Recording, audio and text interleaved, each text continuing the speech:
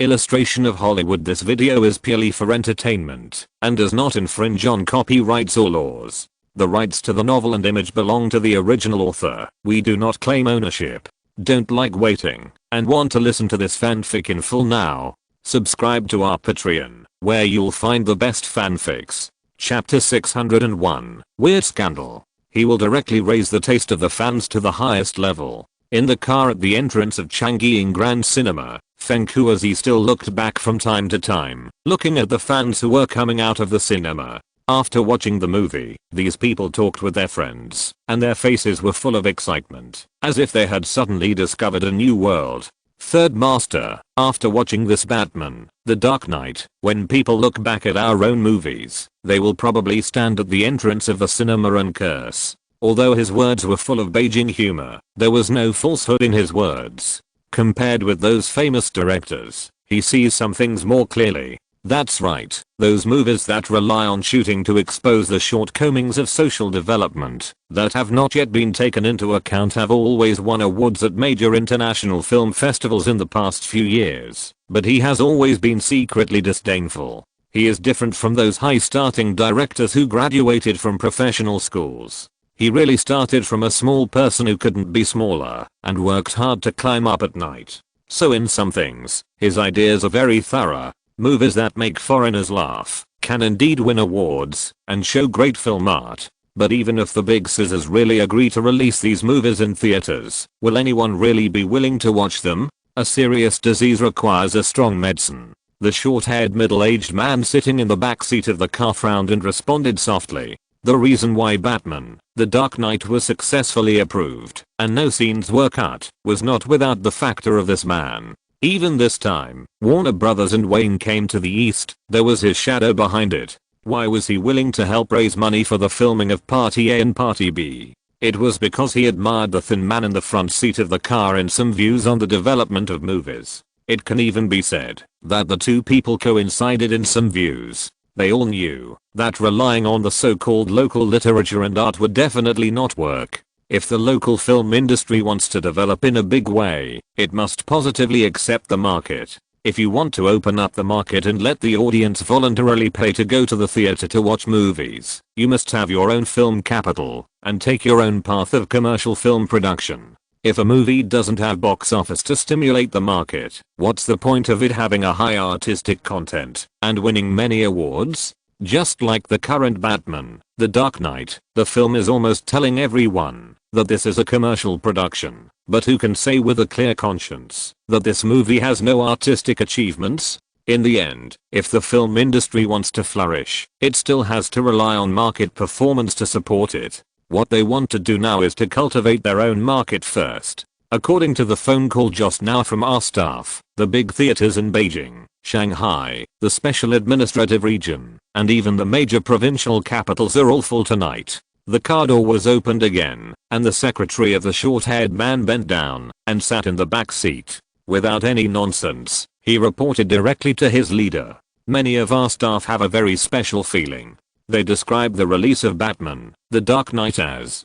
The young secretary carefully observed the leader's face, with hesitation flashing in his tone, and he swallowed his voice back halfway through. Go on. The middle-aged man named Sun glanced at his secretary and scolded in a low voice. Why are you hesitating? What can't you say? Tickets are hard to get. The secretary immediately sat up straight and suddenly shuddered and said quickly like a bamboo tube pouring beans. Many staff members said that the current hot situation reminds them of the Shaolin Temple back then. It's not just one person who said that. The secretary's words made the eyes of the two people in the car freeze instantly. How many years have passed? How many years has it been since this land has seen a similar hot movie watching craze? Since the Shaolin Temple came out that year, even the first Hollywood blockbuster The Fugitive introduced 2 years ago still did not cause a similar sensation. According to statistics from the Beijing Film Studio, the Hollywood blockbuster The Fugitive had more than 1.39 million viewers in this land, and the box office revenue was about 11.27 million yuan. Of course, everyone knows this number, and it must be much more conservative than the real number. After all, cinemas across the country have their own mountains, and concealing, missing, and underreporting box office is common. Even if there was James Cameron's True Lies later, the number of viewers and box office was similar. Although it was highly sought after, the popularity of the movie scene was far inferior to that of Shaolin Temple. That was in the era when movie tickets cost only 1 cent, and it created a myth of 500 million box office. The movie not only influenced a whole generation, but also made Jet Li an idol in the hearts of countless people. Grass, a kind of plant. This foreigner is not going to set a record as soon as he comes, right? Feng Kuzi, who was sitting in the front seat, opened the car window and lit a cigarette with his rotten teeth bared. After taking 2 big sips, he seemed to suddenly remember something, hesitated for a moment, turned around and asked tentatively in a low voice, "Third Master, I heard about the arrangement for you. Do you want to meet Wayne Greenberg inside? After you sit in the top seat. Don't ask around." The middle-aged man raised his arm and patted the front seat, shook his head, and said, "Drive. Let's go back. Don't worry about things that you shouldn't worry about. Go back and prepare for the filming of Party A and Party B. There are some things that both of them know tacitly. This one has great ambitions. If there is no high enough chair, he will not plan market reforms in advance. Although the current chairs are not low, it is obviously not enough to promote market changes in the entire land." In fact, Wayne did not have any illusions about this Batman, the Dark Knight achieving high box office here. Strictly speaking, this movie does not quite suit the taste of the audience here. In this era, people prefer to watch big scenes and big special effects shot with big investments, especially the ending of the film, which is not so Hollywood style. Hot action scenes, eye-popping special effects, and a happy ending are the most in line with the mainstream aesthetics of people in this era. This is a typical anti-hero film. The story is dark and depressing, and the protagonist is also aggrieved to some extent. No one can guarantee how the final feedback will be. After the premiere of the movie, Wayne stayed in the city for another 2 days. During this period, he participated in the relevant activities of the film festival in a low-key manner. It was not until the 3rd day that he took a group of people on the plane back to Beijing. Hi. On the Warner Brothers charter plane, Nina waited for the plane to enter a stable state, unbuckled the seatbelt, and came to Ziya's side. While gesturing, she whispered, "Sorry, I need to talk to the boss alone. Let's change seats." Maybe she didn't understand this sentence very well, but with the gestures of the assistant lady, the woman understood the specific meaning and happily changed to Nina's seat, leaving the seat next to Wayne vacant. The news from Los Angeles, before boarding the plane. After sitting down, Nina reported to her boss in a low voice.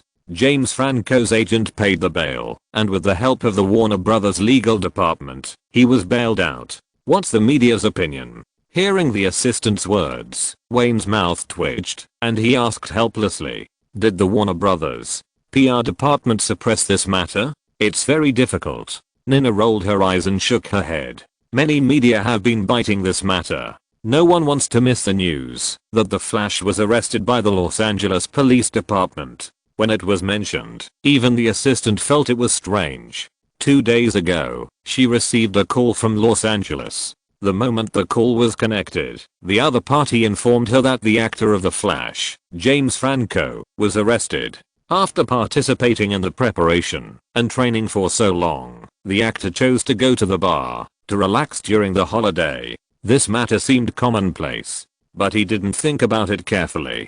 As the actor of The Flash, he has been watched by reporters and paparazzi. After James Franco drank too much in the bar, he cursed for some reason and became very irritable. The bar owner tried to persuade him several times, but failed to stop him. Later, he snatched the microphone from the singer and knocked down a member of the band. The bar owner didn't want to cause trouble, but he had no choice but to call the police. The patrolman was very fast this time and arrested him for disorderly conduct. At this point, there was nothing surprising. He happened to be the actor of The Flash. The whole process, including the arrest, was recorded by several paparazzi who were following him. Before dawn, the gossip that The Flash was arrested by the Los Angeles Police Department spread throughout North America. Now countless people are waiting to see the joke of the crew. Although James Franco's agent bailed him out with the assistance of the Warner Brothers legal department, the subsequent impact of this incident could not be eliminated in a short time. Therefore, before the filming of The Flash began, this guy successfully made the headlines of the entertainment industry. Forget it, this is not a big scandal. You can warn his agent later to take care of the private life of his clients. Looking at the white clouds outside the window, Wayne shook his head. Just like he said, this little thing is nothing to Hollywood actors. If it weren't for James Franco playing the role of the Flash, those gossip entertainment media would not bother to report such a small matter.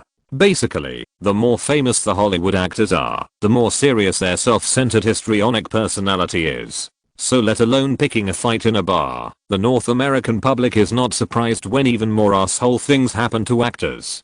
But, Nina glanced at the boss beside her cautiously, and after making sure that his face was normal and he was in a good mood, she continued, but the first thing James Franco did after he was released on bail was to get drunk again and break into the neighbor's bedroom. Not only did he threaten the couple in bed, he also stole the woman's passport and the man's wallet. So mother F ***********************************************************************************************************************.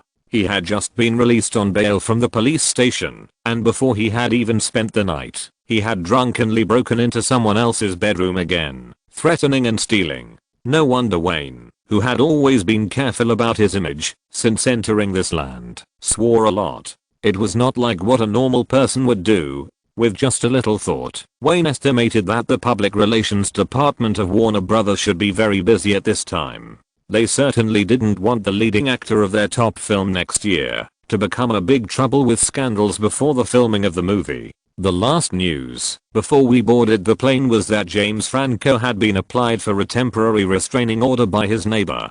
Nina rolled her eyes. She had only heard about various things in the circle before, and this was the closest she had ever been to such a weird thing. Last time, he was released after paying bail for his bad behavior, but before the night was over, James Franco was accused of harassment, threats, and theft again. If nothing unexpected happens, he will have to pay a large bail again this time. F******K. This kid will definitely become a big income earner for the Los Angeles Police Department in the future. Waving his hands angrily, Wayne was still in the mood to make a joke. He knew that The Flash was about to start filming, and it was basically impossible to suddenly replace the male lead. The cost of doing so would be much greater than Warner Brothers covering up James Franco's ass. Does everyone who plays a DC superhero have to be cursed? He muttered in a low voice, and when the assistant looked at him in confusion, he shook his head slightly, indicating that it was nothing. In fact, it was not Wayne's fault to think so.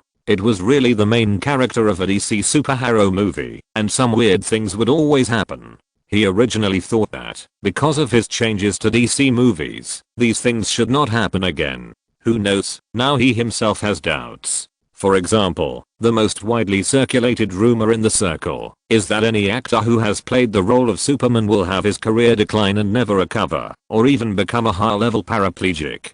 Superman is a well-known superhero, and some people who play him seem to be cursed. Christopher Reeve, the most classic Superman actor, broke his neck in a horse-riding accident on the crew, resulting in hemiplegia and having to rely on a wheelchair for the rest of his life. George Rivers, the Superman actor in the 1950s, fell into the dilemma of not being able to find a job after filming 2 Superman films in a row, and later died of a gunshot a few days before his wedding. The police immediately determined that it was suicide, but there were no fingerprints of Rivers on the gun found at the scene. And Kirk Allen, the first Superman on the screen, also had difficulty getting work after finishing his work as Superman, and could only choose to occasionally play a minor role in other movies, but his shots were always cut. There is also Lee Quigley, who played the 1978 version of Superman in infancy, who died of drug abuse at the age of 14. According to the summary of netizens 20 years later, there are always 9 actors who played Superman. But as long as the actors have played this role, it is difficult for them to make further progress in their acting careers, and they may even suffer accidents. This is the famous Superman curse. This is just Superman. The bad luck of the DC series can even be written into a large book. For example, Heath Ledger, who is called the greatest clown by many netizens, also died of drug abuse. What is even more headache-inducing is The Flash, as if any actor who plays this role is born to be a troublemaker. James Franco now also has this tendency, but these troubles are not worth Warner Brothers and Wayne. They are determined to replace him directly, which is the most disgusting thing. Let's talk about everything. When we return to North America, Wayne stretched out one hand, rubbed both sides of his forehead vigorously, and waved to the assistant with the other hand. It's useless to say anything now. Let's go back and understand the situation before making a decision. He didn't want to let these bad things interrupt his good mood during the trip to the East. He simply stopped talking about this topic and decided to consider everything after returning to North America. When the plane landed at Beijing International Airport, Wayne put everything behind him and followed the itinerary arranged by Warner Brothers to climb the Great Wall to be a hero. Under the follow-up photos and reports of reporters, he visited famous ancient buildings and ate special Chinese food. During the whole process, except for a trip back to school, Miss Lee Zhao stayed by his side. Not only did she not avoid the follow-up photos of reporters, but she was more willing to show her intimacy with foreign friends in front of the camera. Just as Wayne was concentrating on visiting his dream hometown, the dark whirlwind of Batman, The Dark Knight also began to sweep this land. I'm afraid even he himself didn't expect that this alternative film could cause a storm of viewing in this land. If the first day of the movie, the mainstream theaters in the provincial capitals were full because of the fans accumulated by the pirated videotapes and the media's extensive coverage, then the subsequent ticket buying frenzy came from word of mouth from fans who had seen the movie. Since the statistics of box office data in this era depend on the reports of each theater, coupled with the existence of various tricks, it has become a difficult problem to calculate the box office. 4 days after the release of Batman, The Dark Knight, Warner Brothers branch got the specific statistics. So far, the film has made about $28 million from the theater market. Of course, the unit is here. In this period, when a movie can be released for as short as half a year, or as long as more than a year, they have reason to announce in advance that Batman, The Dark Knight has been a success in this land. According to the so-called official exchange rate, that is, $1 can be exchanged for 8.29 yuan. The movie has also made nearly $3.5 million in box office in 4 days. Of course, everyone knows that such a hot viewing situation cannot be maintained for a long time. Any film will have a hot cycle, but the global box office of Batman, The Dark Knight has reached $1.194 billion according to Warner Brothers statistics. The sudden strength of this market means that the box office of this movie can steadily cross the unprecedented $1.2 billion.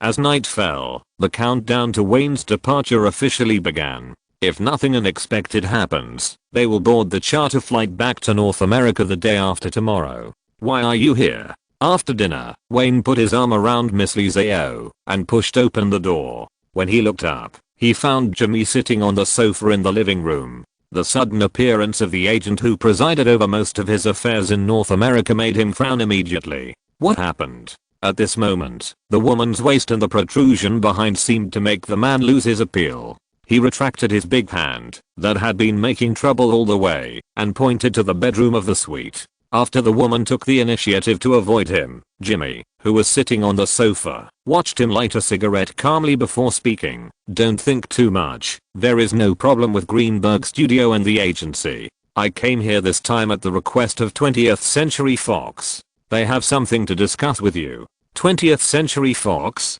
Nina threw her handbag aside, picked up the teapot on the coffee table and poured water, looking at Jimmy who suddenly appeared and asked puzzledly, what does Townsend Rossman want to do? Can't we wait for the boss to go back and discuss it, if there is anything? Seeing the assistant talking, Wayne simply crossed his legs, smoked silently and waited for the agent's explanation. You've made a lot of noise here. Ignoring Nina's puzzled look, Jimmy looked at Wayne and shrugged, saying, there are also related reports in North America, especially the hot screening of Batman, The Dark Knight. Some photos and even videos of the hot ticket queues have been sent back to North America, and many companies have also attracted their attention. This is the first time that top Hollywood filmmakers have come here. In the past, this market has always been ignored, except for 20th Century Fox and Warner Brothers. The distorted reports and even demonized reports of serious Western media have made many people's impression of this place seem to be stuck in the last century.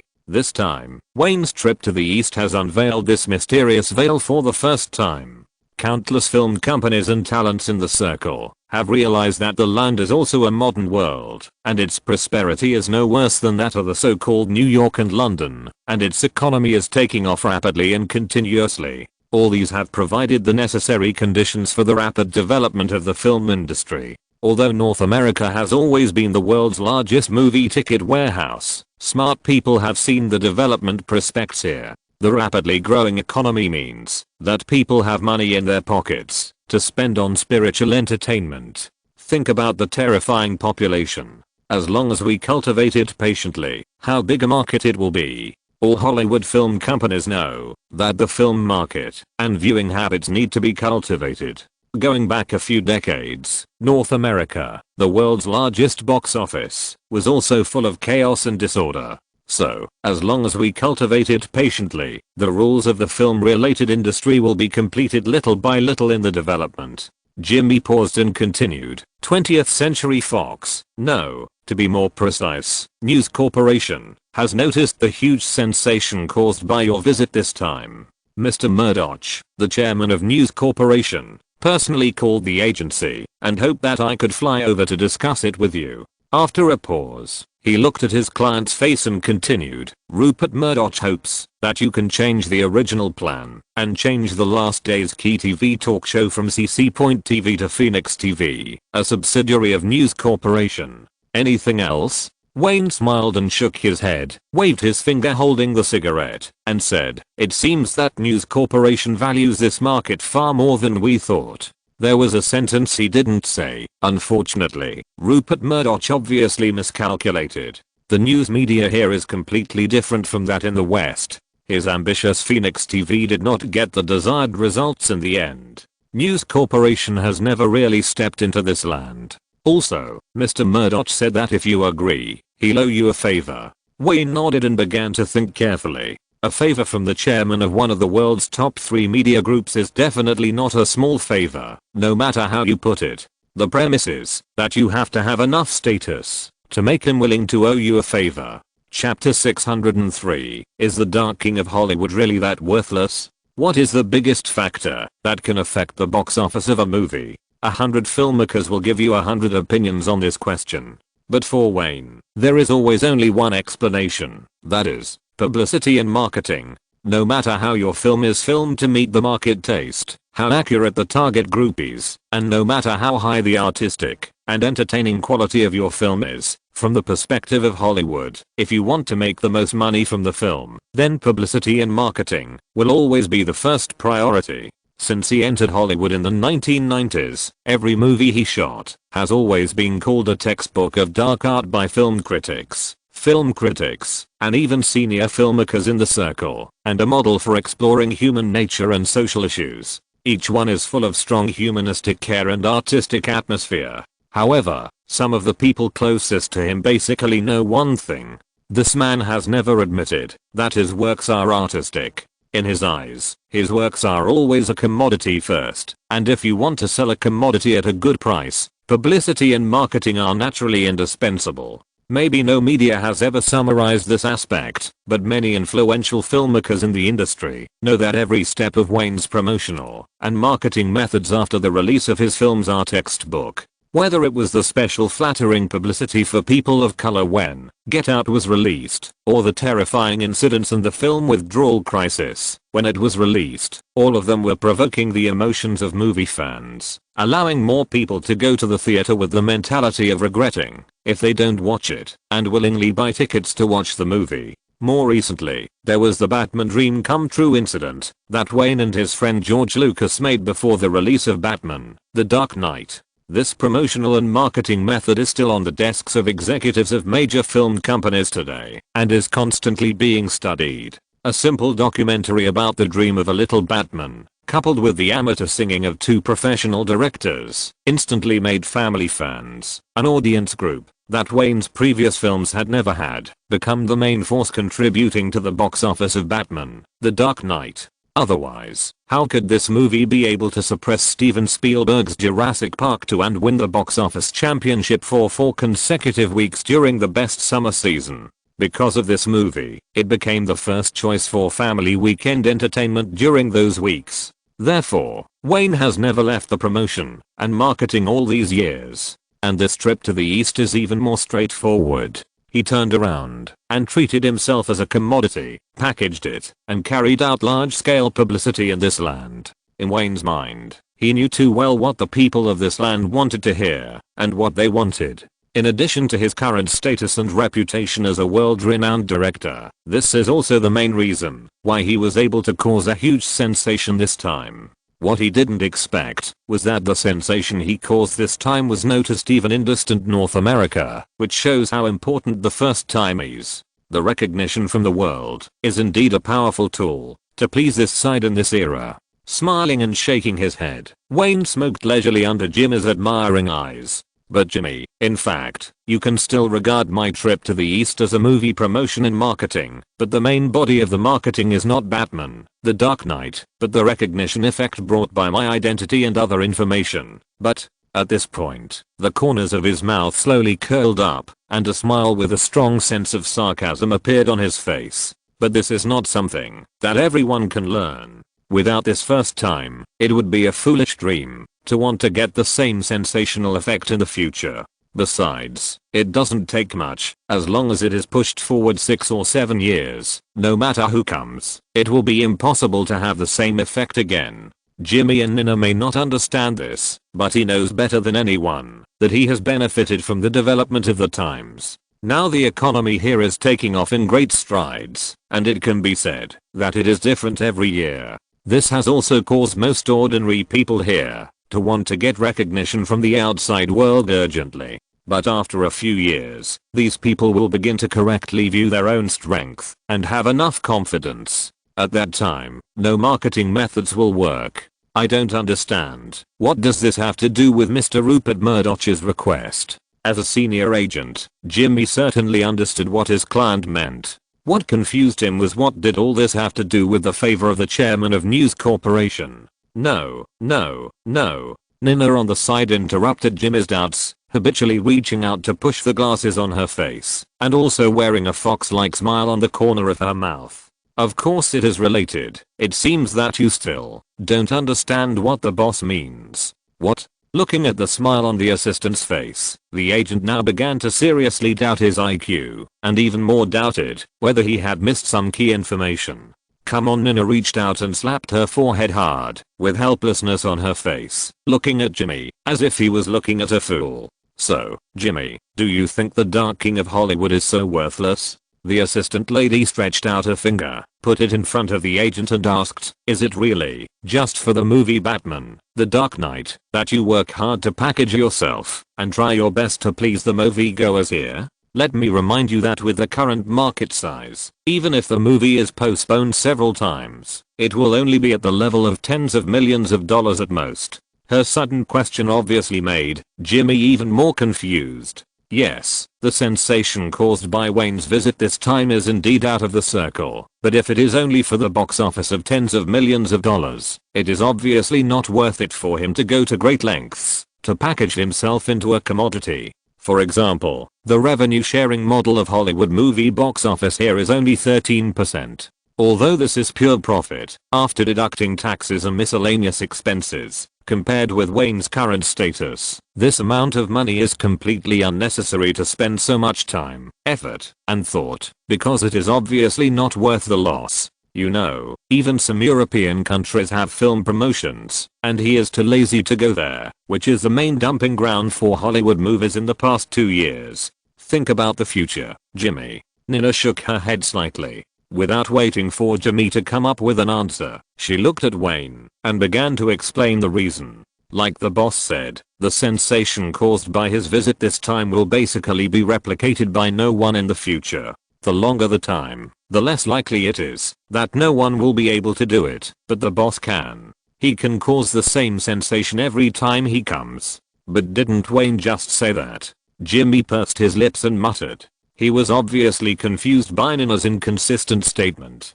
because I have to be on CC.TV. It's not enough to just market myself at film festivals and schools. Waving at Nina, who was disappointed with him, Wayne tapped the coffee table with his fingers and gave a direct explanation. Rupert Murdoch's favor is indeed good, but can it be of any great help to me? I tell you, the ratings of this program on this channel are shocking, and the significance of being on the program is different. The credibility of the media here is much stronger than that in North America. As long as you show up on this channel, it means that your identity is officially recognized. What identity? Jimmy asked subconsciously, but he regretted it after asking, because Nina looked at him as if he was a fool with low IQ just now, and now she looked at him like a fool. Old friend, the identity of the closest old friend in the East. This is the ultimate purpose of his choice to market himself, a world-class director, and the first director to come to this land. Speaking fluent Beijing dialect, loving Chinese food, and understanding Chinese culture. If these are endorsed and promoted by TV, then he will definitely be treated as a close old friend. Wayne has never been an elite with a high moral bottom line. If necessary, he doesn't mind adding oriental element or faces to the films invested by Warner Brothers or Greenberg Studios in advance. So, find a suitable reason to reject Rupert Murdoch's proposal. He raised his arm, patted Jimmy on the shoulder, and whispered, "You don't need to understand the essential difference between Phoenix TV and CCN TV. Just do what I say." "Okay, I understand." The agent shrugged his shoulders. He now seriously doubted the significance of his coming here. Not only did he think that the big things he thought were not worth mentioning in front of the client, but what made him feel helpless was that he was completely regarded as a fool by Nina. Wayne put out his cigarette butt in the ashtray and asked casually, "Is there anything else going on with the two projects, The Lord of the Rings and Charlie's Angels, these days?" For these two projects, Greenberg Studio has invested $75 million in preparation funds for the former, and the latter is an independent investment by the studio. The funds invested in these two projects are Wayne's own real money, so of course he is extremely concerned. Compared with these two projects that he invested money in, he is not worried at all about X-Men, which is still being filmed in Montreal, Canada. 20th Century Fox takes this project very seriously, and they are more reluctant than anyone else to have problems with the filming. Peter Jackson has already gone to New Zealand to start the preparation work for The Lord of the Rings. Jimmy's face straightened, and he began to report the progress of the cruise in the past few days. This fat New Zealander rejected Warner Brothers producer John Gray's proposal to cooperate with Industrial Light and Magic, and seems to have found a special effects studio in New Zealand. The filming of Charlie's Angels is progressing very fast. The latest news is that the cruise footage shooting is expected to be completed about half a month ahead of schedule. Okay. Wayne stood up, raised his arm and patted Jimmy's shoulder again. "Since you are here, go out and have a good look. Try the local food, and we will fly back to North America the day after tomorrow." Chapter 604 Broadcast Accident. No foreign friend has ever been treated so warmly and grandly. There was a fighter jet formation of J-70 above. Hundreds of media reporters lined the streets to welcome him, and even the rooftops were full of fans. This had never happened before 1997. There is only one director who can receive such enthusiasm from this land, Wayne Greenberg. At 1940 in the evening, under the gaze of countless families in this land, a TV news commentary program known for its supervision of public opinion officially began with the rigorous voice of the host Bay Wenser. This program, called Focus Interview, has always been one of the programs with the highest ratings. This program not only supervises the public opinion of the whole society seriously and impartially, but also focuses on official attention, public concern, and universal existence. It has always been one of the most important channels for people to understand current affairs after dinner in this era. However, after the program started today, all the viewers watching TV found something different. The voice of the host Bay Wenser was still steady and there was nothing wrong with it. But the video recording with his voice was essentially different from the social news that was usually tracked and reported.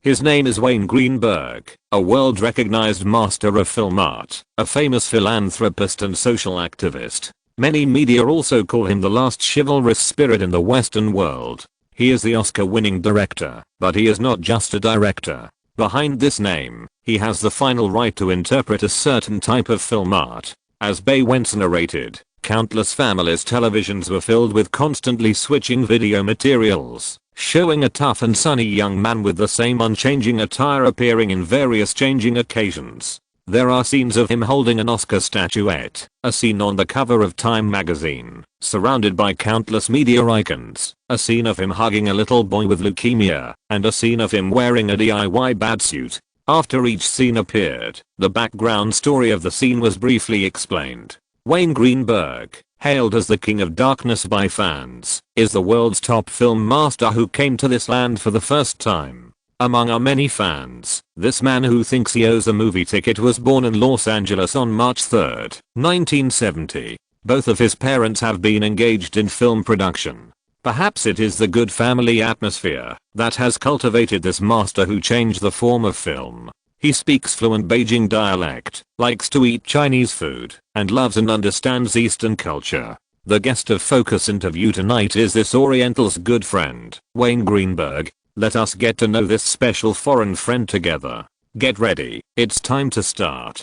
The voice of a TV station staff member appeared in Wayne's earphone. Against the simple studio background, a figure in a straight dark suit appeared in front of countless viewers with the host Bay Wentz after the TV camera switched. Long before the TV program started, both parties had already made strict restrictions on the scope of the questions. Everyone knows the importance of this program. In order to avoid some uncontrollable accidents, it is necessary to prepare the interview outline in advance. Movies are also one of the channels for Chinese culture to communicate with the world. Mr. Greenberg, what do you think of the problems related to the communication between Chinese film culture and world film culture? Without any self-introduction, any polite opening, or any buffer, Bay Wentz adhered to his usual interview style, pointing directly to the key points, looking through the problems, and highlighting the highlights of the interview theme.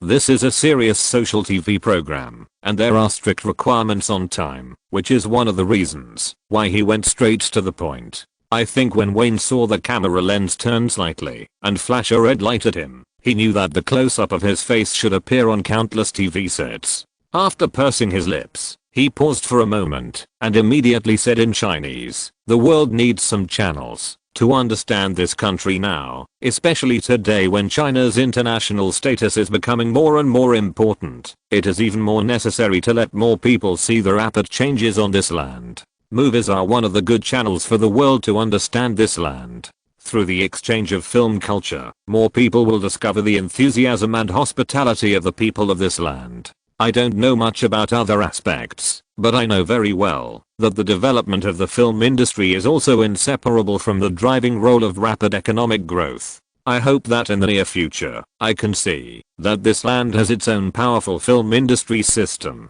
These words are basically prepared answers, and they also represent the theme of this interview. Everything related to the film industry can be discussed, but it will not involve politics. Of course, Wayne will not be stingy with some of his real thoughts, and he knows how to say them in a way that can win the favor of the audience in front of the TV. As one of the most experienced hosts, Bay Wentz collected a lot of information about the interviewee in advance. Although the Hollywood director's performance, after coming to the East, was definitely gentle, polite and easy to talk to, after learning about the relevant information, he knew that this was definitely not an interviewee, that he could lead the rhythm of the interview. In the impression of countless viewers, his interview style is to highlight the theme, and the on-site reports are even more vivid and exciting. He is particularly good at expanding his expression space from the details. With a steady voice, he can always lead the rhythm of the interview well. But the person he is facing today is completely different.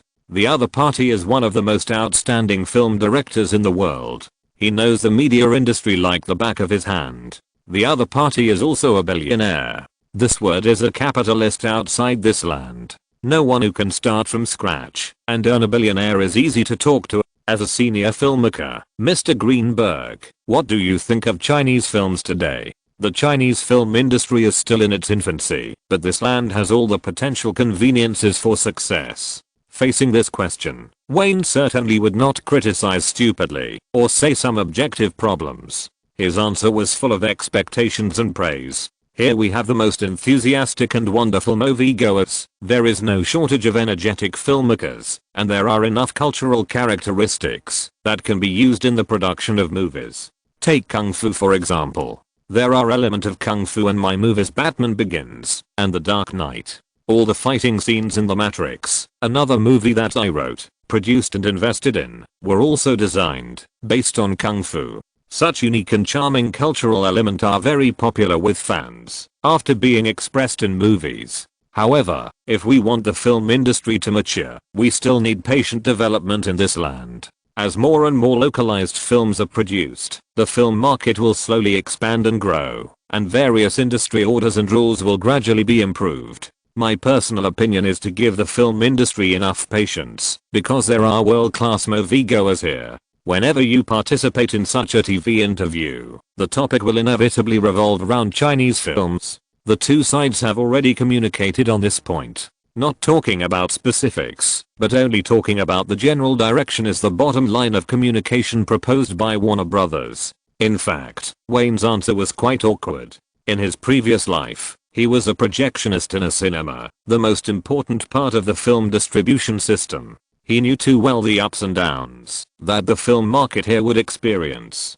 But fortunately, the final result was good.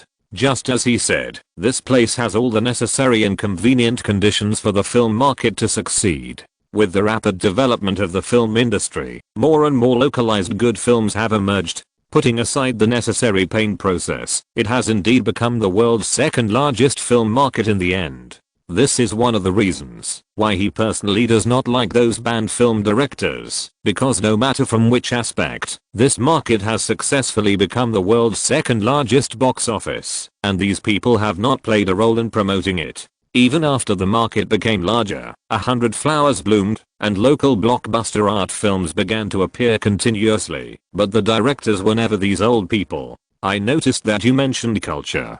Bay Wenser secretly glanced at the time. Since this program is only a short 15 minutes, plus the introduction and design at the beginning and end, there is actually not much time left for the interview. I think many movie fans and filmmakers are wondering whether national culture is also global, or can movies that represent national culture also be successful on the world stage? This question is the most difficult to answer among all the questions tonight. It's like asking someone whether the chicken or the egg came first. In fact, no matter how you answer, you may be criticized. In fact, Wayne himself has a very clear answer to this question, but what makes him embarrassed is whether to express his own views or to say something that everyone likes to hear as before. If I say this as a friend, when he found that the camera started to close up him again, his face began to become serious and his voice was full of formality. As a good friend, I will tell you that national culture is never global. As soon as he said this, Bay Wenser, who was sitting on the side, immediately changed his face and then looked at Wayne nervously. This was the first time since the show started that this host, who was known for his calmness, had a big emotional fluctuation. These days, focus is not a virtual live broadcast. What the host worries about most is always broadcast accidents. When Wayne's answers did not follow the outline communicated in advance, everyone at the TV station, from the host to the director, was shocked. Chapter 605 Cultural Differences. Anyone who works in the media, film, television, or has studied related majors will have a cognition that is generally recognized by academic education. That is, what is national is global, and there is basically no debate on this point. This statement is universal, even in other countries and regions, but Wayne's sudden and unexpected answer is equivalent to publicly denying the idea that has been deeply rooted in everyone's mind for so many years. If this sentence came from someone else, it might be okay, but his identity is completely different, especially when the movie Batman: The Dark Knight has firmly sat on the throne of the first box office in film history. What he said will cause more controversy. The more national, the more global. The moment he decided to speak his true thoughts, Wayne was ready for his remarks to cause trouble, but in the whole interview, he was obviously a little unwilling to just say all kinds of clichés and words that everyone likes to hear, so he decided to talk about the hard stuff at the end. I think that, no matter which country or region the film academy is in, they all teach filmmakers in this way. He ignored the slightly changing expression of the host and the crazy gestures of the director. Since he chose to speak, he must finish his point of view. Even though he saw the red light on the camera start to flash and knew that he was in a close-up, he continued, even at USC where I used to study, the more national something is, the more global it is. Any film with artistic connotations is first of all national, secondly artistic, and thirdly a film with universal human connotations. Only such films can resonate strongly with audiences from different countries, nationalities, and regions. I don't deny this, because my teacher taught me the same thing. For example, in Asia, which is relatively close to everyone, there are the famous Japanese Takashi Kitano, Iranian Abbas, Taiwanese Hao Xiaoxin, and Zhang Yimou on this land. They have a lot in common. It can be said that they all use their own rich cultural connotations, national destiny, national personality, and national prospects to construct their own style of film shots, and they have all won the favor of the world film industry, which has enhanced their international director status. When they heard that Wayne was narrating, based on facts except for the denial at the beginning, Bay Wenser and the staff in the studio subconsciously breathed a sigh of relief. Judging from the current situation, there is no need for the host to guide us to skip this topic. Even if this foreigner expressed his own views, the method he used was very smart. Everything was based on facts. At least he did not deny the deep-rooted ideas of most people without reason. Isn't this wrong?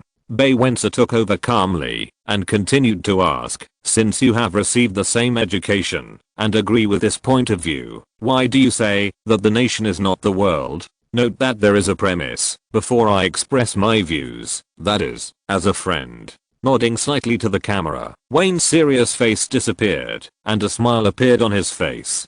Personally, I also agree with this point of view very much, but if we put it in the context of today's topic, I will tell you that national is never global.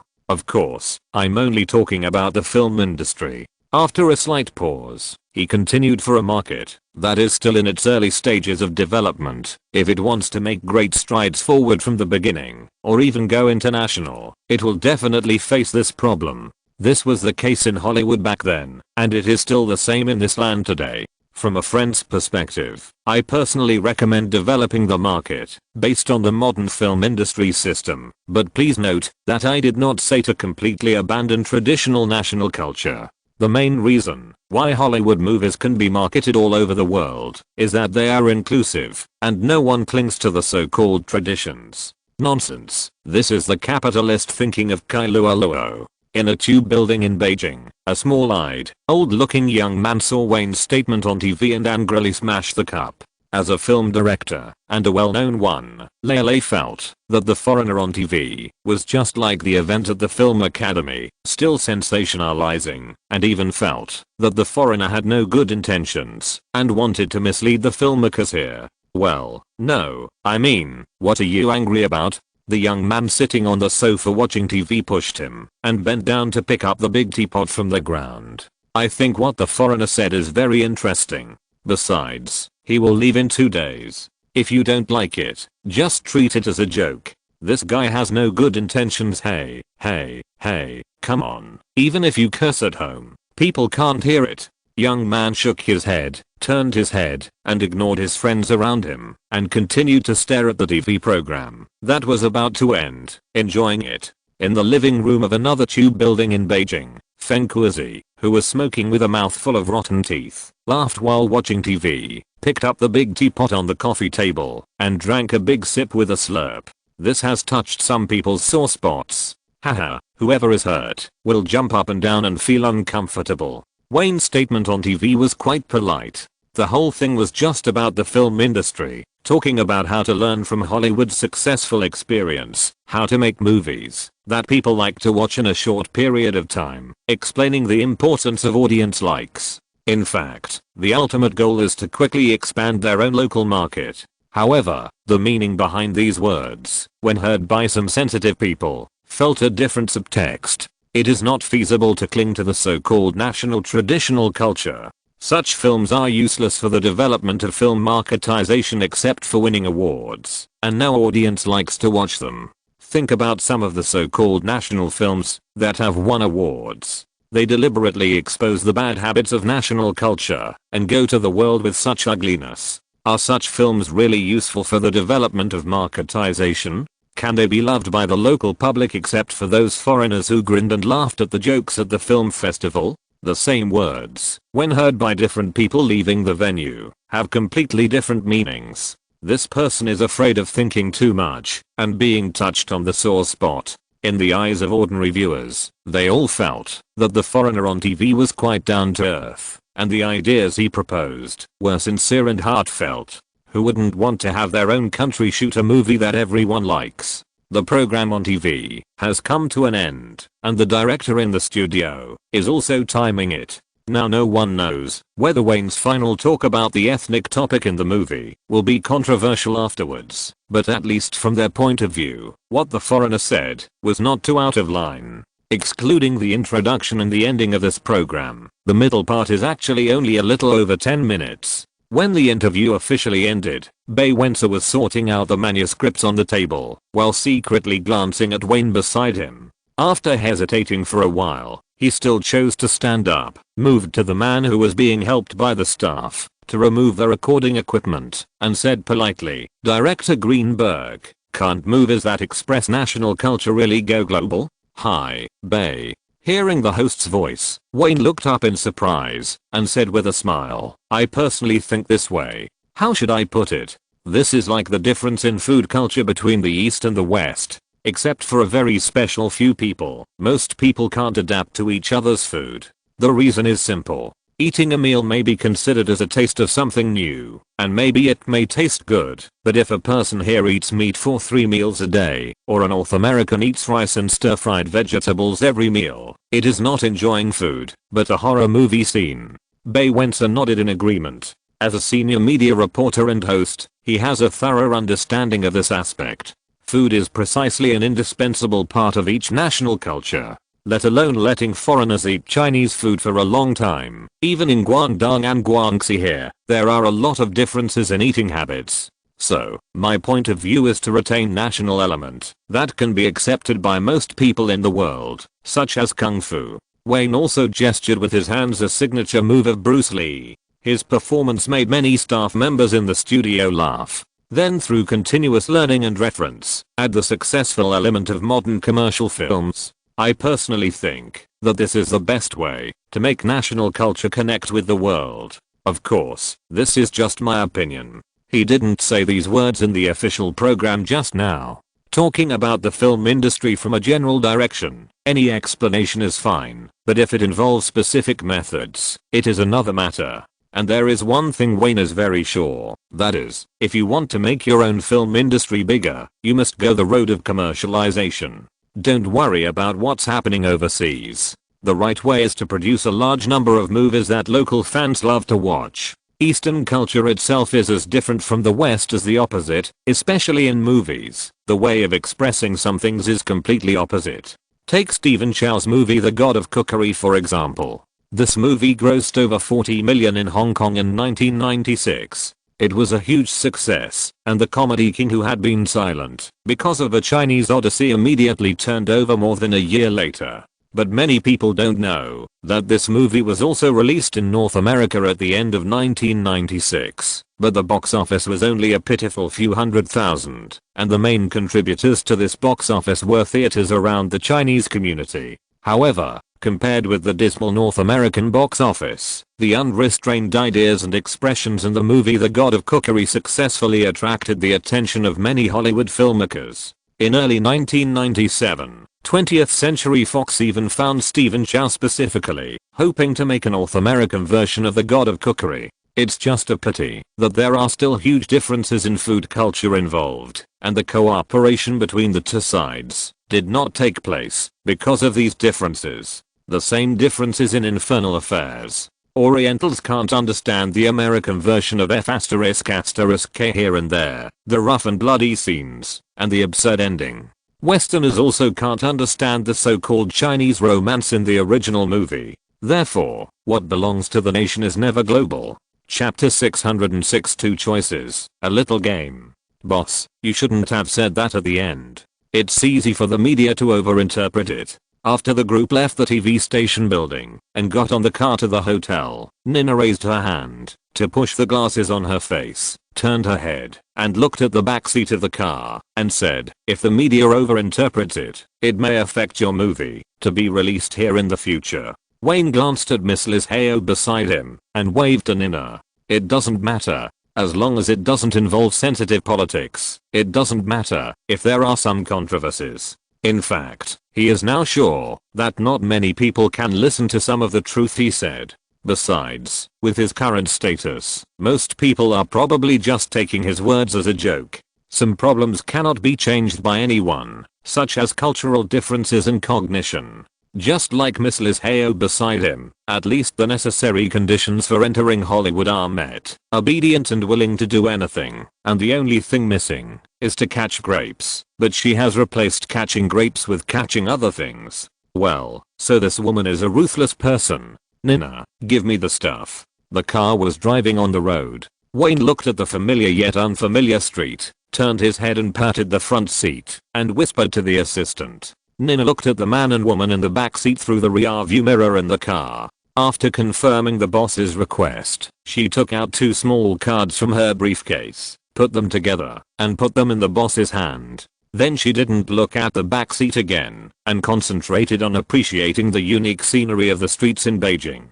"Those reporters asked about your relationship with me." Wayne tossed the 2 cards back and forth in his hands, looking at the woman next to him with a smile on his face. "I heard that the reporter asked if you were my girlfriend, and you didn't deny it." "Wayne, don't get me wrong. I didn't mean to accept the interview privately." Miss Liz Heo looked into the man's eyes, but she didn't see any joking in his eyes. She immediately straightened her upper body and explained nervously, "No, no, no." Waving his hand, Wayne's smile on his face did not diminish, and he interrupted the woman's explanation with a pout. "You misunderstood. I don't mind how you tell the media, but you should know the bottom line." When this woman climbed onto his bed and tried every way to please him, he knew that with this woman's ruthlessness, it would be impossible for her to remain silent about this relationship. No one is a fool. A woman who has made real efforts must gain something she wants, such as the identity of Wayne Greenberg's rumored girlfriend.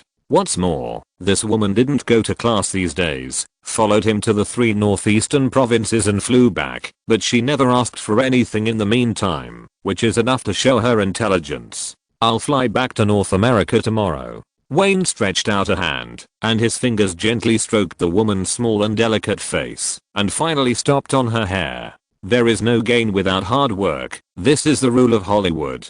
The woman obviously waited for the result she wanted, but her face was anxious, and she explained, "I didn't think about it. Good acting skills. You are really talented in this area. Keep it up."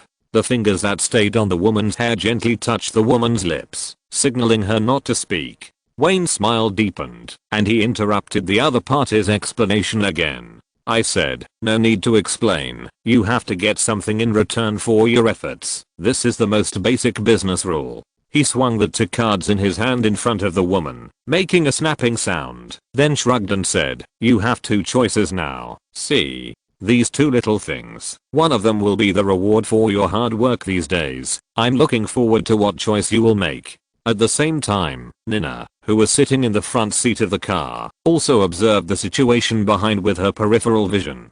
She was also very curious about what choice this girl would make. Looking at the 2 cards of different colors in Wayne's hand, Miss Liz Heo frowned slightly. Everyone knew the colorful one. It was a bank card. Even if you guessed it, you could guess that with the other party's status, the amount in it would definitely not be small, and the unit is likely to be US dollars. The other pure white card of the same size was relatively simple. There was only an English name on it, plus a string of phone numbers, no job title, etc. It was so simple that apart from the name Wayne Greenberg, there was not even the common pattern on business cards.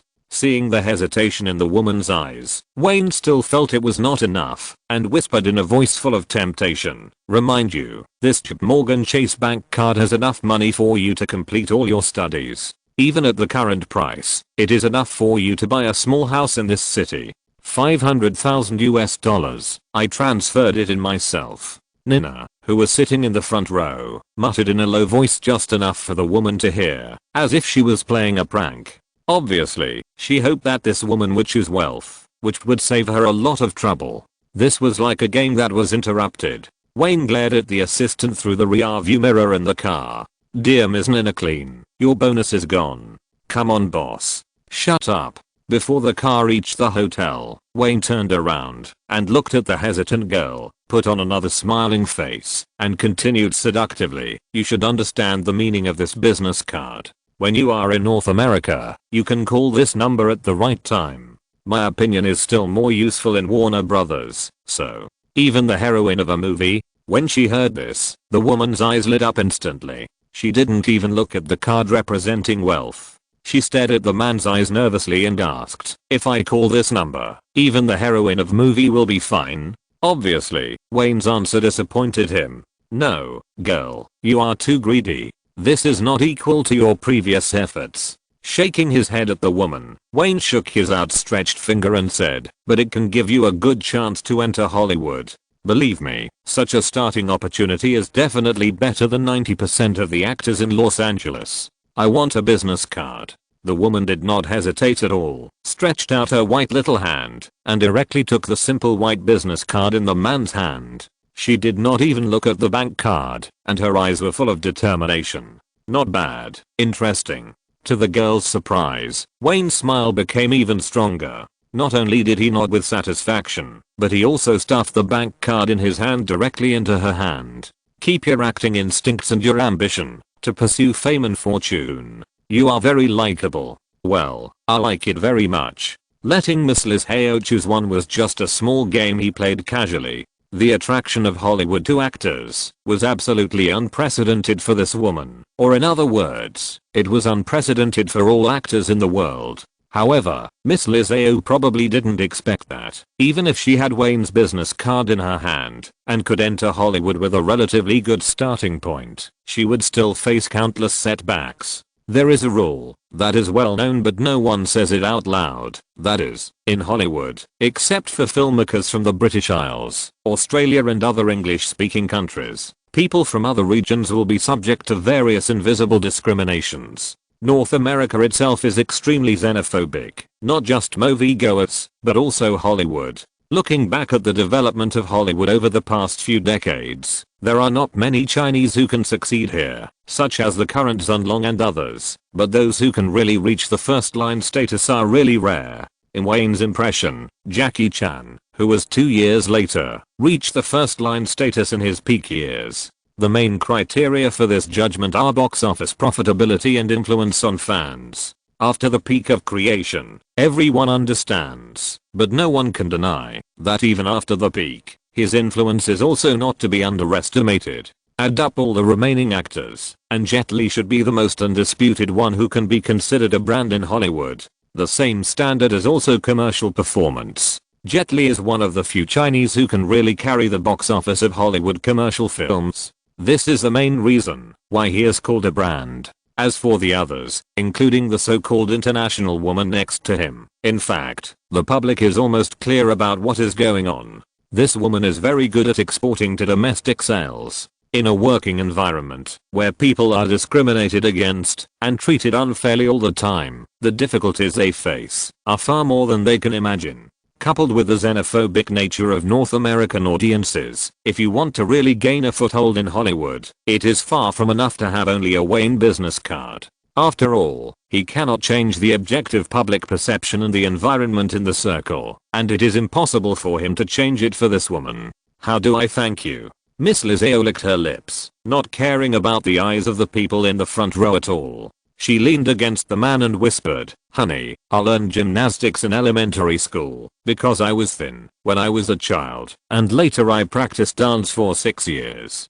Do you want to try the new idea I just thought of?" Wayne's eyes lit up instantly, and in his eyes, that looked like a woman, there was a strong interest and hidden ferocity. "Well, I'm very much looking forward to your professional gymnastics, oh, and professional dance. I swear, I'm really very professional." When Wayne was enjoying the dance performance on the last day of his stay in the East, the influence of Focus interview began to ferment. There was one thing that neither he nor Warner Brothers had expected, that is, the emotional level of ordinary movie fans ushered in a storm of movie watching that was beyond everyone's expectations. In front of a cinema in Beijing at night, a movie fan faced an interview with a reporter and openly told the reason why he watched the movie. "I used to buy many pirated videotapes and pirated CDs.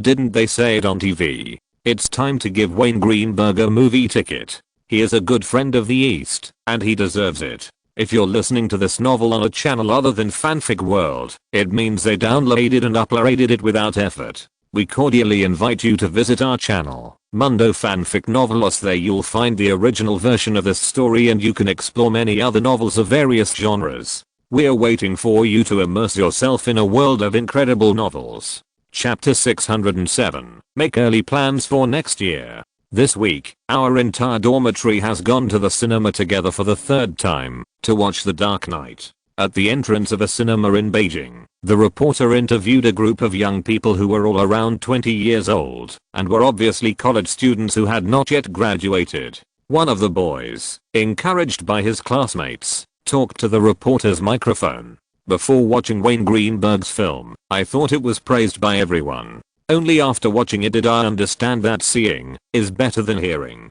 When we walked into the theater and sat down for the first time, we experienced a life-shaking experience for 2.5 hours. No one could have imagined that a movie could be made like this. It's a pity that none of us have read the original Batman comics, but we all agree that this Dark Knight movie must have surpassed the expressiveness of the original comics. The story of the film is so depressing and tragic that it is charming. It's simply a miracle. The script is so outstanding, and the director's level is really unique, and the Joker's acting skills in it are amazing. It really shocked us. Yes, we have watched it together twice before, but when I saw Wayne Greenberg on TV tonight, after everyone discussed it, we decided to feel the shock of the movie again." There are many similar comments from fans, especially young people, who gather in large numbers and call their friends to go to the theater again and again. Even the media was very surprised. It was not that Hollywood blockbusters had not been introduced before, but Batman, The Dark Knight was so special. Whether it was the film or the film director who appeared on CCTV, fans felt different for the first time. Just like what Wayne said on TV, making films that fans love is the first driving force for the development of movies. This principle is so simple that ordinary people understand it, but many directors talk about so-called art, but can't do the simplest things well. So this time Batman, The Dark Knight is like a sledgehammer, which hit the theater market in this land directly, and also awakened countless ordinary fans. Even a large number of fans said that it was the first time that they felt that it was a great enjoyment to take their family and friends to the cinema to watch a movie on the weekend.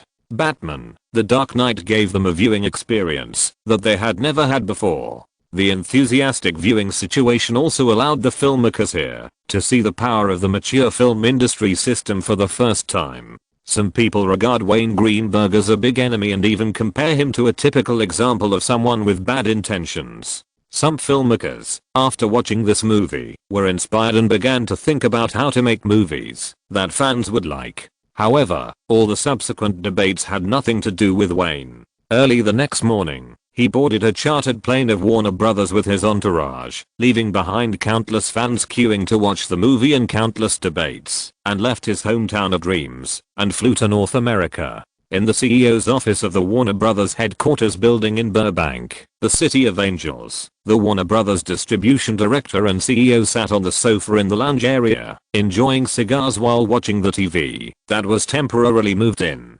It was playing a lot of media reports on the other side of the Pacific Ocean and the feelings of fans after watching the movie. Although there are no modern multi-hall theaters that exist in large numbers in North America, if you only look at the theater, the dense and terrifying number of people queuing to watch the movie, even across the screen, you can feel the fanatical atmosphere. Should we guide this public opinion? Bruce Rosenblum raised his hand and signaled his secretary to pause the TV broadcast. He turned to look at the CEO of Warner Brothers beside him, pointed to a fan who was being interviewed on TV, and said, "Pay attention here." It's not just one fan who said that they had bought a large number of Wayne's pirated videotapes for many years. Now they are willing to pay money and go to the theater to buy a movie ticket that they owe Wayne. There are not just one or two such cases. On the contrary, there are many young people between the ages of 25 and 35. Jeff Robinoff certainly knew what he meant by these words.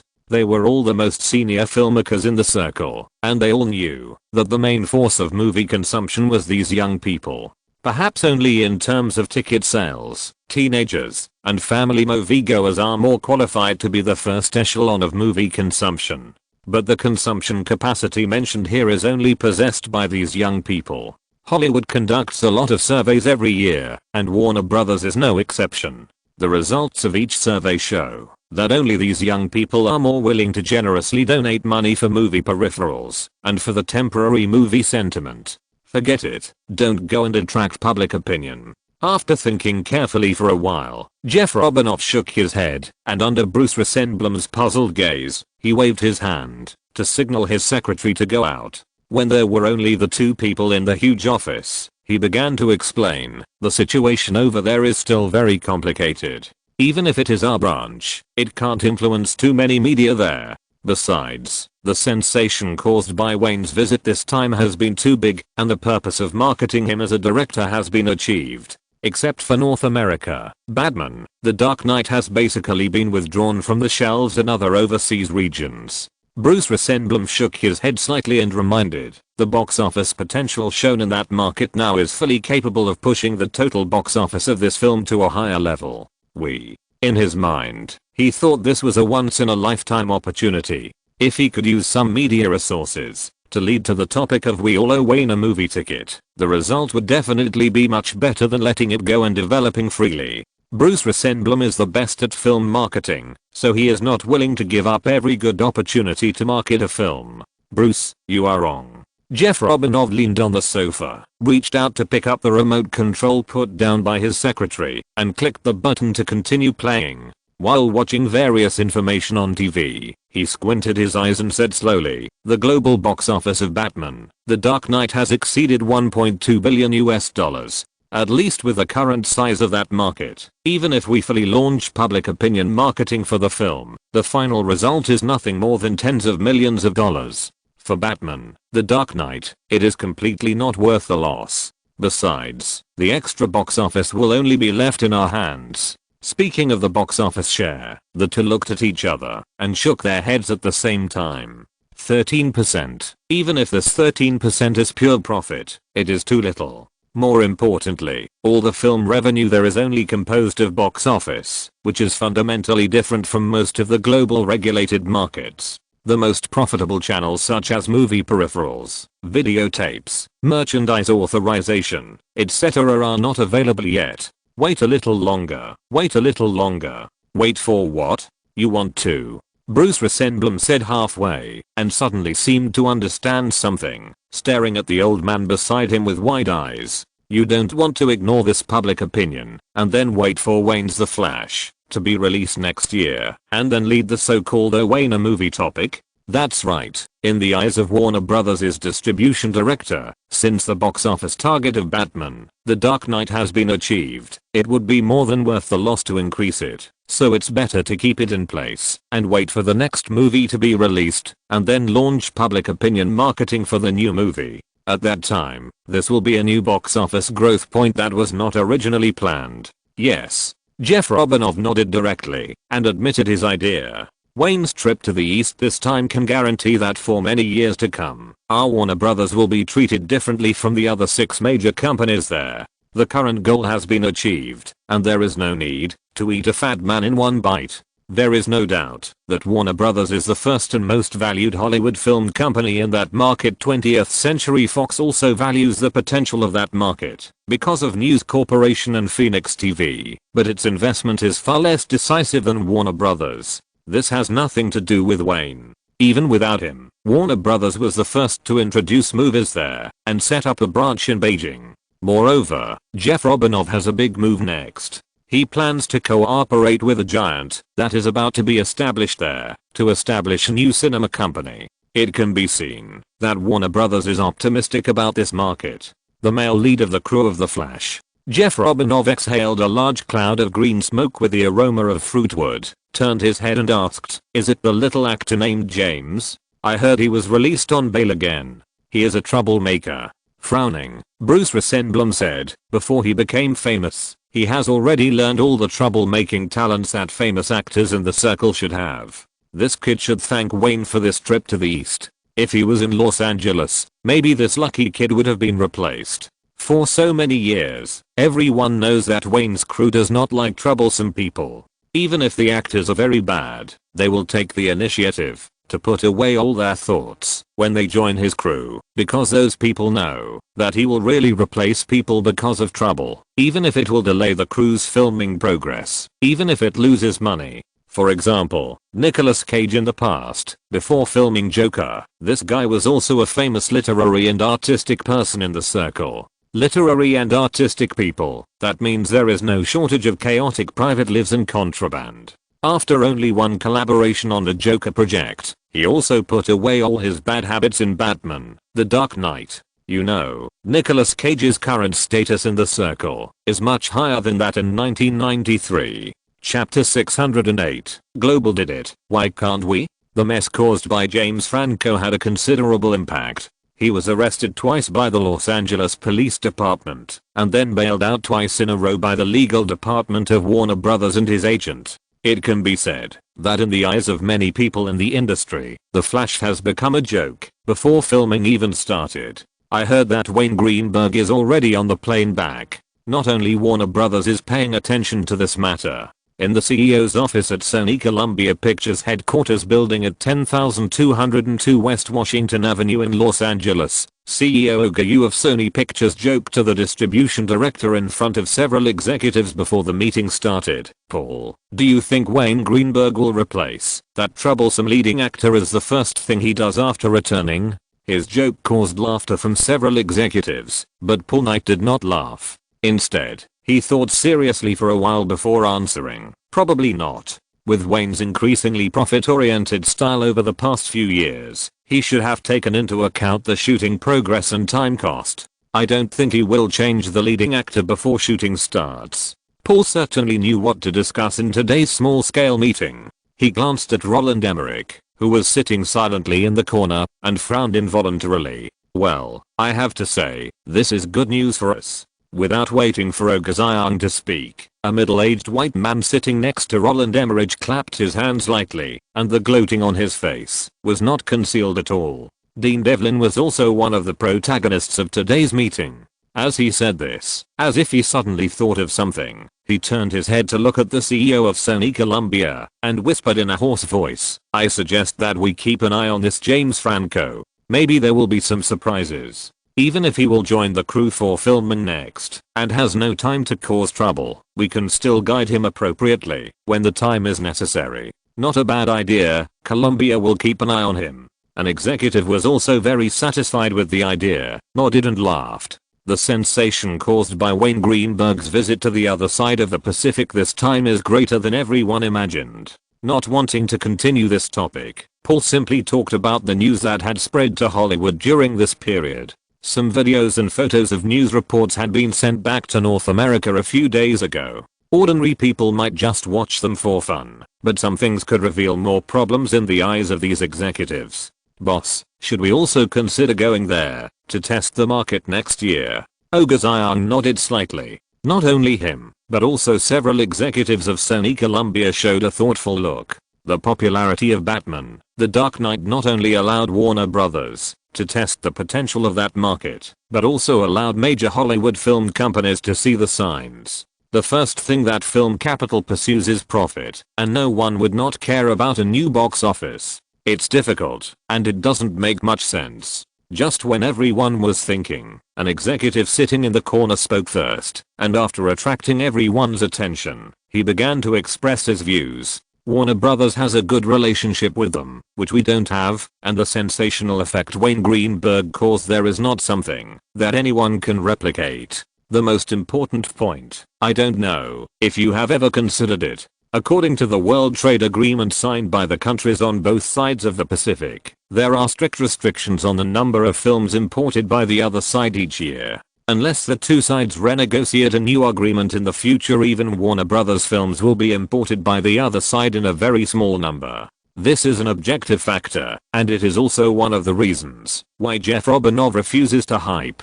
Even Warner Brothers can only export a few films to the other side in a year. Of course, he hopes to use his own first movie series, DC Movies, as the theme of the imported films. The very small number of imported films in this era is also a factor that causes Hollywood to not pay attention to the other side. After a lot of effort, the review and editing of The Big Scissors may have to be remade several times before it can be released. Unfortunately, the box office share is very low and the market size is not large. These conditions discourage most film companies. After all, it is still the same saying that film capital is profit seeking. When the benefits obtained after a lot of effort are worse than not doing it, most companies will naturally give up on their own. But with the terrifying population base there, and the incredible economic development speed, the future potential is visible to the naked eye. Paul shook his head slightly, and looked at the executive who was speaking. I think we should give it a try, even if it is to cultivate the market. We can't let Warner Brothers take the lead everywhere. Let's talk about Godzilla today. CEO Oga Zion frowned slightly, waved his hand and said, let's talk about this later. After speaking, he looked around at everyone, especially Roland Emmerich and Dean Devlin, who are the protagonists today, and the actual producers of the Godzilla project. Director Emmerich, Dave. Seeing that everyone was ready for the meeting, Oga said directly, the preparations for the Godzilla project are about to be completed. The second $45 million of production funds will be deposited into the account of the third-party insurance company this afternoon. You can rest assured about the funds. If the budget of $130 million is not enough, Sony Columbia can increase the budget as appropriate. Roland Emmerich first glanced at the producer next to him, then looked at the CEO of Sony Columbia, nodded silently, and said nothing. Sony Columbia will give the crew sufficient funds, but I have only one request. Oga saw him nod, and then continued, the film must be completed before the beginning of April to mid-April next year. You should understand the company's arrangements. We want this monster to land in North America in early or mid-May. This year's summer season has made all companies see one thing clearly, that is, at the beginning of the summer season, if a film does not have a lot of competition, how terrible its ability to attract money is. Movie fans during the summer season cannot use common sense to look at and analyze. Sony Columbia has great ambitions, or it can be said that Oga has great ambitions for Godzilla. What's more rare is that he remains quite sober. He never thought that his Godzilla could sweep across North America like this year's Batman, The Dark Knight, and even crush the world in the theater market. In his heart, the benchmark is never Batman, The Dark Knight. He is not so stupid as to use this monster to compare with the #1 box office in film history. Everyone knows that similar films will not appear in 10 years, if they are unlucky. Oga's benchmark is Jurassic Park 2, and it has always been.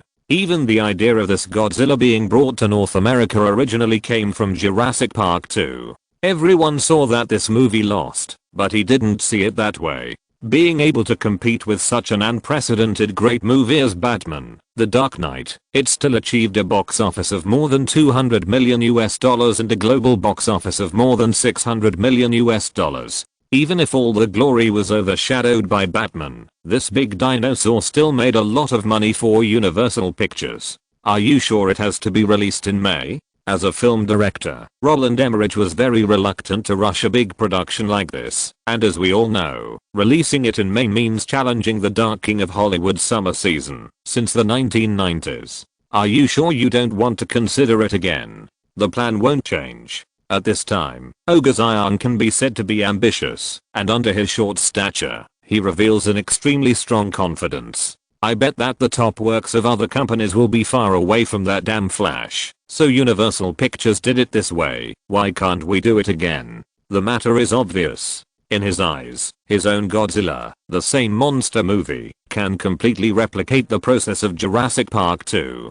As long as he thought about the summer season with almost no competition, except the Flash for at least a whole month, he couldn't help but feel excited. And there was one thing he didn't say, that is, Ogre, you judged that The Flash would never be as unprecedented as Batman, The Dark Knight. In comparison, it must be much easier to deal with, and with some other competitive means, it is really uncertain who will lose to him. Others are afraid of Wayne Greenberg and Warner Brothers, but he has never been afraid. Okay, I will speed up the production of the film. Roland Emmerich shrugged. After all, the other party is the film investor and the boss. From the beginning of taking on this project, he thought about these and made relevant preparations. The content of the subsequent meeting was all about speeding up the production of Godzilla. After Sony Columbia had been silent for a few years, it was going all out as soon as it took action and basically gave the green light to everything related to this film. At the end of the meeting, Ogayu looked at an executive and gave another entrustment. Doug, keep an eye on James Franco. Sony's media should not participate in reporting those crappy things. Focus on collecting information first. Maybe it will come in handy someday. No problem, leave it to me. After walking out of the Sony Columbia headquarters, Roland Emmerich ended his silent image and sat in the car to look at the producer Dean Devlin. Dean, do you think the plan of that scriptwriter can work? The probability of success is very high. The producer nodded, and he was obviously very interested in this plan. Universal Pictures did not do a perfect job this year. If Sony Columbia makes a move, it will not give Warner Brothers another chance to find a little Batman to turn things around. There were some things he wanted to say, but seeing the producer's attitude, Roland Emmerich chose to remain silent. I hope so. Chapter 609 Yacht Party. Similar to the close cooperation between Wayne and Warner Brothers, Roland Emmerich has been mainly working with Sony Columbia Pictures and 20th Century Fox throughout his directorial career. This director, who is good at and loves to shoot disaster films, if you put aside the disaster attributes of his works. In fact, many people can find that his consistent style is idealistic light and romanticism. Starting from the 1984 debut feature film Noah's Ark Rules, this Hollywood director born in Stuttgart, Germany, has deeply planted the seeds of shooting disaster films. And when Sony Columbia put the Godzilla project on the agenda, he was also the first co-creator to be determined. There is a very interesting phenomenon in Hollywood. Those who are actually involved in film production, that is, the so-called elite filmmakers, have never been a big circle. Especially the masters among the behind-the-scenes filmmakers. They are not strangers to each other. Of course, actors or big stars are not in this category. This has resulted in almost every behind-the-scenes elite having served in multiple crews, including Roland Emmerich, which is the biggest difference between him and Wayne. If we expand this circle a little bit, and include the department heads in the middle and upper levels of the crew, there will be more familiar faces. Everyone has similar working habits and environments, because a film project gathers together after several months to a year of cooperation in preparation and shooting, and then disperses to continue to participate in the next film project.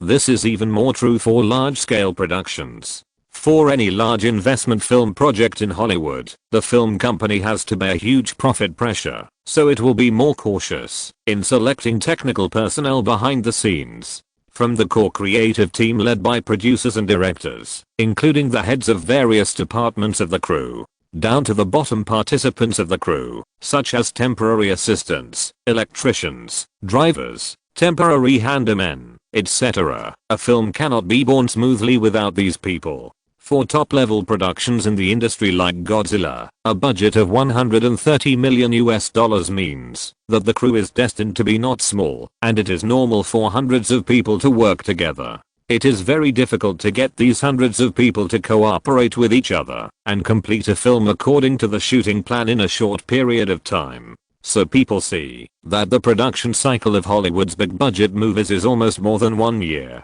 Those film directors who are called fast shooters, such as Wayne, Steven Spielberg and other directors who make one film a year, all have very stable core teams behind the scenes. Usually, the projects directed by these fast shooters can skip or reduce the running in time in the early stage of shooting and enter a stable shooting rhythm as soon as possible. But Roland Emmerich is different. He is not a director with a fast shooting speed, so it is a very challenging task to shoot and produce the film Godzilla in the remaining less than 8 months. For him, whether it is the tight production time or the next plan of Sony Columbia, it is a battle that is not easy to win, and the opponent is extremely powerful. However, Wayne, who was regarded as a big enemy by Roland Emmerich and Sony Columbia at this time, did not get busy with work as soon as he got off the plane as they imagined. The sun in Los Angeles in September is still scorching, and waves of heat are accompanied by the air rushing into people's nostrils, as if they are playing with their lives. Sunshine, beaches, yachts, swimsuits, hot girls, hot weather and hot music, together ignited the high nest of yacht parties. How about this big guy? The music on the yacht turned down. Tom Cruise, shirtless, wearing colorful beach pants, and carrying a bottle of beer, sat down on the sofa on the second floor. 3 years ago, I spent $19 million on this big guy, and it was not officially delivered to me until this year. How about it? Do you want to place an order? I'll ask Pat to help you contact them later. The shadow of Malibu Beach could still be vaguely seen in the distance. The surrounding sea was also bustling. A group of seagulls circled in the air and chirped from time to time. Wayne was also dressed in a similar outfit. He sat on the sofa on the second floor of the yacht, listening to the dynamic music with a strong sense of rhythm and looking at the seagulls on the sea. Hearing Tom Cruise's cheesing, he smiled and raised the beer bottle in his hand, clinked it with him, and drank most of the bottle with his head tilted back. The cold liquid flowed down his throat, as if temporarily suppressing the heat brought by the sun. He shook his head slightly at Tom Cruise beside him and patted the sofa under him. Forget it, I rarely have time to go out to sea. If I have plans in the future, I'll just borrow your big guy. Whatever, just call me when you need it. Shrugging his shoulders, Tom Cruise put the bottle of wine on the table, opened a wooden box, took out 2 cigars, and handed him one. You have to learn to enjoy it, Wayne. Damn, why do you keep all the money you earn? More than $200 million. You can buy many big guys like this. Greenberg Studio will start multiple projects in the next 2 years. Money, this thing is always not enough, isn't it? Wayne picked up a cigar cutter to trim the cigar while chatting casually. Suddenly, he felt something was wrong, tilted his head to look at Tom Cruise, and asked, wait, how do you know that I have more than $200 million in revenue recently? Warner Brothers shouldn't have publicized this, right? I saw it in a magazine. The Hollywood star lit a cigar, exhaled a large cloud of green smoke, tapped his head lightly with the fingers holding the cigar, frowned, and a look of reminiscence appeared on his face. Which magazine is it in? Wait, it should be downstairs. I'll get it. Without waiting for his response, he put the cigar in his mouth and walked to the first floor of the yacht muttering. Even in the endless sea, the weather was still very hot. Wayne picked up the beer and took another big gulp, shaking his head vigorously. He received a call from Tom Cruise as soon as he got off the plane. He was picked up in Malibu and then boarded this big toy directly. Until now, he still felt a little dizzy due to the jet lag. In fact, he was also a little curious about big toys like luxury yachts, otherwise he would not have come directly to participate in this so-called yacht party.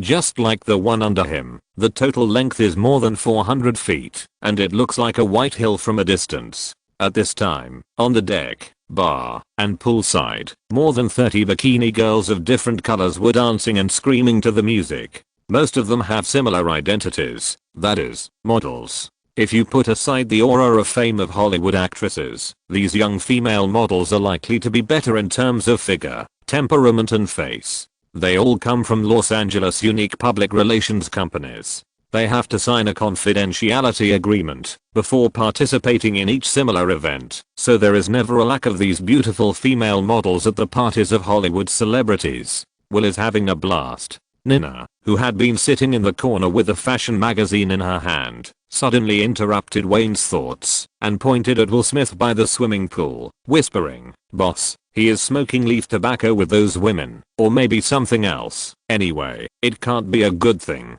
The assistant knew very well that her boss usually hated the most common contraband in the circle, so she pointed it out at the first time. Shit. Wayne put the cigar in the ashtray and took a closer look at the men and women by the swimming pool. Several Latin American female models with bodies like meat bombs were twisting their bodies around Will Smith. A hand-rolled cigarette was passed back and forth between the hands of several women and Hollywood celebrities, mixed with a strong liquor in their hands, and several people burst into laughter from time to time. Will's taste is very different, isn't it? A sound of footsteps came, and Tom Cruise came up with a cigar, a magazine and some newspapers in his hands. Seeing the direction he was looking at, he pouted and teased. He and you are just two extremes.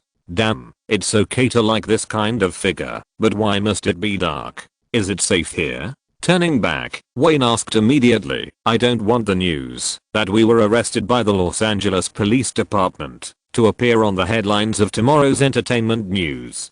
Don't worry, smoke some leaf tobacco, it's okay. Tom Cruise threw the newspapers and magazines on the table, smiled and shook his head, his face full of pride. Believe me, no idiot will come to my yacht for a surprise inspection. My foundation is a major donor to the Los Angeles Police Department, unless they don't want to replace the new police car in the future. Nodding, Wayne himself smiled bitterly, thinking that he might be too nervous. Almost all Hollywood parties are inseparable from similar things.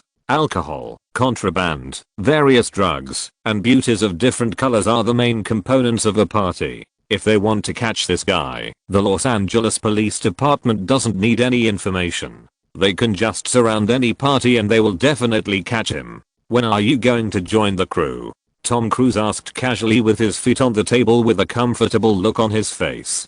Tomorrow, or the day after tomorrow. Wayne didn't even raise his head and picked up the magazine on the table. You workaholic.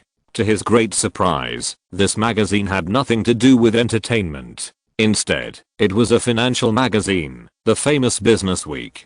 On the cover was a photo of Wayne wearing a black suit with his hands on his chest and looking at the camera. He looked very businesslike on the cover of a financial magazine. Wayne didn't turn a few pages before he found the news about more than $200 million that Tom Cruise had seen. What was even more surprising was that he was only one of the protagonists of this article. On August 30th, the media ProPublice quietly dropped a bombshell that the famous Hollywood director Wayne Greenberg, with only part of the profit from Batman, The Dark Knight, took more than $200 million in cash from Warner Brothers at one time. According to our investigation, since the 1990s, Wayne Greenberg's net worth has been conservatively estimated to be more than $1 billion from the income from filming movies, as well as the shares of Warner Brothers and some internet companies he holds. Please note that the basis for our calculation is his income, that can be found on the surface, and his personal investment income has not been taken into account. Just like this time from Warner Brothers received more than $200 million in cash. Wayne Greenberg has received large cash income almost every year in the past many years. Similar to him, wealthy people in different fields, including Warren Buffett, Larry Ellison, Bill Gates, and the head of Carnegie Steel, have all received large incomes in recent years. After a lot of investigation, we found that 25 North American billionaires in different fields, including Wayne Greenberg, did not pay much tax. For example, Warren Buffett, the wealthy man who always shouts that the rich should pay more taxes, spent 5 years from 1992 to 1997. A total of only $11.75 million in taxes were paid.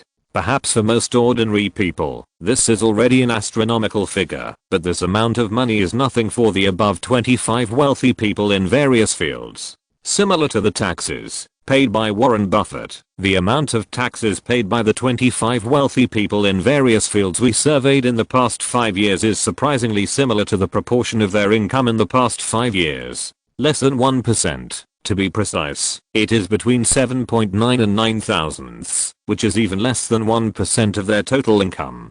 This is just the income proportion of the taxes paid by the 25 wealthy people we surveyed.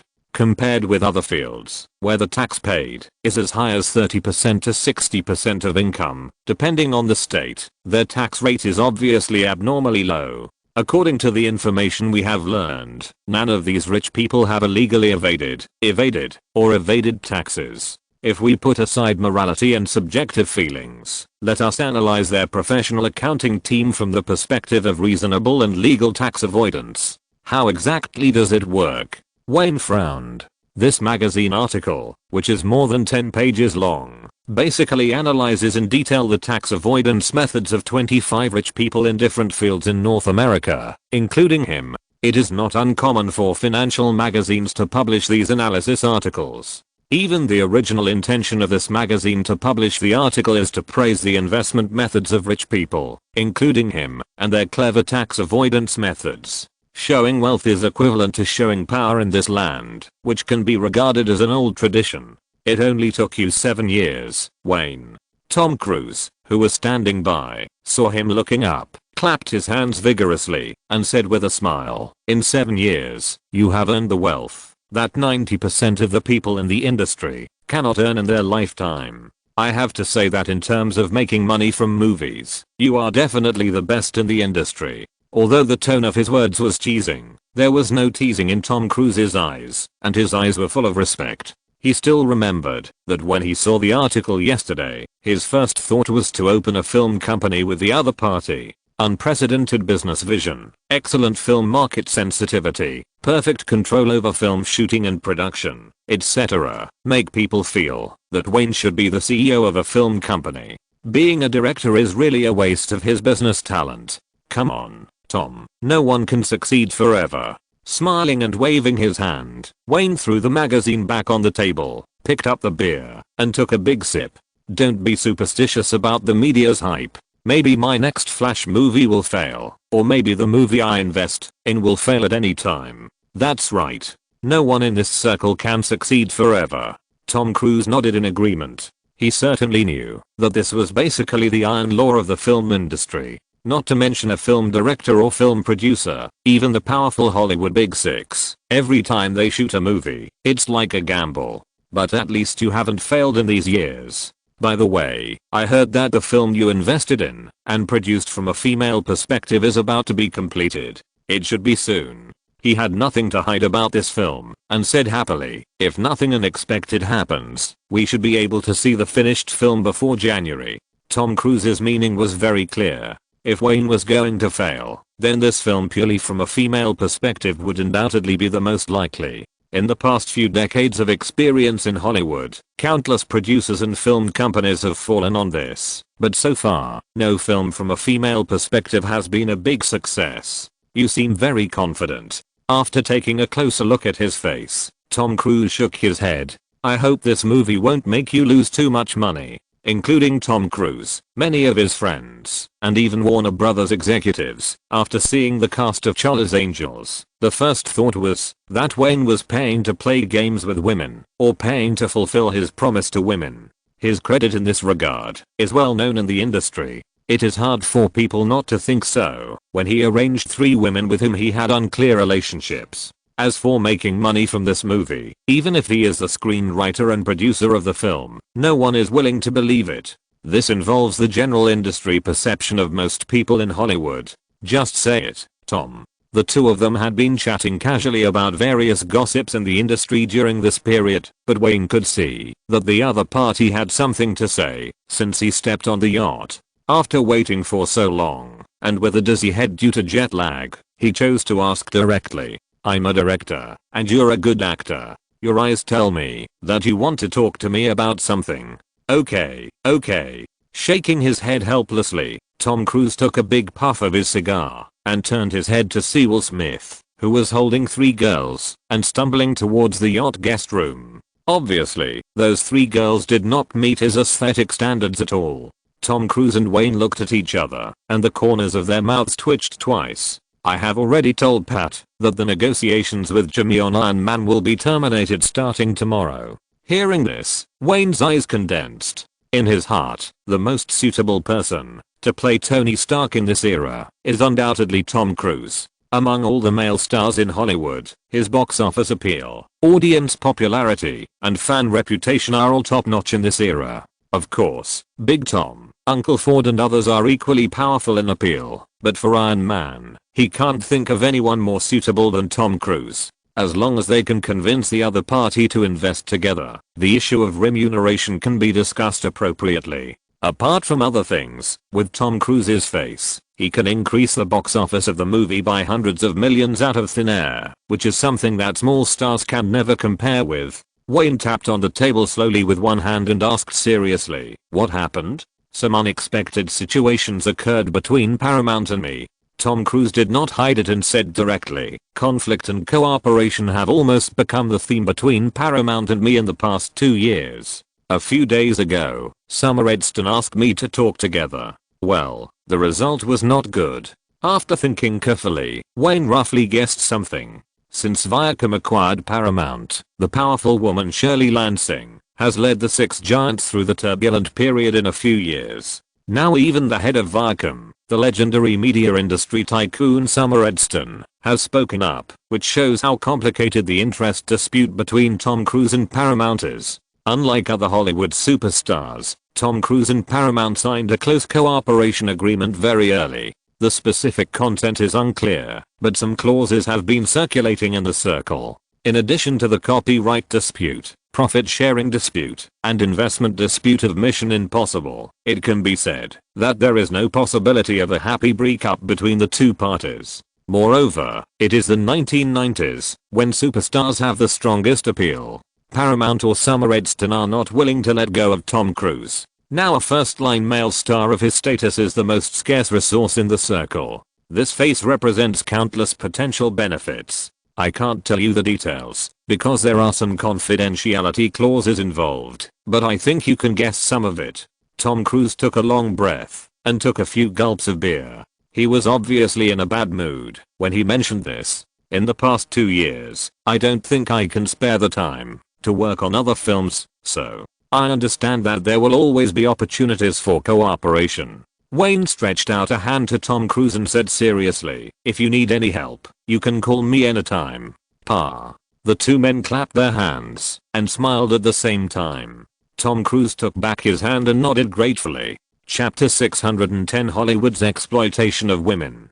Tom Cruise doesn't have many friends in the circle, which is related to his sensitive self-centered personality, his inhumane quirks, and his extreme arrogance. In short, there are only a handful of people who can be favored by him and become friends in the entire circle. It just so happens that Will Smith is about the same level as him. As a new box office guarantee that has risen rapidly in recent years, the two quickly became friends because of their status in the circle and similar interests. Wayne is a little different. Although Tom Cruise is usually not clear-headed, he has always been clear enough in dealing with his relationships. Just like the cancellation of the cooperation in Iron Man this time, he invited the other party to come as soon as possible and told the reason in person. There are countless projects in Hollywood every day.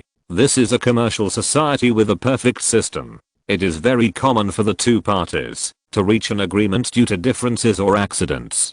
The reason why Tom Cruise did this is to show enough respect to avoid affecting the relationship between the two parties due to some speculations and misunderstandings. He knows better than anyone that Wayne has never been just a simple director. If you look into it, the other party itself represents one of the biggest capitals in the circle. Although his low profile over the years has made many people overlook his identity as a major shareholder of Warner Brothers, he has not forgotten it at all. As long as the other party wants to know how much media power he can unleash. That's right, even though Wayne holds a large number of Warner Brothers shares, he has never participated in the management and operation of the company over the years. He has always given people the image of being obsessed with directing, but as long as he still has shares in his hands, there may be situations in the future where he will be needed for help. For example, Wayne's promise on the yacht today, "Don't think it's just a light sentence. If you need help, call me anytime."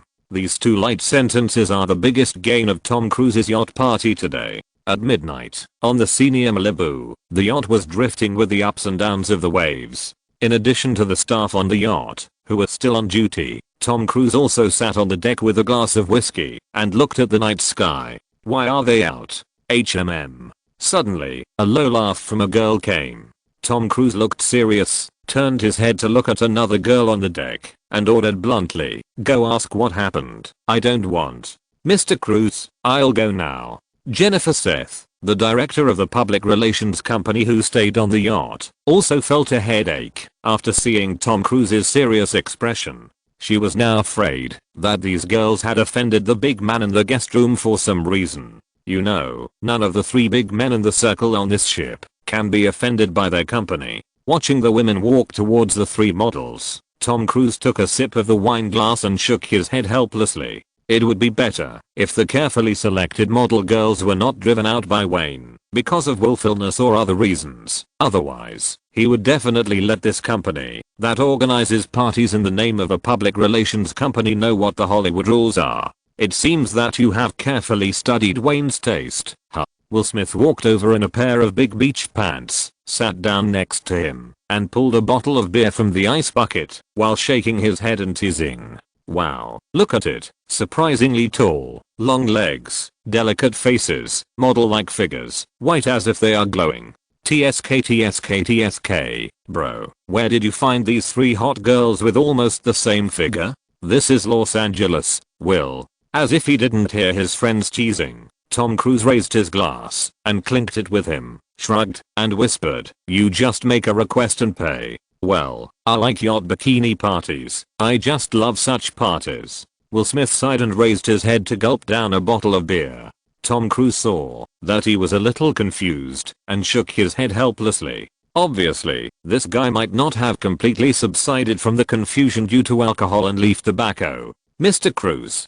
Jennifer Seth, director of the public relations company, trotted back quickly, glanced cautiously at the muttering Will Smith, squatted on the deck and whispered. The three of them said that it was the female assistant who drove them out. The female assistant said that Mr. Greenberg needed to adjust to the jet lag and needed to rest. At this point, she hesitated for a moment, and when she saw Tom Cruise's eyes, she immediately added, "I asked carefully, and Mr. Greenberg was very satisfied with their service. He didn't have any unhappy emotions. Warned them to control their mouths." Nodding with satisfaction, Tom Cruise stretched out a finger, pointed at the woman squatting on the ground, and said in a low voice, "If I hear that gossip media reports this, of course, I mean that this will never happen." Jennifer Seth nodded frantically like a chicken pecking at rice, with a hideous expression on her face. "I promise, unless these B*** H want to sell their bodies to pay off their debts for the rest of their lives." At this time, in the spacious and luxurious bedroom of the yacht, Wayne was still groggy, but he didn't feel sleepy at all. He glanced at the assistant lady helplessly, picked up the water cup beside the bed, raised his head, and drank a few sips, moistening his throat which was a little dry due to the wine. "Nina, I seriously doubt whether you have been squatting at the door of the bedroom to eavesdrop."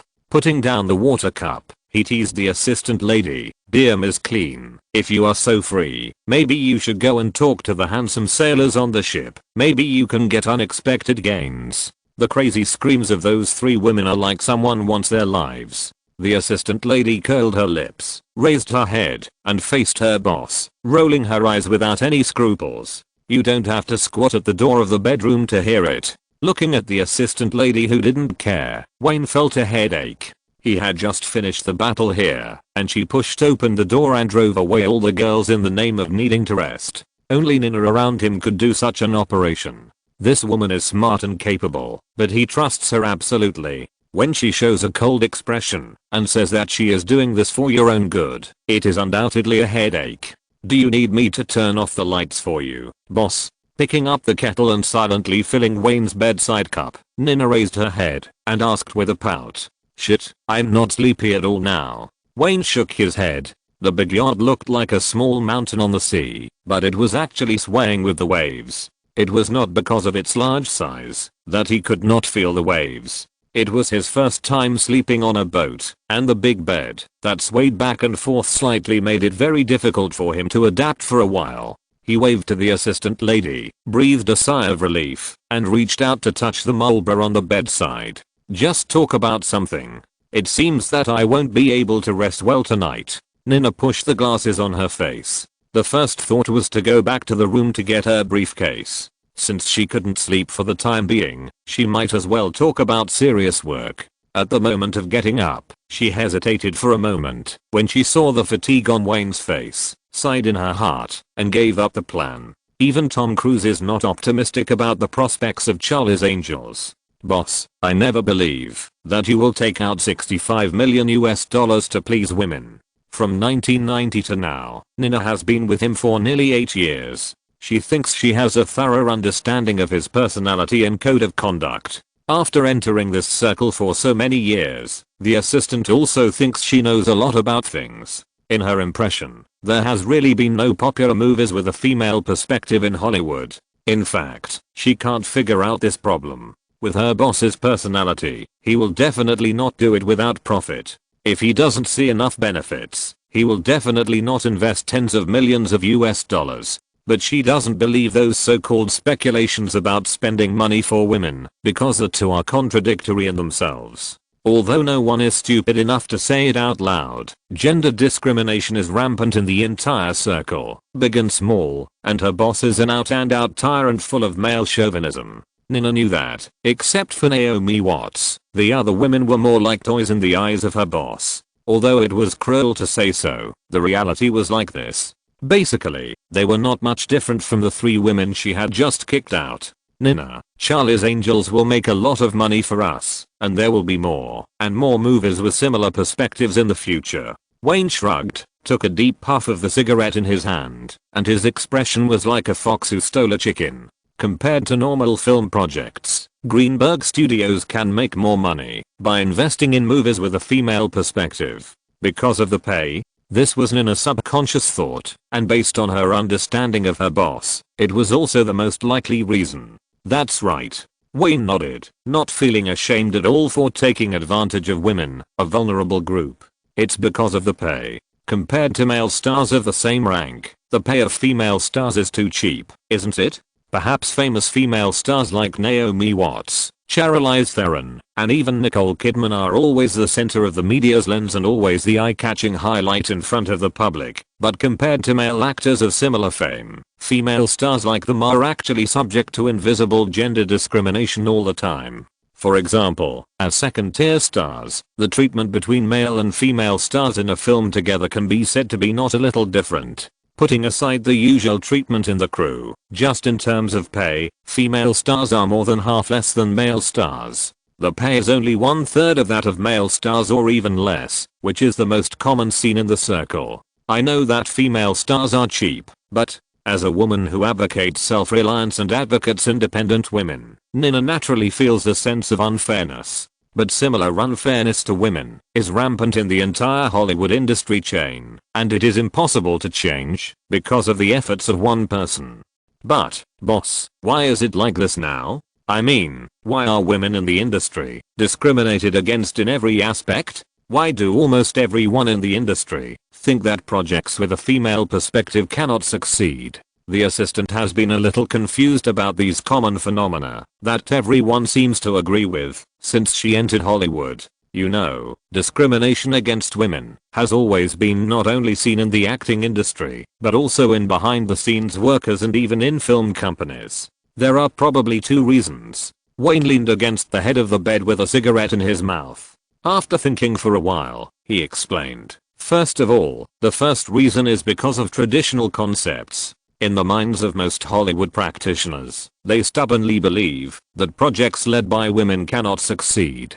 The reason for this universal concept is that in the past few decades, including the golden age of Hollywood as mentioned by the media, there has never been a movie with women as the leading role, which has been a huge success. Of course, many film companies and film investors have tried this path, but the final results are all failures without exception. When Nina heard that there had never been a big hit in projects led by women, she asked immediately, what about Julia Roberts? Julia Roberts, it can be said that she is very close to taking the lead. What a pity. Speaking of this woman, Wayne smiled and shook his head, but still gave a negative answer. If you think about it carefully, you will find that the successful movies of Julia Roberts are all about the silly girl image that male audiences like the most, and the plot is also about finding love. In fact, she is still trying her best to please men. There is one thing he didn't say, but Nina herself can think of it. How many actresses like Julia Roberts can represent an era in Hollywood?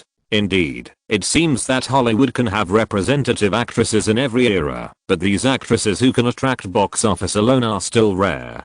Big Mouth ZHU has almost reached the top of this road, and her salary can only be compared with that of male stars of the same status for a short time. The path taken by this kind of actress who can represent an era is basically impossible to copy, which is why Wayne suggested to Naomi Watts to start with a commercial vase. In the current environment, the best way to improve the status of actresses is to continue to star in commercial films that sell well, even if they appear as a vase. The second point is also the most important one. Wayne glanced at the assistant, shrugged, and continued, because from the beginning to now, there are far fewer female roles in Hollywood movies than male ones. It's very simple. It seems that in people's impression, Hollywood has never lacked female stars, and the number of female stars is not less than that of male stars. However, the fact is just the opposite. There are far fewer female characters with enough roles in the movie than normal male characters. The difference is very disparate.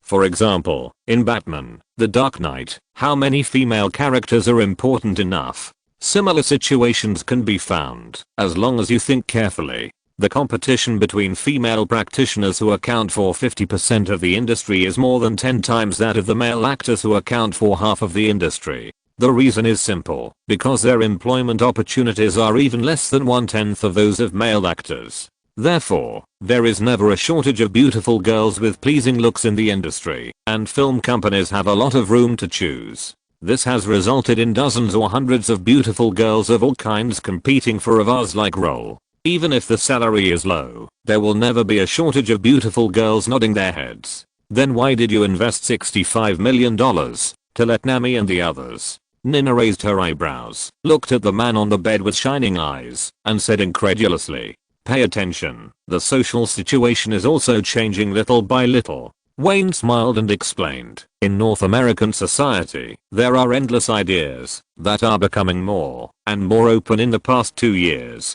For example, people are paying more and more attention to racial issues, such as various calls for vulnerable groups, such as women's rights. Although the call for women's rights has not become the mainstream voice in society now, Nina can also feel that the relevant calls are appearing more and more frequently, and there are more and more women's rights organizations. Capital is profit seeking, including me. Wayne nodded and put out the cigarette butt into the ashtray. If you have read the script of Charlie's Angels, you should know that the 3 angels in this movie are not naive at heart. Each of them has unique skills and forms a group.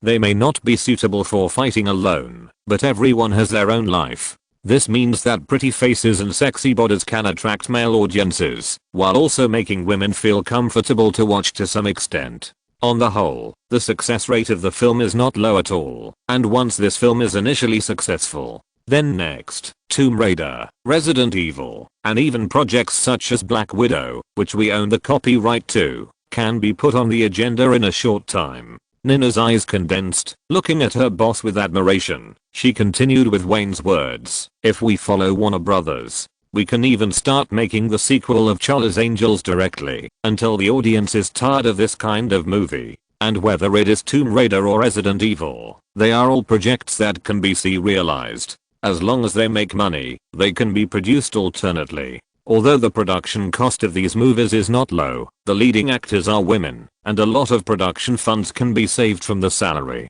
Speaking of this, the assistant relaxed her upper body, stared at Wayne leaning on the sofa in the bedroom, and her mouth corners slowly turned up.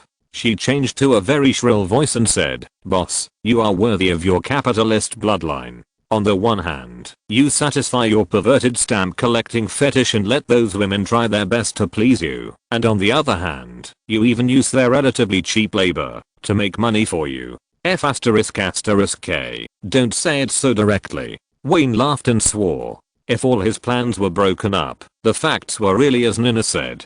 But he didn't feel embarrassed at all, and even from the bottom of his heart, he felt at ease that he had provided opportunities for women. This is far from being exploitation. Even if the plan is implemented smoothly in the next 2 years, it is a win-win situation. Both parties are completely equal. Some women have become famous and have achieved the fame and fortune they have always dreamed of. Greenberg's studio has made a lot of profits and increased the value of the studio itself. Isn't this a win-win situation? Wayne is not afraid of women other than Naomi Watts causing trouble. As he said, there is no shortage of beautiful and sexy dream-chasing girls in this circle. Some are young actors who are ready to become famous at any time and are willing to pay any price for fame and fortune. Turn off the lights for me and go back to sleep. He waved to the assistant, smiled, got into the quilt that was shaking slightly, and closed his eyes. As the lights went out, he was actually thinking about the plans for Greenberg Studio in the next 2 years. As a woman with relatively low salary, shooting a few serialized projects is only one aspect. Including the long-term plan The Lord of the Rings, the studio has several other projects on the table. There is also Shakespeare in Love, which is only invested, but not involved in production and distribution, and Iron Man, which is pending, etc. Various plans are all interspersed in his mind, making him fall asleep unconsciously. On the third day after the yacht party, all the staff related to the crew of The Flash began to gather at Warner Studios early in the morning. From the morning, the studio began to be lively. Guillermo's loud voice of command and coordination continued to sound. The camera crew led by Robert was immersed in the final debugging of all camera equipment before shooting. The props team, set team, lighting, stunts and other teams were also preparing in an orderly manner. The joy of the first day of work can be seen on the face of each staff member, and the whole crew is full of energy. But in the dressing room of the studio, the atmosphere was particularly depressing. James, get ready. The agent looked at the client who had already put on makeup and took advantage of the fact that there were only the two of them in the dressing room to deliberately lower his voice to remind him. Before the crew officially shoots the first shot, take the initiative to talk to Wayne. Take the initiative to apologize and be sincere. I understand. James Franco's face was also very ugly. Now none of them knew whether Wayne Greenberg, the absolute controller of the crew, would have a prejudice against him because of the bad things that happened to him a few days ago. There have been all kinds of gossips circulating in the circle, and there are even reports that Wayne will find a reason to replace the male lead of The Flash before the filming begins. Similar rumors have made James Franco unable to sleep well these days. Looking at the client who lit a cigarette and was in a trance, the agent was also helpless. He knew better than anyone what kind of character his client was. If he lost the male lead of The Flash because of the bad things that happened to him, he could guess the consequences in the future. A little known actor who was not yet famous was kicked out by Wayne Greenberg's crew before filming began. I'm afraid that more than 90% of the projects in the industry will not use this actor again. Ding ding ding, there were several knocks on the door. The agent looked at the stunned client, sighed, and turned the door of the dressing room. The person who came in was Sofia Coppola, the assistant director of the crew. Of course the agent knew her. Everyone knew her. She was the daughter of Francis Coppola. But as soon as the assistant director opened his mouth, the hearts of the two people in the dressing room were lifted. Mr. Franco, Director Greenberg wants you to go to his office. He has something to talk to you about. Chapter 611. Remember this taste. James Franco, who had been silent and absent-minded, could not help but look at his agent when he heard Sofia Coppola's words. The two looked at each other and saw uneasiness in each other's eyes. Obviously, Wayne did not give him the opportunity to apologize first. No one knew whether this was a good thing for him. Now he would rather apologize sincerely to all the main creative staff in front of more than 300 people in the crew than to face the situation that he could not control alone. The lit cigarette was forgotten because he was in a daze. When James Franco reacted and stood up, he wanted to go out with the assistant director, but he found that the filter of the cigarette was stuck on his lips. He subconsciously clamped 2 fingers on the cigarette, ready to take the cigarette out of his mouth and twist it out. Who knew that the cigarette was not moving because it was stuck on his lips? His fingers moved from the cigarette, but to the cigarette butt. With a sizzle, the two people around him saw the change in his face. F***K. Shit. James Franco's flustered look fully showed his chaotic heart at the moment. Not only did his agent frown, but even Sofia Coppola, who was standing at the door of the dressing room, immediately felt a headache. As the daughter of Francis Ford Coppola, she basically grew up in this circle, so she has seen too many actors unexpectedly become popular and get carried away by the fame and fortune they gained briefly. At this time, James Franco was also classified into this category by her, and he was even worse than those who became arrogant because of their popularity. At least these people were immediately inflated because of a movie that became popular, right? What about this guy in front of him? It was just because of the huge influence of the DC series and the natural media attention of the Wayne crew that he was selected to play the Flash and was sought after by the media. The same situation happened to Christian Bale back then, but it was obvious that the British Batman was not knocked down by the media's hype. Look at this guy again. How many things did he do in just over a week when the crew was on vacation? At least now most of the crew have already regarded James Franco as a troublesome person. Good luck, boy. Leading the male protagonist to the door of the director's office, Sofia Coppola shook her head slightly, whispered a teasing, and turned to walk towards the busy studio. Now is the moment before the crew starts shooting the first shot. She always remembers her goal of joining the crew. She wants to follow the assistant director Gilmore and thoroughly learn the rules of the Wayne crew's operation and learn from it. Knock, knock, knock. With a nervous mood, James Franco let out a long breath, glanced at the back of the woman in the dress gradually walking away, raised his hand, and knocked on the door of the director's office. Come in, please. As the office door opened, a polite female voice rang out. James Franco politely nodded to Nina, who opened the door, and after the other party dodged, he raised his leg and walked into the office that decided his fate. Unlike what he imagined, Wayne was lying on the table in the office, frowning slightly, writing and drawing in his director's notebook. On the simple single sofa in the lounge, the crew producer Charles Roven, with his hands crossed on the coffee table in front of him, was looking up at him with a serious look. Mr. James Franco. Charles Roven stretched out his hand and pointed to the sofa beside him. His expression did not change at all. He kept a straight face, and even the tone of his voice was full of business-like attitude. Please sit down. I think we need to talk. Nodding silently, James Franco took a hidden look. The director, who was still lying behind the desk, on the contrary, gradually let go of his heart that had been hanging. Some things are clear to everyone in the crew, even if they are not said. Usually in other big production crews in Hollywood, when the producer of the financing party is dispatched to talk to you about something, it basically means that it is not a trivial matter. Otherwise, the producer, who is the absolute controller of the crew, will not show up at all. Even if there are matters that require the producer to come forward to discuss, the person who usually contacts him is only the actor's agent, which means that everything must be handled in a fair and impartial manner according to the rules. However, all this is reversed in Wayne's crew, because in this crew, the director is the one who controls the absolute power, and the producer is mostly an assistant who assists him in matters other than filming. The current situation is very clear. Although Charles Roven looks serious and seems to be ready to take out the contract at any time, in fact, in James Franco's heart, he has already expected that one of his feet has passed the test, and the troubles he has caused are not to the point where the crew will kick him out. The matter is very simple. The agent came forward to play the role of the villain in order to preserve the relationship between the male lead and the director of the crew, so that there will be no hidden cracks that will affect the formal filming of the subsequent footage. Another very important point is that his agent was not invited to this conversation. This means that everything is still an internal matter of the crew, and it has not reached the point where it needs to be handled in a fair and impartial manner in the terms of the contract used. Listen, Mr. Franco. The producer's slightly hoarse voice sounded as his fingers tapped lightly on the coffee table. Warner Brothers PR and legal departments spent a lot of effort to suppress all the misunderstandings that happened before.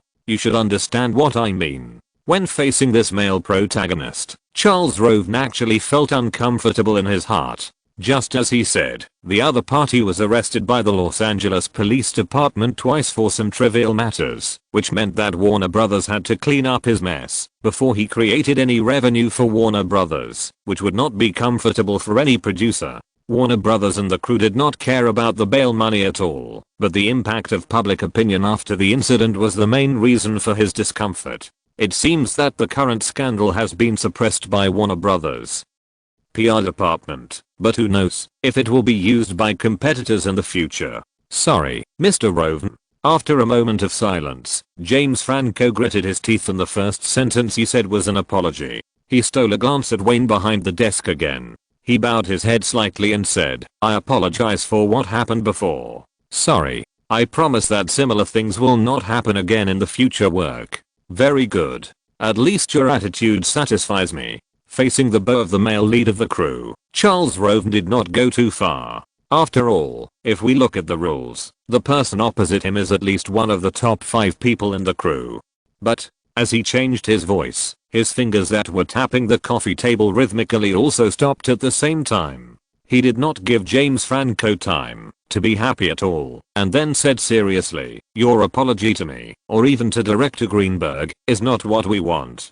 The most important thing is to see how you do it." Looking at the handsome young man sitting opposite him, Charles Roven smiled. The smoothness of this conversation was obviously much better than he expected, and there was no over-expansion mentality as he had guessed. James. Surprisingly, Wayne, who had been sitting behind his desk without raising his head, suddenly sat up straight, put away his pencil, closed the director's notebook, and looked at the 2 people who were talking. When his voice sounded, the 2 people sitting on the sofa looked over. James Franco's eyes were full of uneasiness, because he was the leader of the crew. Like Charles said, if you can take the initiative to apologize, then the previous things will be over. Don't worry, you don't have to accept the emotional backlash from me or anyone in the crew. After leaving this door, no one will talk about the previous things. Thank you, Director Greenberg. Thank you. James Franco, who was sitting on the sofa, bowed slightly. When he heard these words, he really put down all his worries in the past few days. "I swear, I will never cause trouble for the crew again after the filming starts." Very good. Waving to the male lead of the crew, Wayne tilted his head, obviously quite satisfied with this answer. Just when everyone thought that this simple conversation was about to end, he stretched out his hand and snapped his fingers. Under the puzzled gazes of the other 3 people in the office, he opened his desk drawer. "This is it, Jeff's collection." The 3 people looked at his mumbling actions, all a little confused, and then saw him take out a cigar moisturizer from the drawer, put it on the table and opened it, then carefully took out a thick cigar from it, and shook it at the few people. No one knew what he was going to do, so they could only watch him silently pick up the cigar cutter, carefully cut off one end of the cigar, and throw it to James Franco. At the same time that the other party subconsciously caught it, he threw the spray gun over. "Try this thing, and tell me how it feels." Although it was a bit inexplicable, James Franco still lit the cigar. Under the gaze of several people, he took a deep puff, and slowly exhaled a large cloud of fragrant green smoke.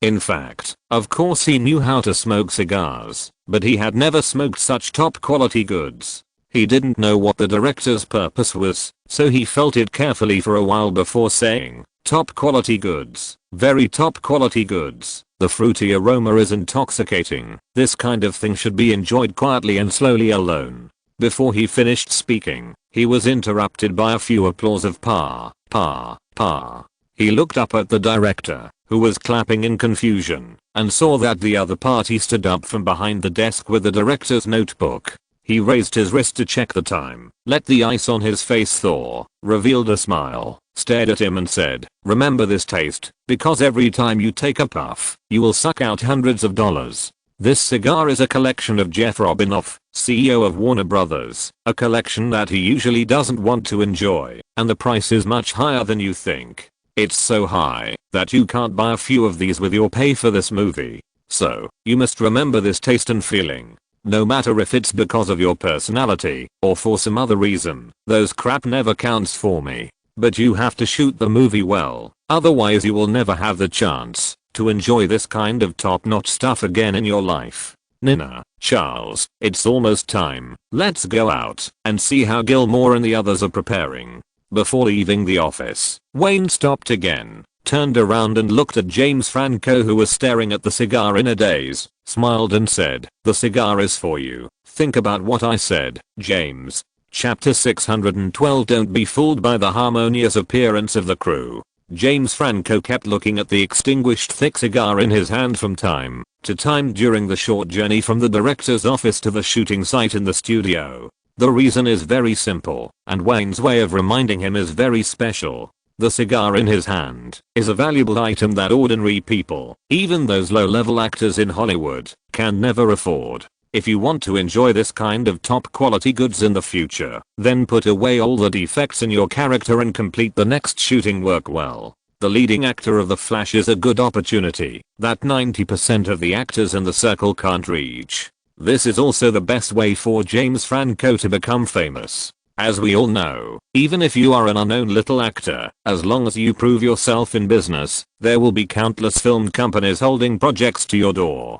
As long as you can succeed, fame and fortune will come naturally. Becoming a big star and making a lot of money is possible to always enjoy the top things. Wayne's meaning is very simple. Not only this top quality cigar in his hand, but also filming well, becoming a big star, top beauties, top luxury cars, luxury houses, these enjoyments that he now looks up to, will all be naturally owned. Put it away for me, be sure to be careful, and return it to me after the work is done. The moment he saw his agent, James Franco handed the big cigar in his hand to his agent with a serious expression, and whispered several times. Then, under the puzzled eyes of his agent, he silently looked at Wayne, who was already sitting behind the director's monitor, secretly clenched his fists, and whispered softly in a voice that only he could hear. "Mr. Greenberg, thank you very much for teaching me this life lesson. It seems that your way of reminding is much more effective than my conversation." While Robert was still debugging the machine, Charles Roven leaned on the monitor table, tilted his head, and shrugged and said, "Mr. Greenberg, the life mentor. Huh. You are wrong, Charles." Before Wayne could say anything, the props team leader Wix Hart came up with an indecent smile on his face. He pouted and said jokingly, "The boss has never been anyone's life mentor. When you continue to work with him a few times, you will understand the boss's way of doing things." Yeah, Vic is right. After the crew officially started shooting, the casting assistant director Schwartz Bob turned into the assistant director responsible for coordinating the scene. At this time, he also had a smile on his face, hugged Wix Hart's shoulders and nodded continuously. "Charles, some things need time to be seen clearly. Today is the first day of the crew's official start of shooting. Everyone is obviously in a good mood." Seeing that several core creators want to tease him, Wayne just shook his head slightly and did not say anything to stop them. A good working atmosphere is always the scene that directors dream of. Wow, let me explain this to our producer. Steve, the lighting supervisor who has been in the crew since the first play, came over shaking his head, with an indecent smile on his face, looking at the producer Charles Roven. He deliberately changed his voice to a hoarse one, pretending to be serious, and said, "Charles, judging from the way the boss acts, he will never be a life mentor. I guarantee that this is his last chance for the future superstar. Let me tell you the boss's philosophy of life, that is, when he is kind and doesn't expose your tricks, he has already eliminated you without making a sound. In the eyes of the boss, he only makes choices, not education. So, I guarantee that this is the last chance for the future superstar. If he makes a mistake again, he will definitely be eliminated silently. Wake up, Charles. You actually told a tyrant that he is a life mentor. Okay, it seems that you have done a very good job of preparation." Seeing that the several people were talking more and more outrageously, Wayne snapped the storyboard closed, lit a cigarette, and tilted his head to look at the several people. "Very good. After the official shooting starts, whoever's department makes a mistake will treat the whole crew to coffee and pay for it out of his own pocket." Hey, boss, you can't do this. Shit, get out of the way. Charles, don't block the way. You're blocking me from doing the lighting adjustment work. Hiss, boss, do you have to be so cruel? My salary is not that much. Several people instantly made the same action, slightly raised their heads, and looked at the ceiling of the studio, turned around and quickly left the director's seat, leaving Charles Roven with a look of surprise. In the end, even he, facing Wayne's gaze, shrugged his shoulders, and turned to find the third-party insurance company's responsible person in the crew, to discuss and coordinate the issue of filming funds. The director's seat, which was just surrounded by the heads of various departments, was immediately left with only Wayne and the director's monitor. Sofia Coppola, who had been standing quietly not far behind Wayne, nodded thoughtfully after seeing all this. Such a harmonious atmosphere on the crew is something I have never seen in the industry since I was a child. Turning her head and glancing at the assistant lady sitting next to her, Sofia Coppola said emotionally, "I thought all Hollywood crews were always full of intrigue, scrambles, and conspiracies. Nina, this may be one of the reasons why Wayne has always been successful. Since she was a baby, she has participated in the filming of the great movie The Godfather, which makes the assistant director quite familiar with the operation of Hollywood crews. These praises are not just the sensibility of being a woman, but really surprised her from the bottom of her heart. You are right. It is rare that there is a woman in the crew who makes her feel good." Nina closed the magazine on her lap, pushed her glasses and said, "The reason why they are harmonious is that they need to take the initiative to show it to Wayne before the work starts, which is a way to show that they value the work." Sofia Coppola looked at Nina in disbelief. "The boss crew actually has no less trouble than other crews in the industry." The assistant nodded, glanced at Wayne's back, and explained in a low voice, "It's just because these people have understood the boss's working habits. Whenever the preparations begin, they will put away all the conflicts between each other.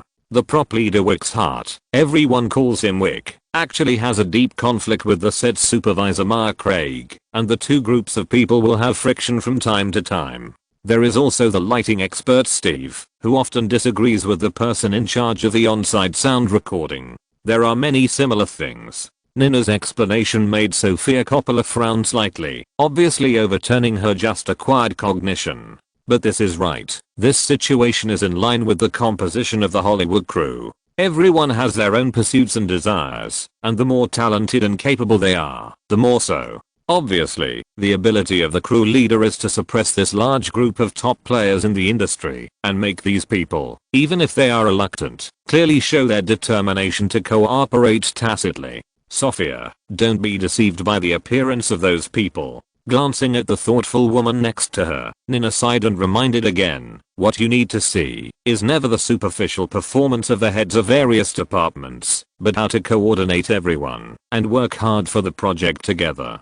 Don't look at the assistant lady. Usually, she is always like a transparent person in the crew, but she sees the relationship between the core creative team more clearly than Wayne. She still remembers what Wayne said to her a few years ago. The crew director is actually equivalent to a big contractor. The most important thing in front of the director is always how to coordinate the work of the small contractors under him, and then he can talk about creation." "James." Wayne's voice calling the male lead rang out on the set, and it also attracted Sofia Coppola. She immediately stepped forward a few steps, pricked up her ears, and listened in the noisy environment of the set. "James, how are you preparing?" "No problem." James Franco looked down at the director behind the monitor and said confidently, "I have practiced countless times, Mr. Greenberg. Don't worry. Pay attention to your body language, movements, expressions, gestures, and voice." Wayne gently shook a light meter in his hand and reminded again, "As a field investigator, you are knowledgeable and observant. Show me your confidence through performance, okay?" "Okay." Patting the male lead on the shoulder, Wayne nodded with satisfaction, took the light meter, and walked to the set, and began to check it from beginning to end without getting tired. "Steve, the light is still too soft." Not long after, he shouted in the direction of the lighting group, and when Steve trotted over, he threw the light meter into his hand and continued, "Harder it. I'll wait for you." "No problem, boss. I'll do it as soon as possible." As all departments were ready, Guillermo was also directing and coordinating the last movement of the extras on the scene. In fact, the first scene was very simple. Barry Allen, as a scene investigator, inspected the crime scene and gave his own analysis under the watch of everyone and his colleagues. "Camera crew? Ready, boss. Lighting? Okay." When everyone said it was okay, Wayne nodded to the script supervisor, put down the megaphone, sat behind the director's monitor, and stared at the filming that was about to begin without blinking. The flash. First scene. First act. Start. Pop. with a sound. As the clapperboard was tapped in front of the main camera, the filming officially began. James Franco's first shot was to lie on the ground and observe the traces at the scene. His expression was transmitted to the director's monitor through the main camera. His expression was serious and confident. After a brief observation, a smile appeared on his face. Then, with the camera following, he got up from the ground, knelt on one knee, and observed the traces on the ground. At this time, other cameras were capturing the performances of other people around him. The jetaway vehicle. James Franco looked down at the traces at the scene and said quickly, "It's a Chevrolet Trailblazer. This Chevrolet model has only been launched for 2 years. Because of its heavy body, the rear tire marks are so wide and clear." As he spoke his lines quickly, the camera on the side was also shooting the shots quickly recorded by the staff next to him. Multi-camera and multi-angle shooting is always the best way to improve efficiency. In addition, there are other cameras that have been capturing the reactions of the onlookers. Wayne's standards in this regard are much lower because the cameras will hardly focus on the expressions of these extras.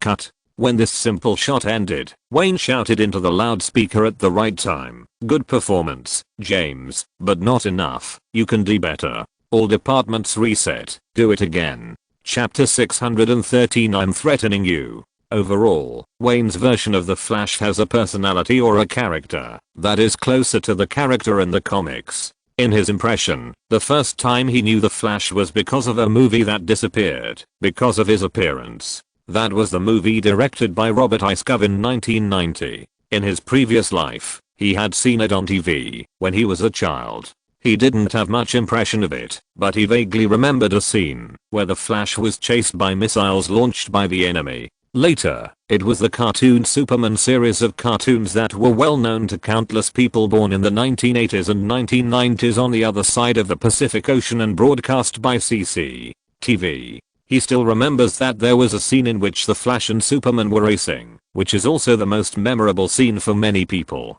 The various information about the Flash later came from some comics that he accidentally read when he was a child in this life. Wayne remembered very clearly that in the Justice League he had seen, the personality of the Flash Barry Allen was very different from that in the comics, and it was even possible to say that they were completely two different people. The Flash in the movie is lively, active, timid, unsocial, eccentric, and even a little neurotic. In the DC comics that are most familiar to the audience, the Flash is sunny, calm, gentle, considerate, highly emotional, and very responsible. It is precisely the character setting of the Flash in the comics that is more in line with Wayne's version of the script, a confident, steady, and knowledgeable on-site investigator. The movie story is set quite simply by him. The main line is to introduce the birth of the Flash Barry Allen, which is actually more similar to the Marvel's first work Iron Man in Memory. When Barry Allen was a teenager, his mother died in a bizarre terrorist accident, and his father was wrongly identified as the murderer.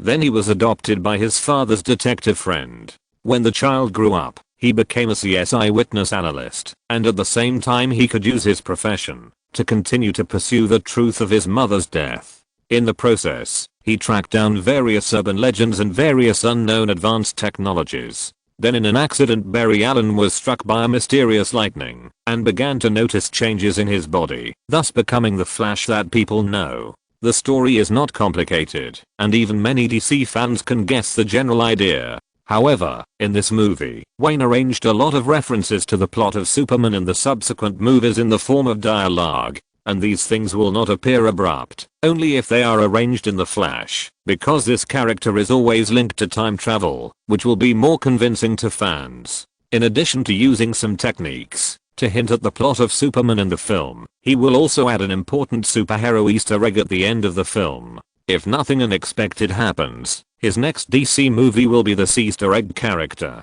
Therefore, Wayne would rather regard this the Flash as the Hulk in Marvel's plan in his mind. Making money is not the most important thing for this film. What is more important is to act as a lubricant, to introduce two more important subsequent superheroes, increase the audience's expectations for those two more important superheroes, and even for Justice League. For this film, the manifestation of the superpowers of Barry Allen, the Flash, is the point that makes him feel more difficult to choose, and it is also the main reason why the script will be constantly revised.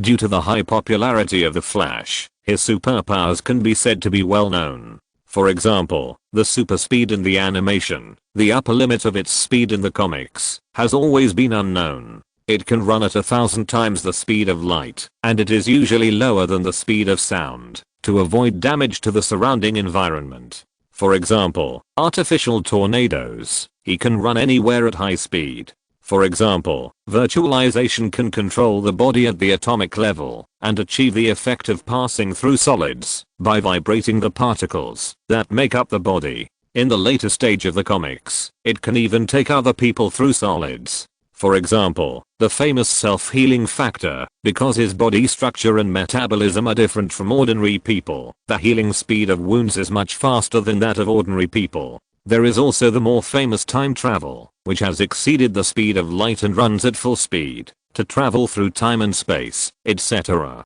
It seems that Barry Allen's superpowers are really too powerful, and not only powerful, the effect brought by superpowers is simply amazing.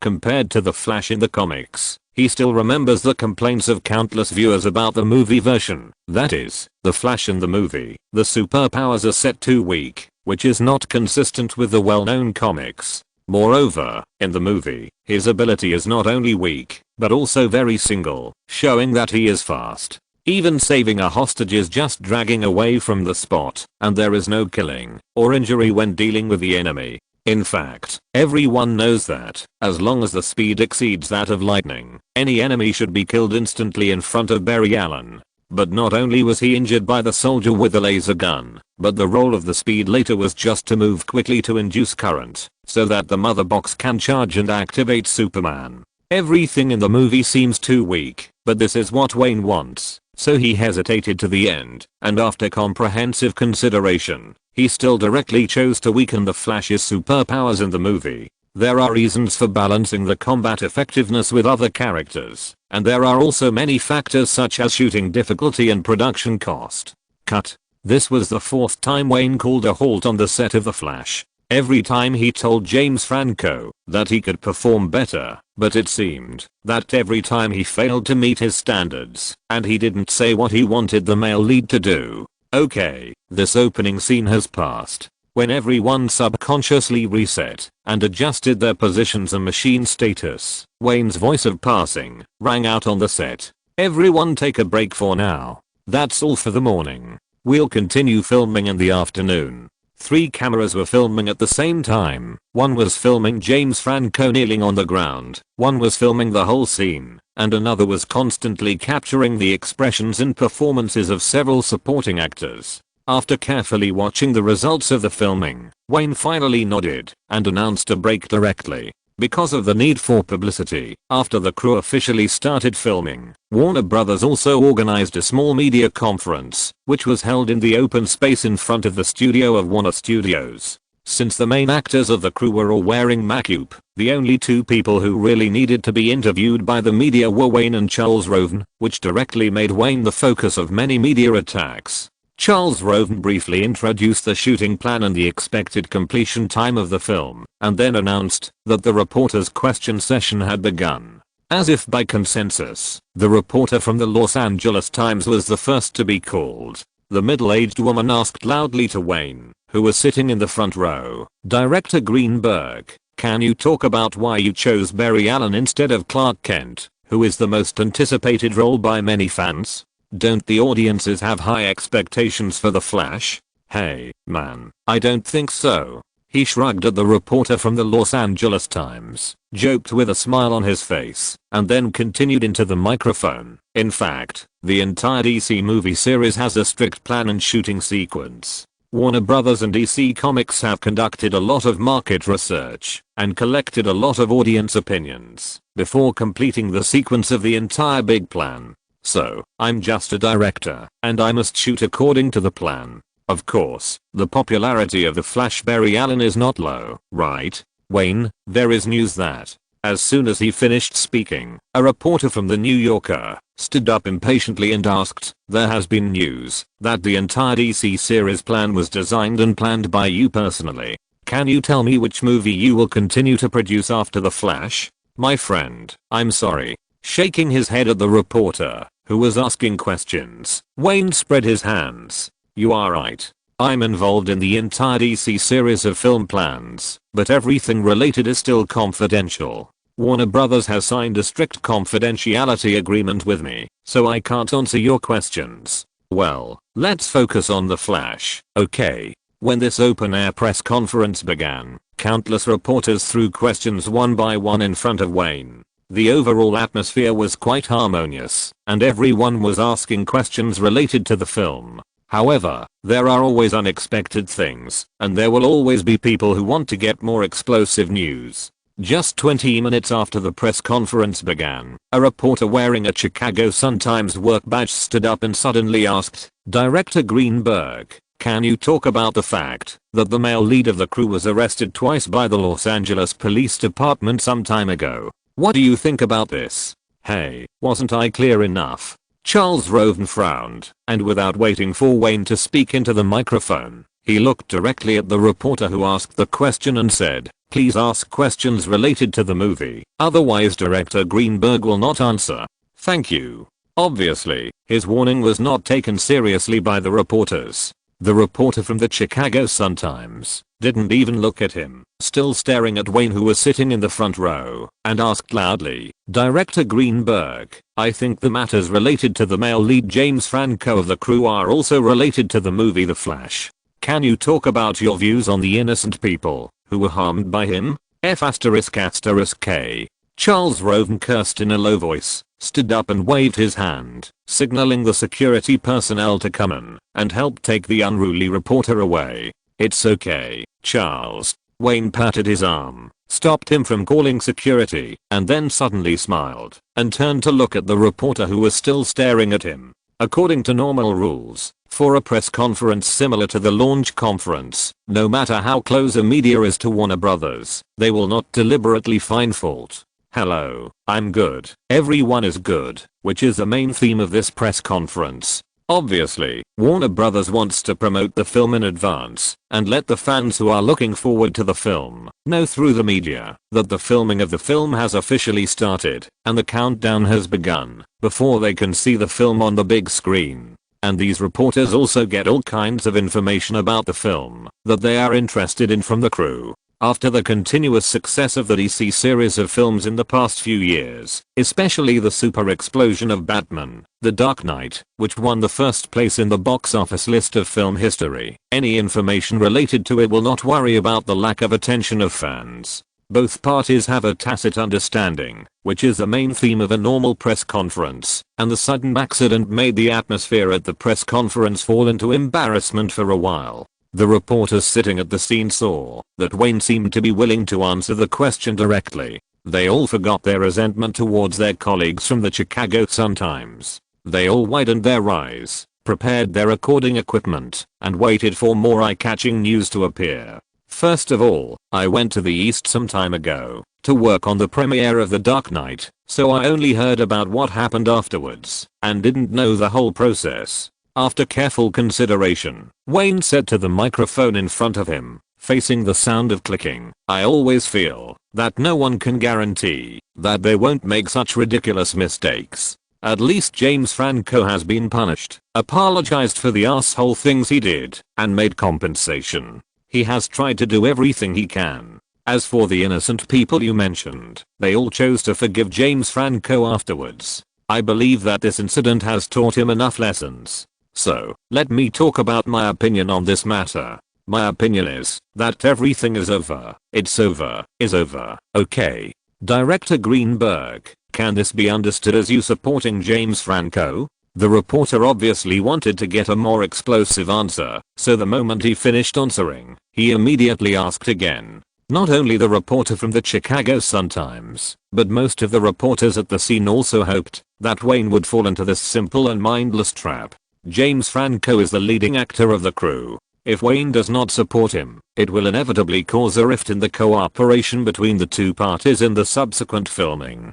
But if he chooses to support him in the media, it means supporting a criminal who breaks into other people's bedrooms, robs, steals and threatens others, and the entertainment news in the next few days will be hyped. Well, listen, I don't want you to misinterpret my answer. Wayne's eyes gradually became sharp, and the smile on his face slowly disappeared. He looked at the reporter who asked the question, and said seriously, I'm not reminding you, but threatening you, understand? How I answer, you'd better report it the same way, otherwise, there will be a large number of the top lawyers in North America waiting for you. Mr. Greenberg, freedom of the press shit. Charles Rowan did not expect it to turn out like this. He swore again, and said to the microphone in front of him, interrupting the reporter's last struggle, and shouted, change someone to ask the next question. The media conference finally returned to its original atmosphere, but Wayne never smiled since then. After the press conference ended hastily, he had no intention of accepting media photos. He turned around and walked directly into the studio. If you're listening to this novel on a channel other than Fanfic World, it means they downloaded and uploaded it without effort. We cordially invite you to visit our channel, Mundo Fanfic Novelos. There you'll find the original version of this story and you can explore many other novels of various genres. We're waiting for you to immerse yourself in a world of incredible novels. Chapter 614 The Normal State is a super god and a super ghost. The small accident at the press conference did not affect the smooth operation of the crew.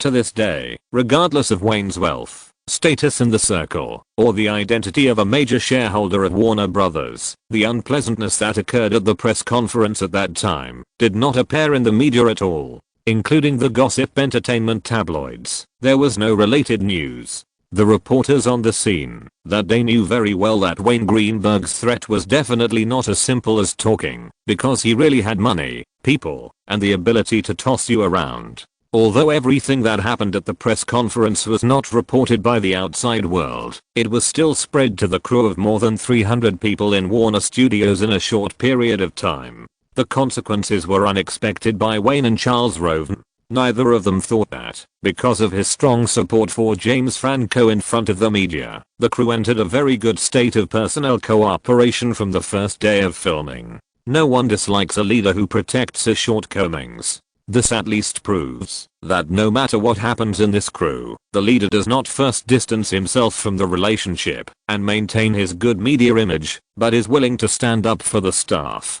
Especially James Franco. No one expected that. After hearing about this, he stared at a slightly burned cigar for a long time, and then in the subsequent filming, he showed a surprising performance state, and the degree of completion of the director's performance requirements was beyond the scope of a rookie actor. So it created a scene that made Wayne, Charles Rowan, and even Warner Brothers grin from ear to ear. In the first few days of filming, the crew was so smooth that it was 3 days ahead of the filming plan. Some core creators thought that the scenes that were difficult were passed in 1 or 2 times, which really made everyone happy. In fact, Wayne knew very well the reason for the crew's smooth and unusual filming progress. The core creative team that has cooperated for several years basically has no running-in period. Everyone's working habits are very tacit, which is a guarantee to ensure that the actor's good performance state is not wasted. You know, a normal Hollywood crew has a lot of personnel turnover.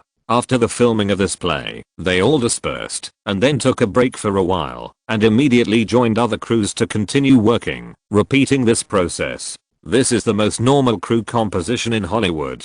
The large number of mobile personnel also caused the producer to spend the first few weeks, or even the first 1 or 2 months, after the behind-the-scenes team was formed, to get the staff to work in harmony. It was precisely because of the long-term stability of Wayne's core team behind the scenes that they skipped the running-in period.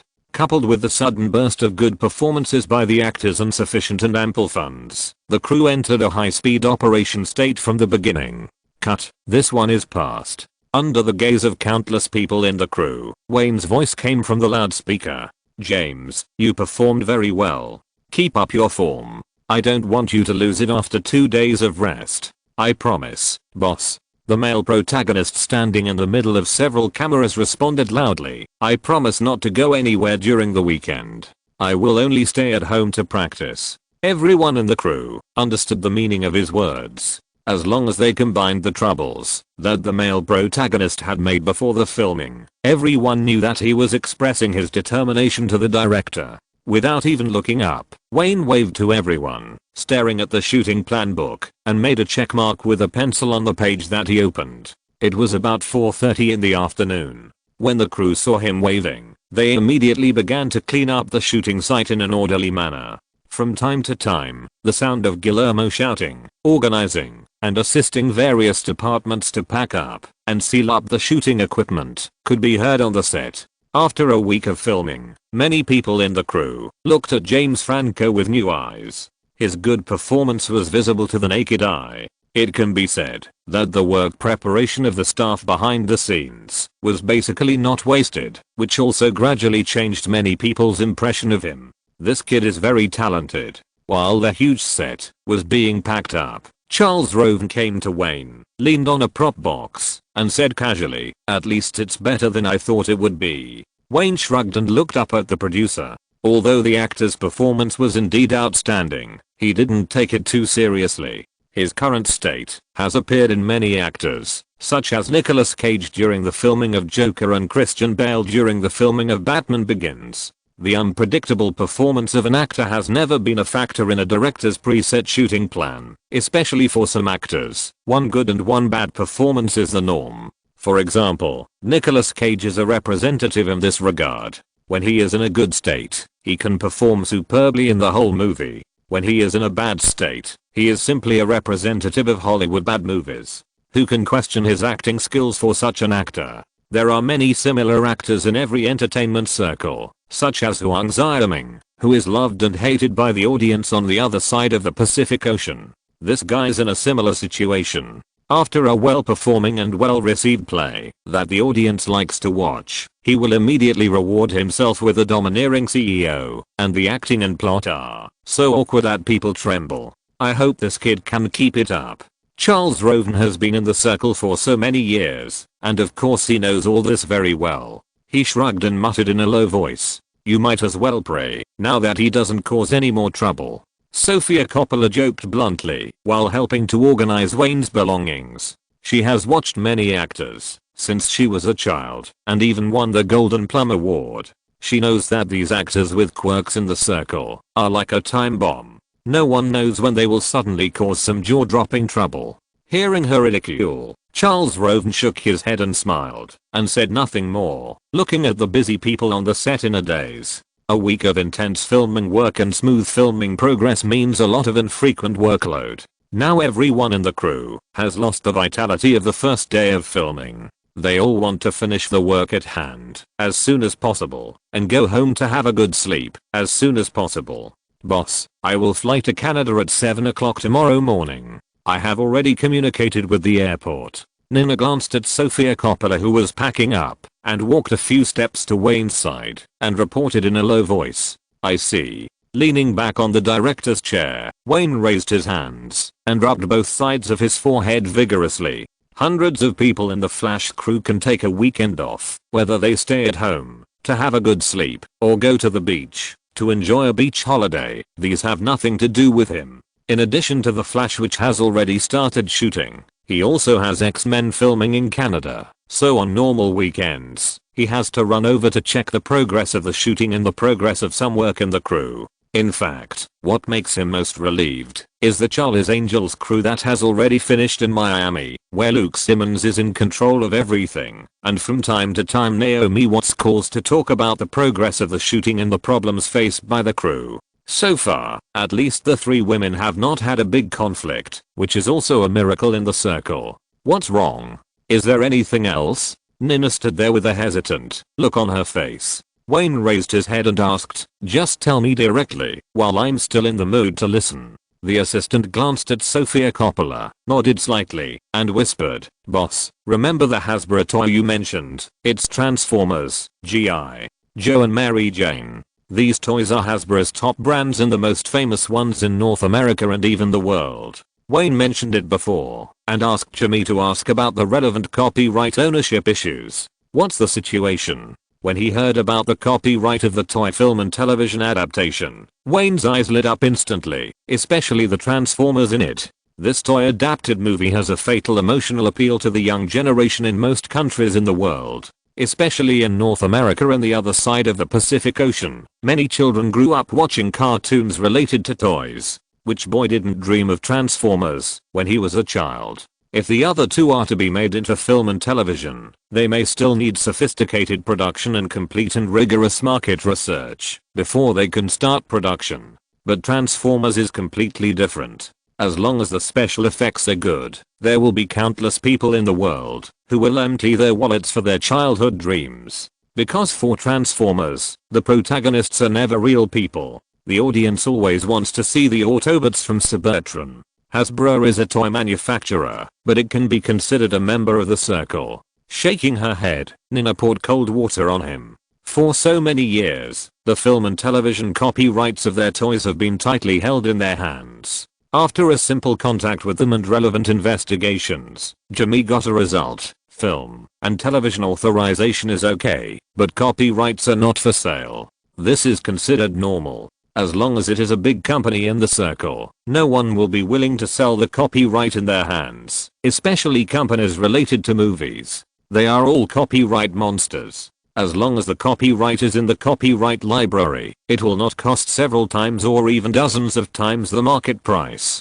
Basically, there is no possibility for them to sit down and talk. Hasbro's situation is similar. Even if they authorize the copyright for film and television adaptation, they will also ask for a share of the film's profits. What's more troublesome is that similar temporary authorizations for film and television adaptations still hold the copyright tightly in Hasbro's hands. The film is a big hit and wants to continue to shoot sequels? No problem, then let's continue to negotiate. This is also the reason why Hasbro has only cooperated with animation companies to produce animated series in order to sell toys for so many years, and it is also the reason why countless Hollywood film companies are deterred, because Hasbro has always been an important part of Hollywood's flying derivative channels, and they understand the routines in the circle very well. It is basically impossible to cheat them. Then let's do it this way for the time being. Shaking his head, Wayne's tone was a little disappointed. In fact, he knew better than anyone that, if he hadn't acted quickly in the first few years, the copyrights in his hands would still be in the pockets of big companies.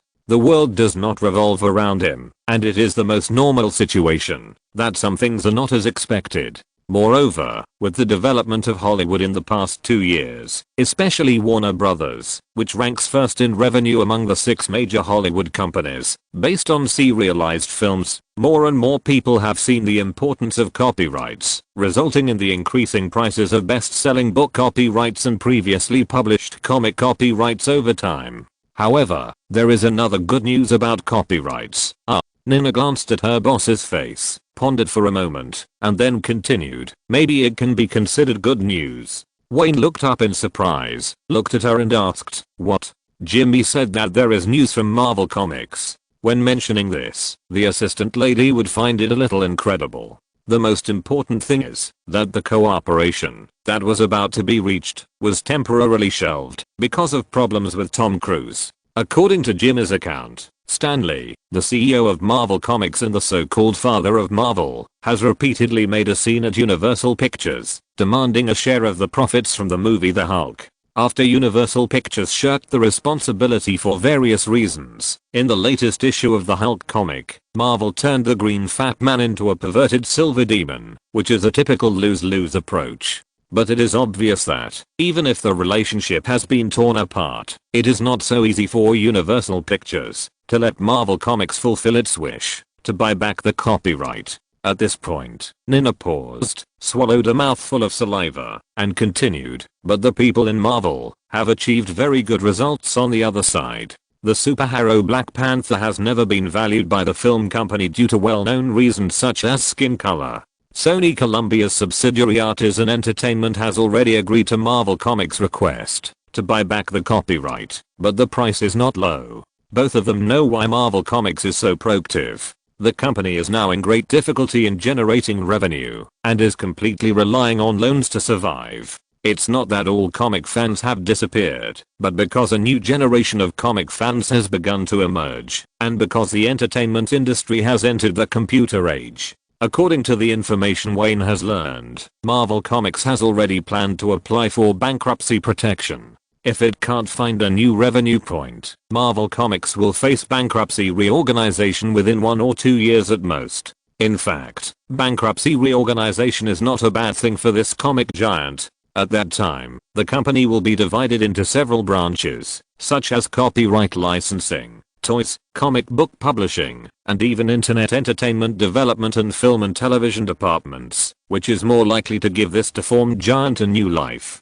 Give them money. Without any hesitation, Wayne waved his hand and gave the assistant a heroic order. Taking the briefcase handed over by Sofia Coppola, he lit a cigarette and saw that there were not many staff left on the set. He was ready to say hello to Charles Roden and leave work. $22 million.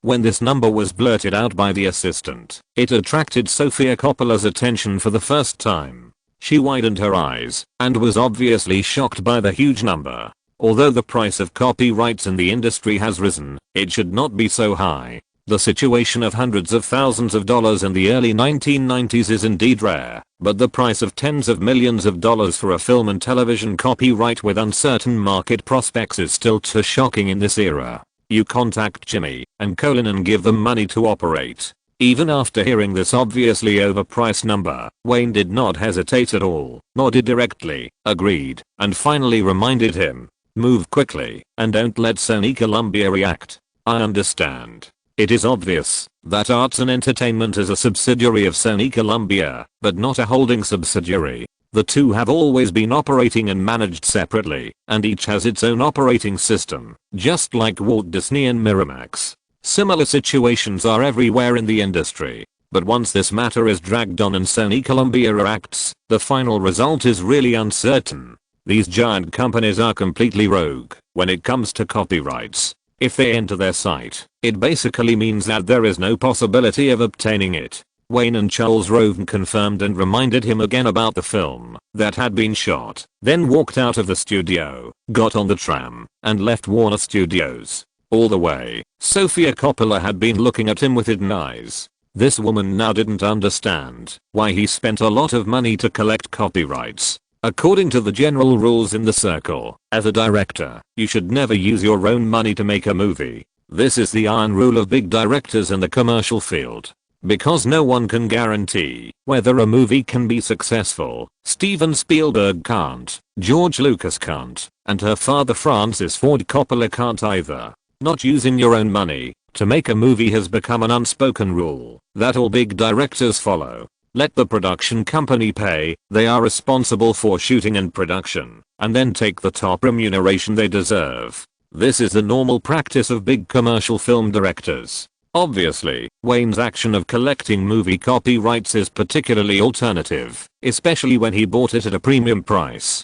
Yes, The Matrix, co-produced by Greenberg Studio and Warner Brothers, was a huge success, but who can guarantee that the next film will continue to be a big hit? However, this question was destined to be answered by no one. After the two parties parted ways at the door of the studio, Sofia Coppola drove home with deep doubts. Boss, there is one more thing that may interest you. The Rolls-Royce Phantom was driving smoothly. Nina, who was sitting in the back seat, pushed her glasses on her face and said, "It was because you asked Jimmy to keep an eye on the copyright of Marvel that he found it." "What is it?" Wayne retracted his attention from the director's notebook and turned to look at the assistant lady and asked, "New Line Cinema." The corners of Nina's mouth slowly turned up, revealing a rare smile. New Line Cinema has long been unable to hold on, but this top medium-sized film company in the industry has its own advantages. Their rich film library continues to generate income for the company, and their good distribution channels in North America can also become a revenue point for the company to survive.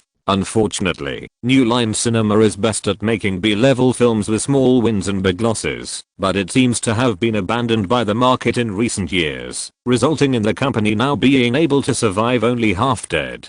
Just a few days ago, Robert Shee, the chairman of New Line Cinema and the largest shareholder, has officially submitted a merger application to Time Warner, and it seems that he does not intend to continue to hold on. Wayne was not surprised to hear the news. He knew that this day would come sooner or later. But in fact, as long as Shea holds on for another 2 years, he may be able to continue to make a comeback with low-cost horror films. In fact, ever since he took away The Lord of the Rings and then, because of the secret disruption, the copyrights and income of New Line's rare successful works such as Seven Deadly Sins were taken away by Warner Brothers, he knew that there was a high probability that this company would not be able to hold on, and the Chinese horror film master who could save them had arrived.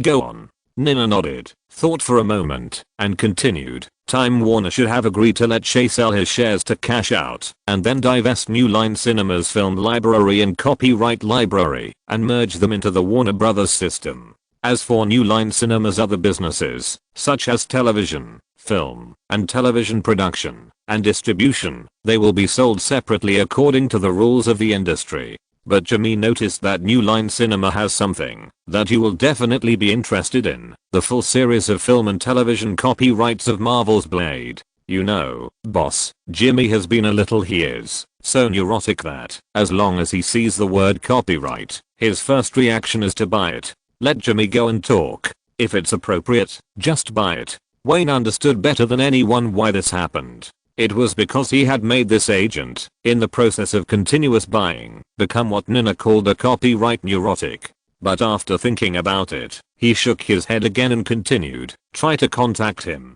If the other party is willing to sell, and the premium is not high, then take it down. If the other party opens a huge price, then forget it. The copyright is in the hands of Warner Brothers, and we at least have the possibility of getting involved in the future. Okay, no problem. The assistant nodded, but still couldn't help reminding him. But you have to pay attention, boss. Although there is still more than 100 million in cash in the account of Greenberg Studio, if it is spent at this rate, it may affect the next plan. Well, you don't understand. Shaking his head slightly, Wayne took a big sip of the cigarette and muttered to himself. Even if you have money in your hand, you may not be able to buy it in the future. Spider-Man, Wolverine, Iron Man, Captain America, Thor, Hulk, Hawkeye, Captain Marvel, Black Widow, Ant-Man, Black Panther, Deadpool, Doctor Strange, Punisher, Daredevil, Jessica Jones, Luke Cage, Iron Fist, Shang-Chi, Ghost Rider, Blade.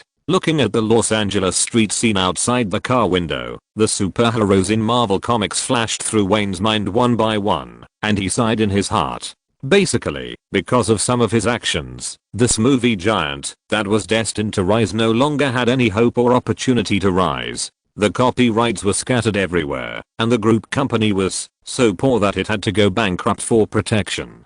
Coupled with his intentional or unintentional small actions, it was obvious that this company could not have a film and television law again. Chapter 615, Nepotism. There has always been a consensus in the Hollywood circle that movies are never a stage for personal heroism. This may be difficult for the audience to understand because they see dazzling big stars and hear talented big directors, but for relevant practitioners, it is almost a very natural cognition. The reason why Wayne's movies continue to succeed and even make him have today's wealth and fame is that the behind-the-scenes staff behind him are the key points that have been ignored by the audience. Every Hollywood crew with a large investment will be composed of hundreds of related technical personnel, and their existence is the cornerstone of a successful movie. The technical experts among Wayne's stable behind-the-scenes core members have always been regarded as the typical successful team in the circle, and are also the dream combination of every Hollywood crew.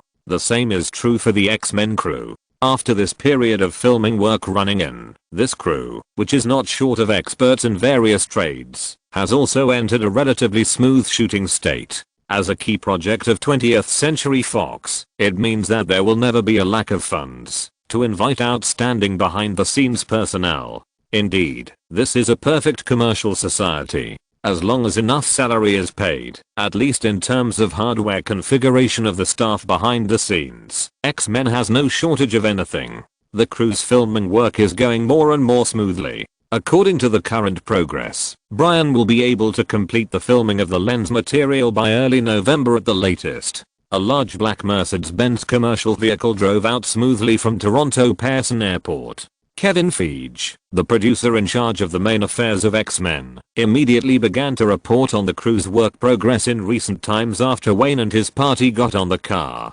Although everyone in the minds of the top executives of 20th Century Fox and the hearts of the huge crew members subconsciously regarded him as the first producer of the film, he did not lose himself in power and still maintained enough respect for Wayne, who did not participate in any specific work. Very good. Listening to Kevin Feige's simple description of the filming progress and chatting with each other about some minor problems in the filming, Wayne nodded from time to time with a blank expression. Go back and tell Bryan Singer that the film room is ready. I want to check the footage tomorrow. It's ready. Although the men around the crew looked like good gentlemen from the preparation to the start of filming, Kevin Feige and Bryan Singer did not neglect the necessary preparations. At the Hilton Doubletree Hotel in the city center, the crew has opened a presidential suite for you for a long time. I also booked a conference room with the hotel in advance and have set it up as a film room. Long ago, the contract signed by Jimmy and 20th Century Fox not only stipulated the sky-high producer salary, but also made detailed terms for his personal treatment during work. According to the contract signed by both parties, whether it is food, clothing, housing and transportation, Wayne's treatment must be the best in the crew.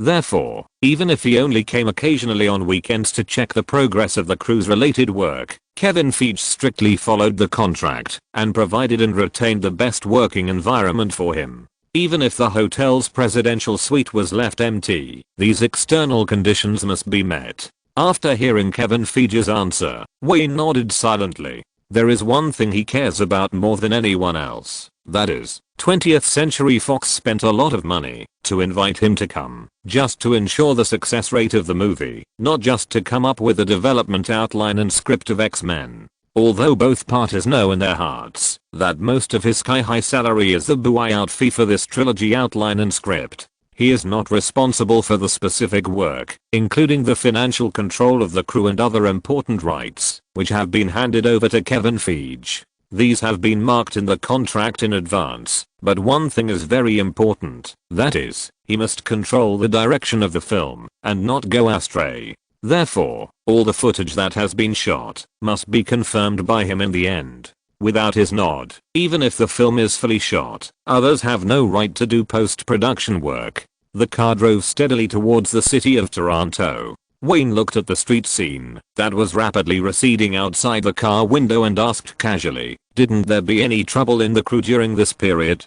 Fortunately, they are all minor troubles. Kevin Feige leaned on the seat of the business car. After hearing this question, although his body seemed to be relaxed on the surface, his eyes had actually narrowed slowly. You know, Wayne, there is no such large crew in the circle that can shoot quietly. These are just some minor troubles and have no big impact on the crew's filming. There are some things that both of them understand. That is, a large investment crew like X-Men will definitely encounter some inexplicable troubles, some of which can indeed affect the crew's work, such as various non-profit organizations that suddenly come to the door, or some unexpected situations that suddenly appear. Not only the X-Men crew faces this situation, all large crews in Hollywood will face various troubles, even Wayne's crew. The big projects of big film companies are like a bright light in the dark night. There is no way to hide themselves well, and all kinds of troubles will definitely come to the door. This is just an external problem. For a crew like this with hundreds of people, there will be no less internal problems. As we all know, there is no harmony within the Hollywood crew. The conflicts among staff, caused by various reasons, are often the most troublesome for the crew leader.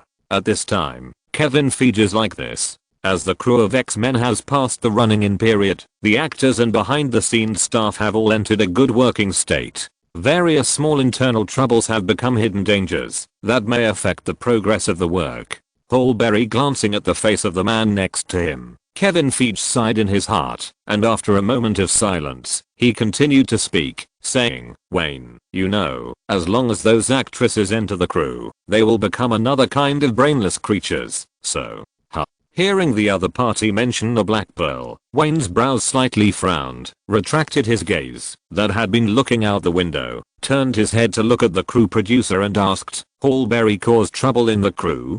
Hallberry got some care in the crew through her relationship, which is understandable. But using her relationship with him to make trouble in the crew and affect the normal progress of filming is a situation that he will never allow to happen. No, Harry has been very low-key since he joined the crew.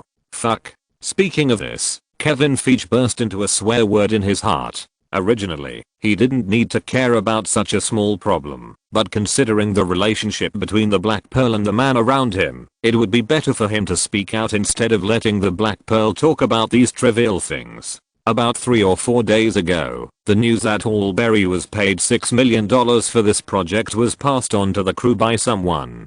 Kevin Feige smiled helplessly, shrugged his shoulders, and said with a headache, then the actresses and the crew spontaneously united together and began to isolate Hallberry.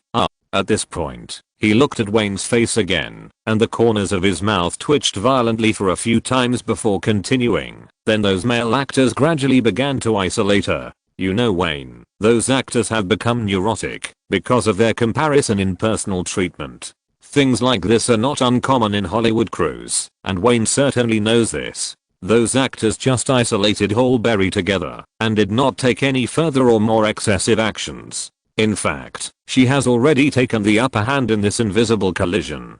It's very simple. Everyone in the crew knows that with Hallberry's status in the industry, it is impossible for her to get this premium salary. The fact is that she was able to sign this contract in a low-key manner because 20th Century Fox gave her face.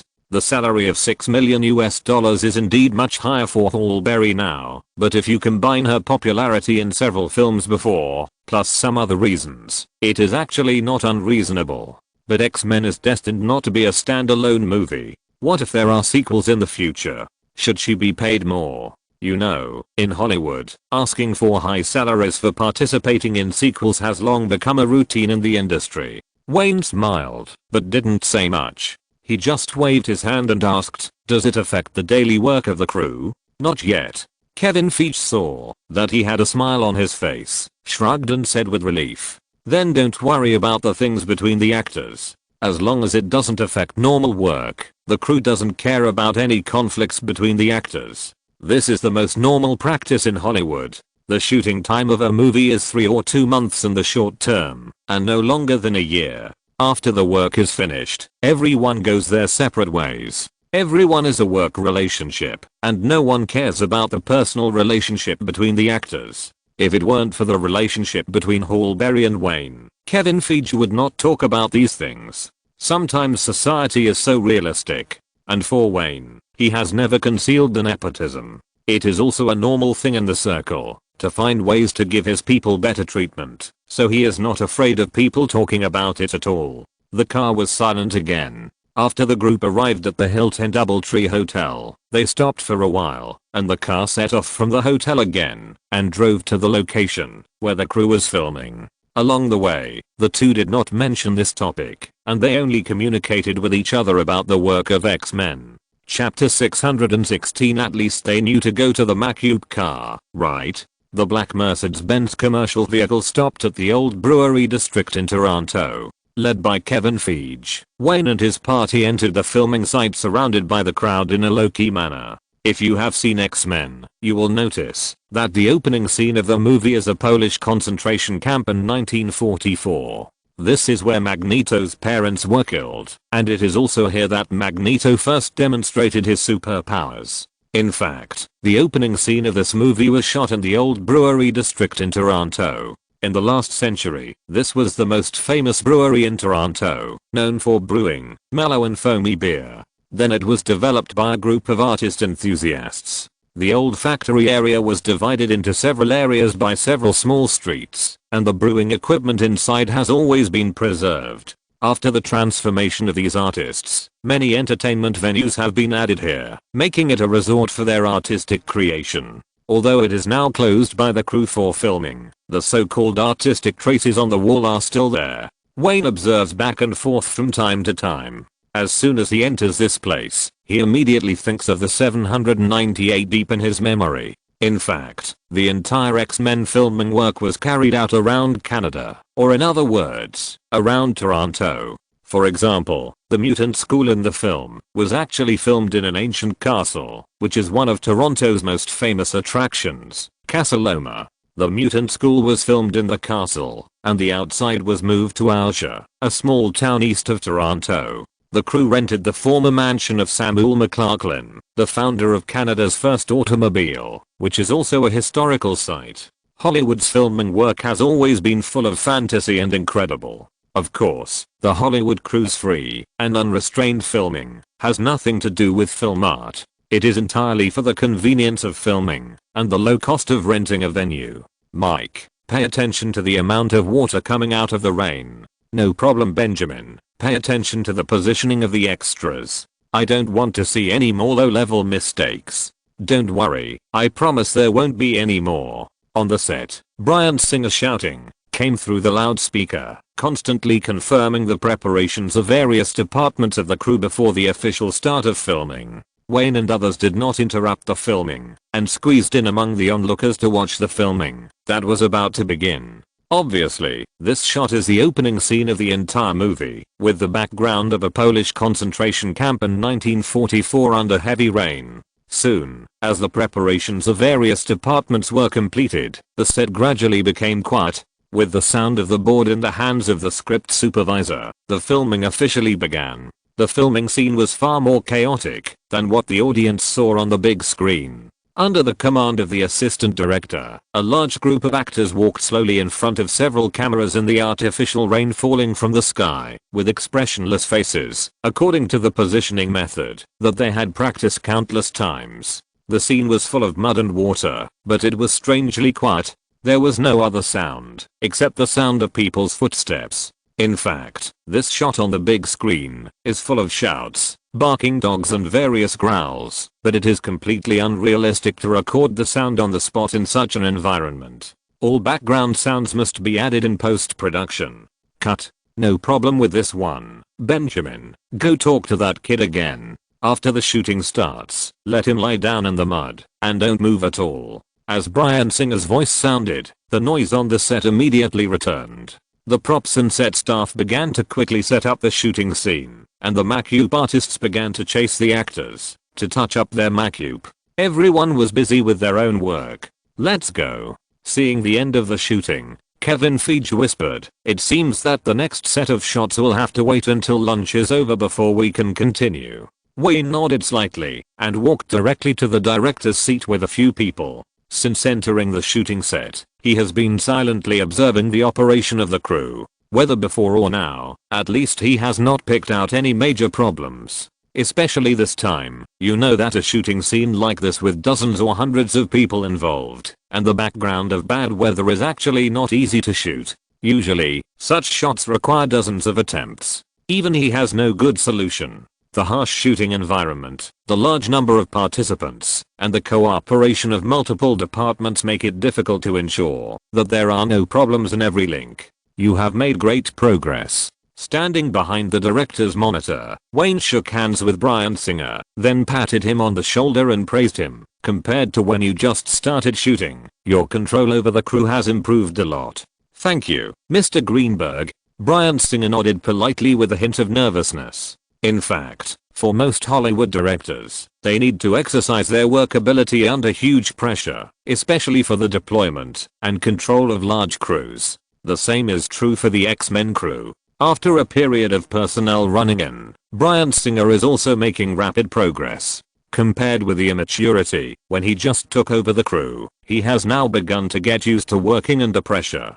Don't worry about me, just continue with the work at hand. The two greeted each other politely. Wayne waved his hand, took Nina and Sergey away from the director's seat, found a corner, and silently observed the crew preparing for the next set of shots. The scene had been washed by water trucks for several times, and had completely turned into muddy mud. For those low-level staff, the work was really difficult. Several main actors of X-Men gathered together, frequently casting their gazes at the corner where he was, and whispering about something from time to time.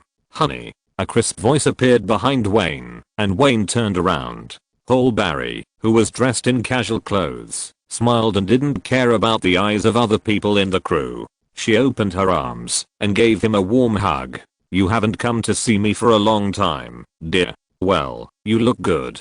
Wayne recalled the feeling just now, shrugged slightly, and said with a smile, "Better than I thought. I heard that you are isolated by everyone." Hearing his teasing words, Hallberry was stunned for a moment. This is a very smart woman, and obviously she didn't think of complaining to him secretly. The woman's eyes turned, and she quickly glanced at Kevin Feige, the director. She knew some of her problems in the crew. The producer in charge of the specific work should have talked about it on the way to pick up Wayne. "I can handle it." Hallberry's smile remained unchanged. She looked at the man and said, "These are nothing to me. I know where I should focus my attention." "Very good, Harry. You are more mature than I thought." The interaction between the two people at this time attracted a lot of attention, especially the main actors who had been staring at this side. When they saw Hallberry passing by, they looked at each other at the same time and saw worried emotions in each other's eyes. Especially the three actresses, they all saw a strong sense of uneasiness in each other's expressions. No one knew whether the woman would complain to the first producer of the crew. "Are you scared now?"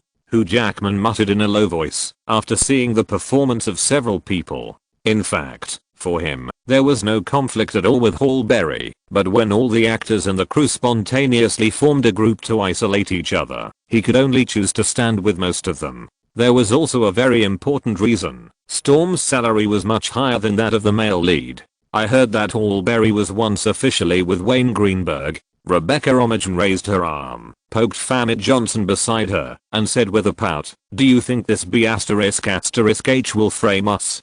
"Don't worry, Wayne Greenberg won't pay attention to such a thing." As an old hand in the circle, Bruce Davidson shook his head slightly, and his voice attracted everyone's attention. "Do you think such a big shot would have the time to pay attention to these? Don't be silly." In fact, apart from isolating the woman, they did not do anything else. It did not affect the normal filming work, nor did it cause any harm to the woman. Of course, everyone knew that isolating the woman was the biggest way to express dissatisfaction. No one is stupid. If they really want to make trouble, I'm afraid even these actresses won't do it. No one wants to really go too far. There are many rumors about Wayne's gossip in the circle, but the most reliable and believable one is that no woman can live in Greenberg Manor except Naomi Watts. This has explained too many problems. Wow, what does that B***H want to do? Just as several people were muttering, Rebecca Omijan pursed her lips and whispered, if I'm not mistaken, someone can't wait to curl up and want to please their daddy." Under the gaze of countless crew members, Hallberry snuggled in the man's arms intimately, and the smile on her face never disappeared.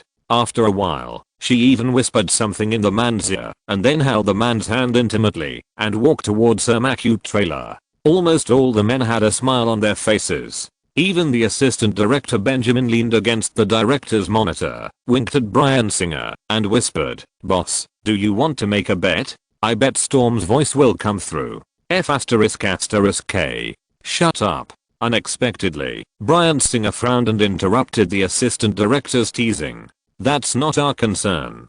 Go organize the actors to practice their movements." The assistant director shrugged and turned to the actors waiting on the set. "This kind of thing is not uncommon in Hollywood crews. At least they know to go to the Macute trailer and start messing around, right? Which old timer in the circle has not seen it?" Some actors and stars who fell in love because of the play were so emotional that they couldn't wait to meet each other frankly in the cubicle of the set. However, these people's enthusiasm usually came and went quickly. Many actors became strangers again on the day the crew finished shooting. Chapter 617. Do you want to be the first black movie queen in history? To some extent, Hallberry is one of the women who has known Wayne the longest, so she knows this man's special hobbies best. What's rare is that she can be ruthless and satisfy his private hobbies. Perhaps for the Russian bear who was waiting outside the door of the Macute car, the movement in the car, like a wounded night cat, did not make him have any emotional fluctuations. But for those staff members in the crew who vaguely heard some sounds, they looked at the closely guarded Macute trailer with strange eyes. Hallberry has been working hard in the circle for many years. It is obvious that she has figured out many things. At least one thing she is very sure of is that she is much luckier than most passers-by or beautiful girls who come to Los Angeles with dreams. And her purpose is also very clear, that is, to seize every good luck given by God and get more in this world of fame and fortune. In the Macu trailer of the crew at the ancient brewery in Toronto, Canada, in the past few dozen minutes, Wayne fully felt the passion and unrestrainedness of this woman. Perhaps it has been a while since we last met. This black pearl is not stingy in showing off her beauty and doesn't care that there are hundreds of people shooting outside. At this moment, he was sitting on a chair, holding a newly lit cigarette in the corner of his mouth, tilting his head to take a puff or two from time to time, his eyes fixed on the place not far in front of him. A torn and somewhat tattered Storm Girl costume, or rather a carefully made Storm Girl costume, a little surprise specially prepared by the woman, has been torn into pieces at this moment. Holberry bent over with her back to Wayne, trying to take the cloth strips off her body. "Honey, I knew you would definitely like the gift I prepared."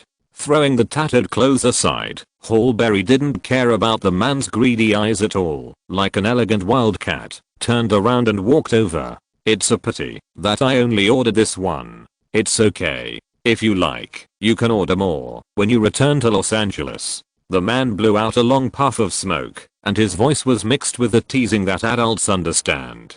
"Harry, you are so hot that it makes people intoxicated. Well, you are so beautiful that people want to tear you apart. What is Los Angeles most famous for? Of course, it is Hollywood's world-leading film industry." Wayne has secretly decided to contact them when he returns and order a batch of special costumes. The war that was like a rainstorm just now made him have more and deeper thoughts about these props that he had neglected. "Dear." With a charming smile on her delicate wheat-colored face, Holberry licked her lips while looking at the man while adjusting his suit and shirt. "I like to hear you praise me, which means that my preparations are not in vain. It's time for work in the afternoon." After saying that, he didn't care about some marks on his body, picked up the clothes he had sorted out, walked a few steps to the man's side, raised his eyebrows, and asked, "Do you want me to help you dress, my dear tyrant?" Unexpectedly, the man put out the cigarette, but on the dressing table, and a smile that made her shudder appeared at the corner of his mouth. Holberry looked at the man's body with a fixed gaze, and her hands holding the clothes trembled a little, and an incredible expression appeared on her face at the same time. "No, God, let me go. I was almost torn to pieces by you just now. Don't you have work in the afternoon? Wait until the work is over. I swear, your presidential suite, that has been empty all the time. I have long wanted to experience it for a night." Looking at the incoherent woman, Wayne seemed like a child who had succeeded in a prank, and smiled and shook his head. He took the clothes from the woman's hand, and began to put them on himself one by one. Not caring about herself, Holberry gritted her teeth, and helped the man to sort out the collar of his shirt. Women know that if 90% of something is done, then it must be finished well, otherwise most of the previous efforts may be in vain. No man does not like a woman's tenderness and carefulness after enjoying the full desire of conquest. This is Hollywood, and the movie has long taught her how to do it. Unfortunately, she can't make a warm and loving breakfast in a big shirt. "Dear, X-Men will be finished filming in November at the latest." The wheat-colored palm gently smoothed the creases on the shirt. Holberry said casually, "This movie will not be released until next summer at the earliest." Seeing the smile on the corner of the man's mouth, she didn't care at all. Under the gaze of the other party, she put on her clothes neatly and showed off her hot body. Leaning back on the chair he had just sat on, Wayne lit another cigarette, crossed his hands over his chest, crossed his legs, and looked at the rare scenery in front of him, as if to encourage the other party, and said, "Go on, go on. I heard that your personal film studio will produce a series of projects from a female perspective." Holberry blurted out her purpose without hesitation. She knew very well that the man was in a good mood now. Even if he couldn't get some things, the other party would not be angry because of her excessive demands. If he mentioned these things again after leaving this Macu trailer, it would be a different conversation atmosphere. "That's right." Nodding, Wayne looked at the woman's uneasy face. Regardless of whether the other party was acting carefully or for real, his eyes slowly narrowed.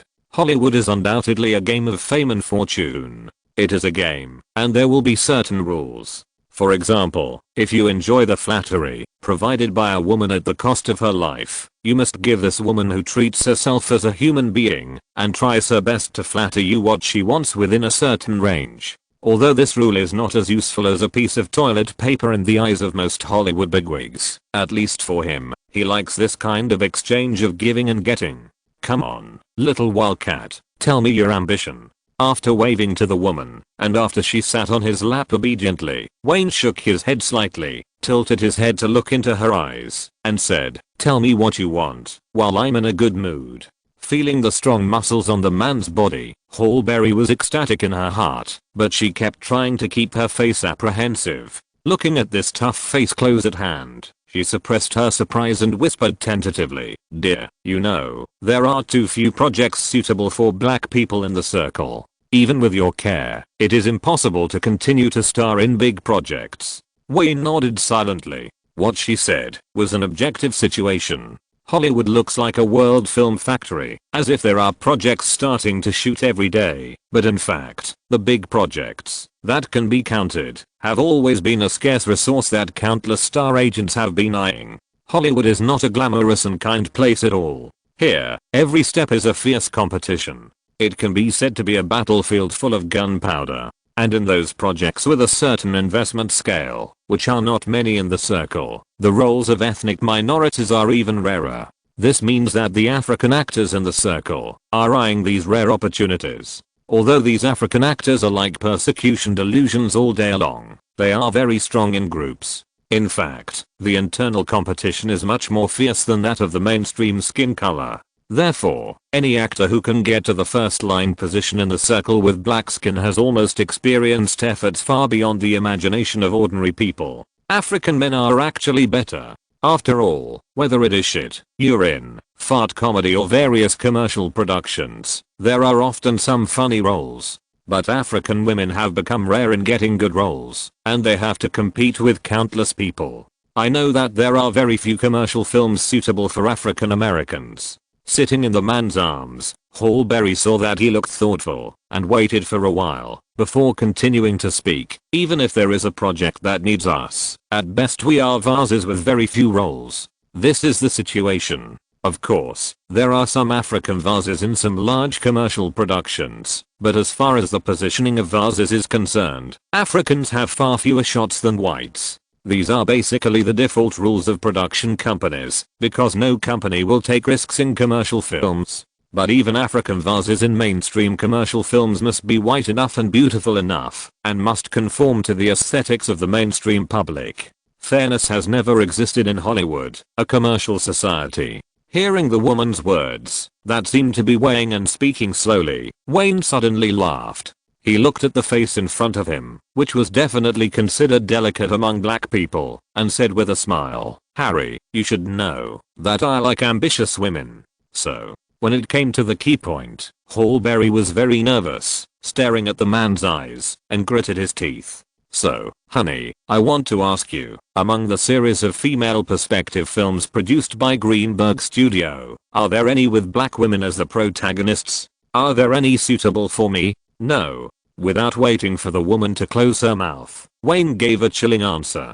Greenberg Studio will indeed produce a number of projects with female perspectives in the next 2 years, but to be frank, the attributes of those projects are also commercial films, and their purpose is to make male audiences willing to go to the theater and pay for them. Some invisible rules in Hollywood did not appear for no reason. For example, no film company would impulsively use black women as the protagonists of commercial productions, because similar projects would not pass the review at all. Even if Greenberg Studio is Wayne's private property, he would not risk tens of millions of dollars for the woman in his arms. In his eyes, no woman in the whole Hollywood is worth the price. Let alone Hallberry, the representative actress of this era. Big Mouth ZHU is not worth it. The previous Katharine Hepburn, Greta Garbo, Elizabeth Taylor, and even Marilyn Monroe and Audrey Hepburn, even if they sat on Wayne's lap, are still not worth the price. I suddenly have an idea, Harry. What the woman in his arms didn't expect was that after Wayne's refusal, he said something that made her jump up.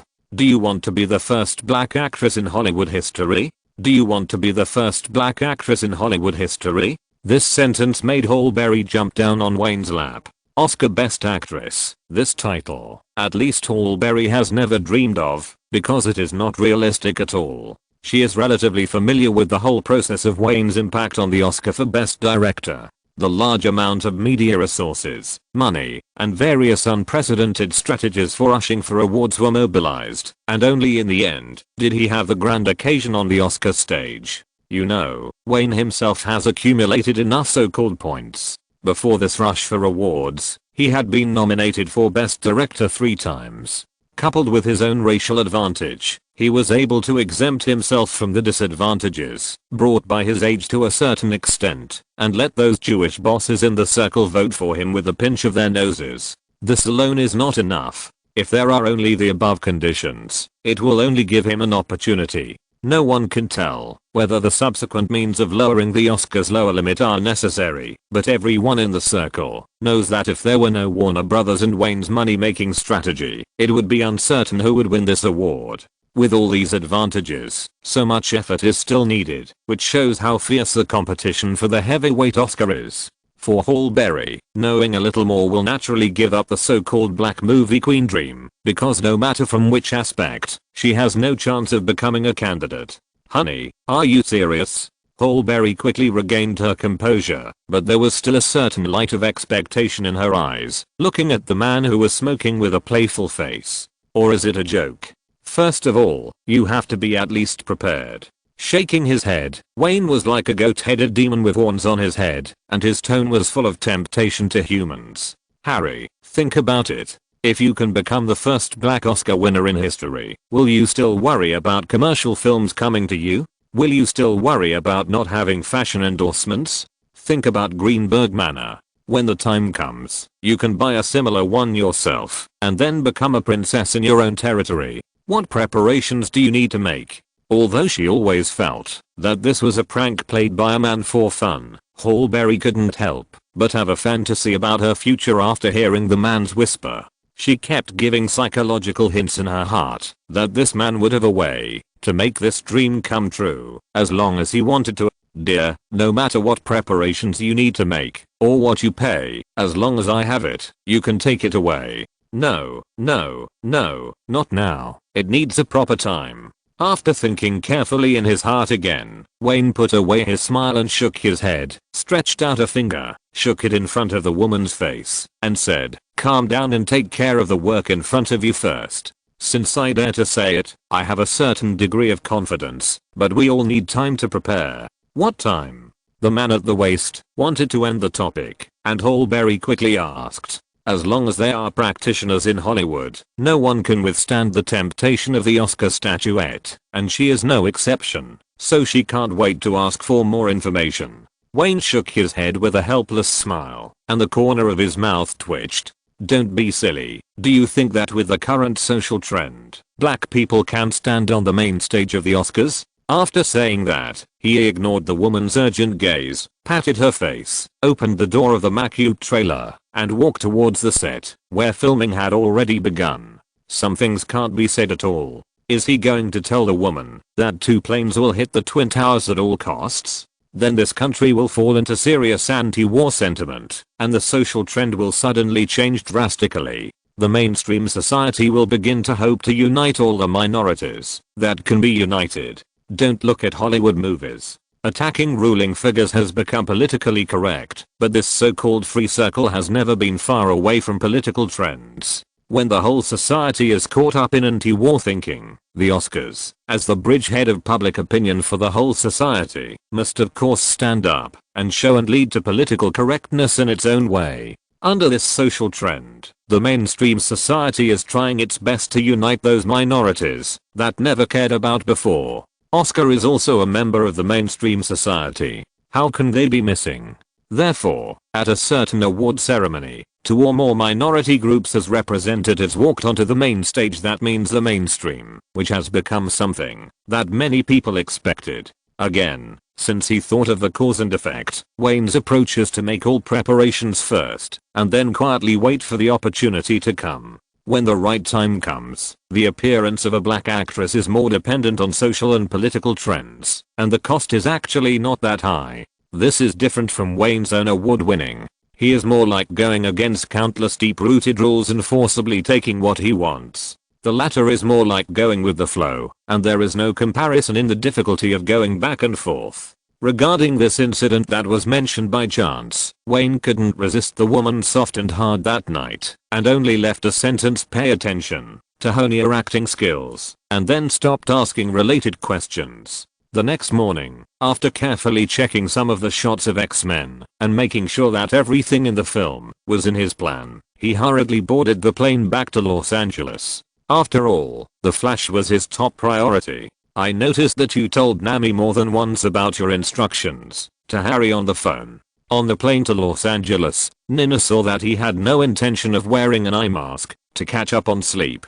After talking about work for a while, she asked curiously with big eyes, "Pay attention to honing your acting skills?" Wayne said, "That's right." The assistant nodded. "Nina, you have to know that it is difficult to improve a person's acting skills in a short period of time." Shrugging his shoulders, Wayne saw that she was interested in this question and simply explained casually, "For actors, it is common to have a short-term burst of acting skills, but if you want to maintain a relatively high level for a long time, you must hone it step by step." His meaning was very clear. If you want an actor to have a short burst of acting skills, there are many ways to do it, such as Christian Bale in Beginnings. Some actors are very talented and can shorten the time of this training and accumulation, such as Nicolas Cage. But if you want to maintain a high level, you must go through this process of accumulation and training, no matter how long it takes. Tom's acting skills are mediocre most of the time. Nina raised her eyebrows and pouted her lips and said, "But it still doesn't affect him becoming the most popular superstar in Hollywood." "No, that requires a prerequisite." Wayne shook his head.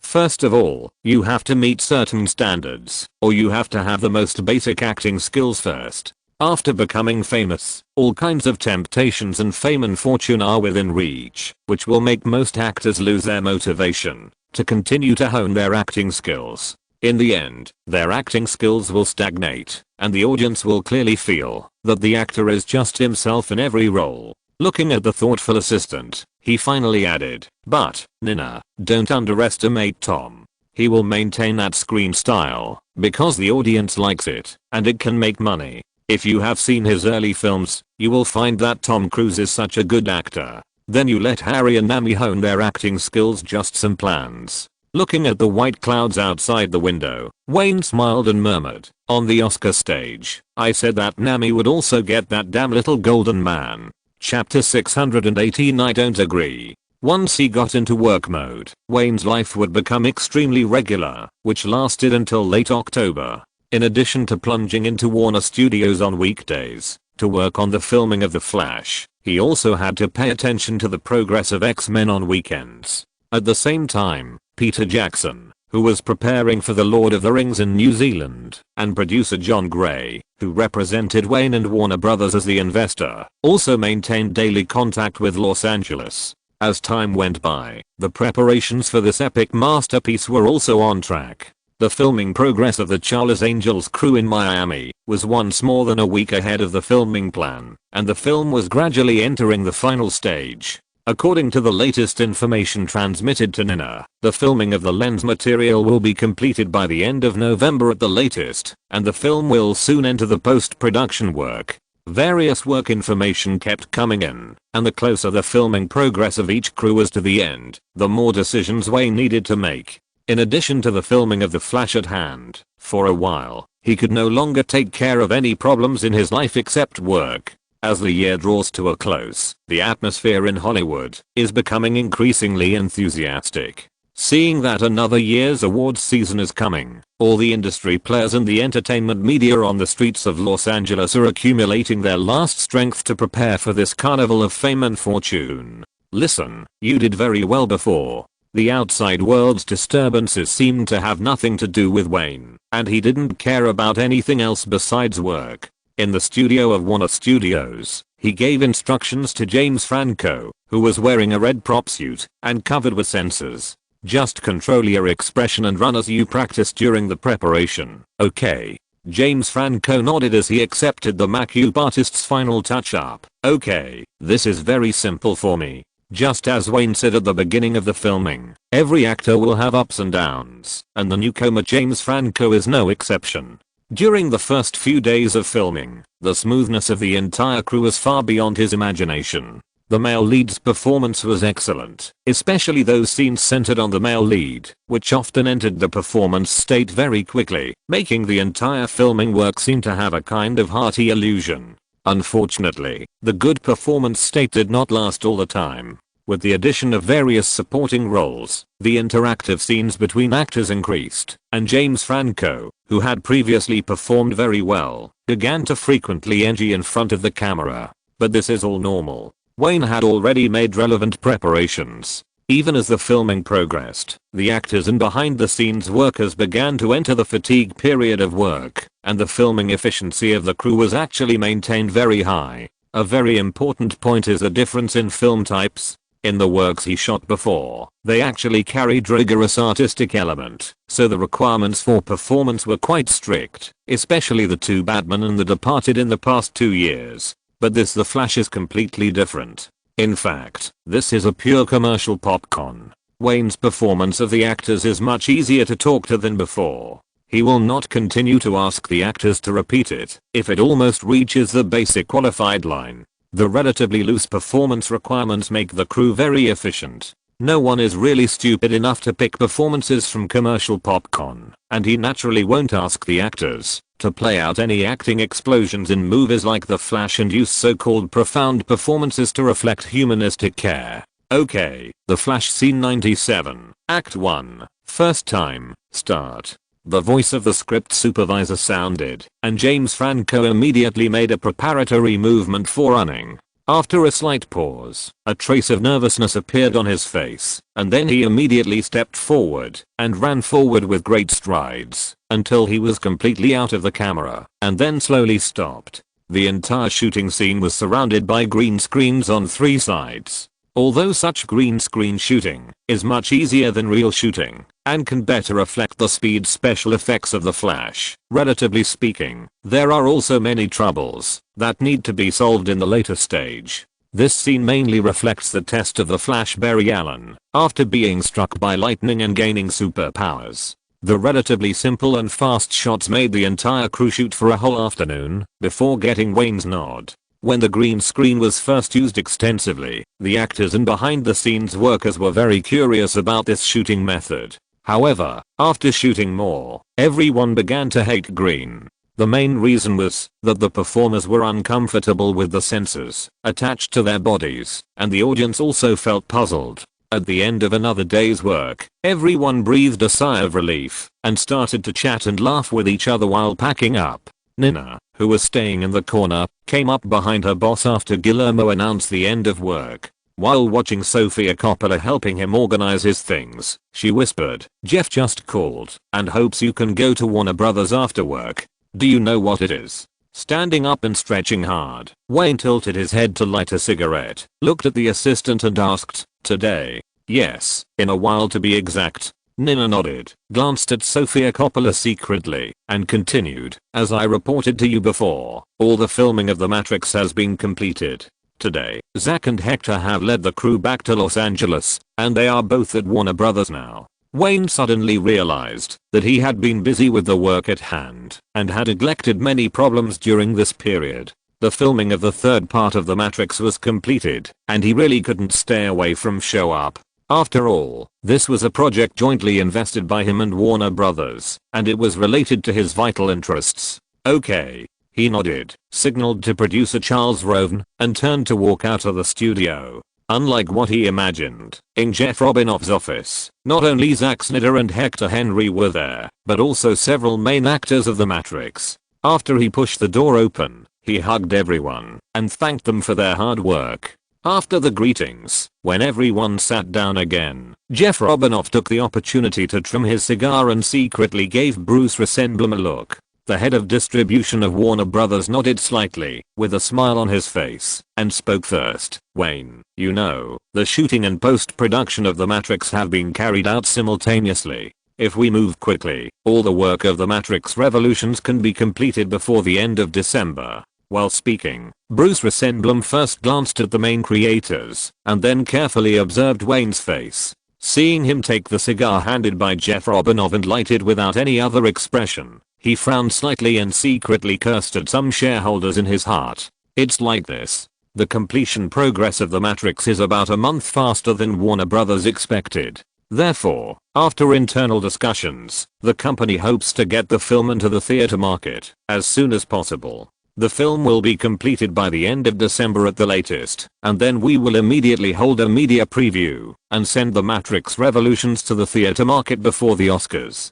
Not to mention others. Even Bruce Rosenblum felt that some senior executives and shareholders were too eager for quick success. But there was no way. He and Jeff Robinov were just senior executives of Warner Brothers, and they couldn't ignore the opinions raised by some shareholders. Well, it will be completed by the end of December, and promotion and preview will be held in January. Exhaling a puff of green smoke, Wayne raised one hand and rubbed his fingers back and forth on the stubble on his chin, muttering while thinking about the possibility of doing so. That means it will be released at the latest in late January or early February. The advantage is obvious.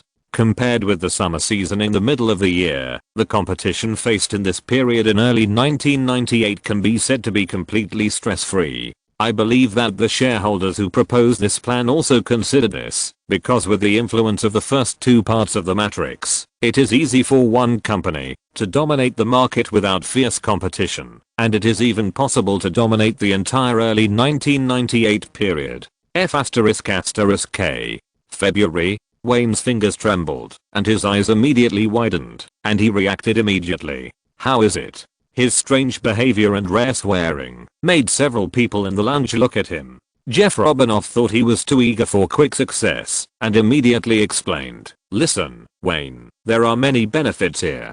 Compared with the more competitive summer season, perhaps the early season can release the box office potential of The Matrix Revolutions. By then, hey, I understand." Waving to the CEO of Warner Brothers, Wayne shook his head seriously. If possible, he really wanted to roll his eyes. Was he dissatisfied with his death? The idea of releasing the box office potential is indeed correct, but that requires no strong competitors. However, since the end of December, except for 20th Century Fox and Paramount, no company's films have been able to achieve the expected results. No, I don't agree. No one expected that Wayne, who has always been easy to talk to, would choose to refuse without hesitation. Even several core creators of the crew can see the benefits. It is impossible for him not to see it. Listen, Jeff, according to the agreement signed between Greenberg Studios and Warner Brothers Distribution, The Matrix Revolutions will be released in the summer of 1998.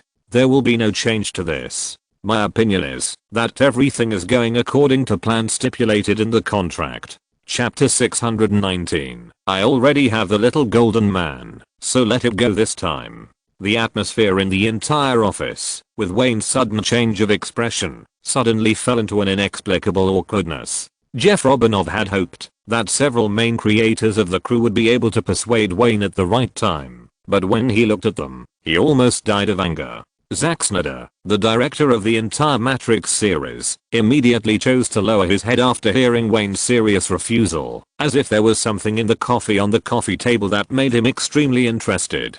He didn't even blink, and watched with relish. Hector Henry wanted to say something, but he had the least experience here, and his career breakthrough all depended on the man opposite him, so he shrugged at Jeff Robinov with a sullen look on his face and spread his hands silently. Not to mention the actors. Brandon Lee didn't even look at the CEO of Warner Brothers, and chatted with Charlize Theron in a low voice from time to time. It was obviously impossible to expect them to talk. Jeff Robinov sighed, exchanged glances with Bruce Rosenblum, waved his big cigar helplessly, and nodded to Wayne. I will tell everyone the results of the conversation at tomorrow's high-level meeting. That's it. The plans for the Matrix Revolutions will all be in accordance with the contract. Hearing his words, Wayne's expression gradually eased. Some questions simply cannot be explained. Is he going to tell everyone that there will be an unprecedented ship that will crush the global film market for half a year? Okay, let's talk about something happy. Seeing that there was no room for maneuver, Bruce Rosenblum stood up from his desk with a smile and walked back with a document. Take a look at this. It will definitely scare you. What? Wayne took a few documents with a hint of doubt and looked down. At first glance, he found that this was a rigorous statistical table. The specific box office statistics of Batman, The Dark Knight in various countries around the world were all reflected on it. Since he had not paid attention to these things for a while and put all his thoughts on work, if the other party had not given him this thing today, he would not have taken the initiative to learn about it. The global screening of Batman, The Dark Knight has actually begun to gradually come to an end. Even in the North American market, the base of Hollywood, there are only about 1,000 theaters showing this film, and the box office growth has slowly come to an end. In fact, Wayne knows better than anyone that all expectations of this film have been exceeded. When he last cared about it, the global box office of the film had reached $1.2 billion, and it was basically impossible to have any growth points. Another point is that he has never been attached to the so-called number one in the history of box office. After all, he knows very well in his heart that it will not be long before this position will be handed over to others, whether he likes it or not. After getting the data analysis table, Wayne immediately turned to the last page and glanced at the global box office of the movie. At this time, he raised his head in surprise and looked at the two executives sitting opposite him. I knew he would be shocked. Bruce Rosenblum picked up his coffee cup, made a winning expression to Jeff Robinoff, and laughed and whispered a joke. It's not his fault for teasing. When Wayne saw the total box office figures, his first feeling was that his eyes were a little blurry due to the pressure of work. It was clearly written in Arabic numerals that it was $1.23 billion. Both the Warner Brothers marketing department and Wayne's own analysis gave the final box office of this film an assessment of about $1.19 billion. If the film was not released in the East on a large scale in the end, it would take some time to successfully reach $1.2 billion. So that's it. After returning to the first page of the document and seeing the specific investigation report, he nodded thoughtfully. The fact that Batman, The Dark Knight was withdrawn from the shelves in other regions was not unexpected to him, but in the East, the fact that this film could get nearly $30 million really surprised him. The development of things was completely beyond the plan of Warner Brothers and him. It has been proven that Batman, The Dark Knight will be popular there, but the reason for the subsequent continuous explosion of box office is something no one expected. In the three provinces that hosted the Chungchang International Film Festival, after the release of Batman, The Dark Knight, the box office share of the three provinces in the country was still normal, but as time went by, and even other regions' enthusiasm for watching movies faded, the three provinces still maintained a very high box office trend. The reason is very simple. In the mid to late 1990s, a bitter cold current swept across the three provinces. It carried millions to tens of millions of workers and ruthlessly crashed into the crossroads of fate. For a time, the anxiety and confusion of unemployment spread throughout the three provinces. People who were confused about life in their short-lived spirits walked into low-cost cinemas one after another, especially those young people who watched the movie over and over again with a certain escapist mentality. And along with this unemployment cold wave, not only did Batman, The Dark Knight win countless people, but another Chinese song Start Over Again also became popular in the streets and alleys. Most young people choose to wait and see, waiting for the announcement of layoffs and anxiety. Others present don't understand, but Wayne knows very well that the place is in a rapid development and transformation. After a short period of pain, the speed of economic development will shock the whole world. All signs are proving that, when he goes there again, the changes will be huge. $1.23 billion. $1.23 billion worldwide. Zack Snyder kept muttering, looking at the people around him with a complicated look, and filled with a certain admiration. Boss, you are still making history, and Batman, The Dark Knight has not stopped yet. Smiling and waving his hand, Wayne threw the datasheet in his hand on the coffee table, and had no desire to continue reading it. It not only marked the detailed box office figures of each region, but also listed the peripheral income that had been kept secret from the outside world in detail, but all this had nothing to do with him. His income was only related to the box office figures. Warner Brothers has already communicated with the cinema. Seeing that he was somewhat uninterested after watching the film, Bruce Rosenblum crossed his hands, put them on his legs and said, "The Dark Knight will be in the mainstream cinema market until the end of the Oscars on a large scale. Jeff and I have discussed this. If you are interested, Warner Brothers will use all media resources to send the film to the Oscars." Not much hope. Wayne has a very clear understanding of this aspect, so the moment the Warner Brothers distribution director finished speaking, he directly said, "Even if it costs some money, it is nothing more than winning a few technical awards. The hope of a heavyweight award is very small." Everyone nodded silently. The Oscars' discrimination against non-realistic films did not start with The Dark Knight. In the past few decades, no non-realistic films adapted from comics have won major awards on that stage. As early as the end of the Oscars in early 1994, almost half of the North American media were complaining that the Joker was ignored by the Oscars. But in fact, even Wayne himself knew very well that, even if he hadn't encountered Schindler's List, even if he was old enough, he would not be able to win an Oscar for Joker. Regardless of other things, the fact that it was adapted from a DC comic book would kill all the possibilities of winning. The same situation actually applies to Batman, The Dark Knight. No, Wayne, who knows Jeff Robinoff, smoking a cigar and shaking his head, looked at him and said, "I have met with several old men at the party held by Warner Brothers before. At least the news I heard shows that the exaggerated market performance of Batman, The Dark Knight has shattered the traditional concepts of countless Academy members."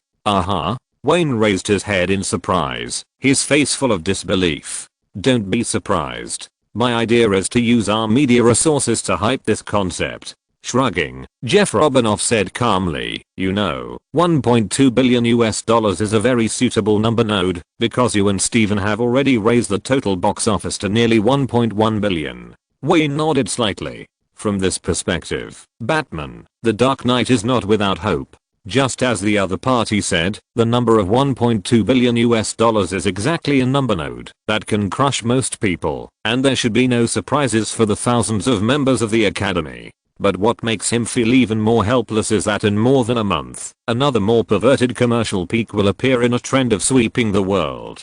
Forget it, there is no need." After a little thought, Wayne decisively refused again. "I already have an Oscar, and I don't want to get a second one in the short term. Unless Warner Brothers wants to continue marketing the film. Otherwise, my advice is to let things take their own course in this Oscar." Although he said it in a high-sounding manner, he was actually thinking about how to watch the show during the award season. Last year, he had just demonstrated the money-making public relations process to everyone in the industry. This year, someone will surely be unable to resist copying it. By then, the fun will naturally come soon. All directors and films that are interested in Oscars this year will become background boards, and even the strongest money-making offensive will be useless. Because the two most important Oscars in March next year involve the fairness and social sensitivity of the Academy. When such market results appear, not giving the Oscar to the big ship will definitely arouse strong doubts from the public.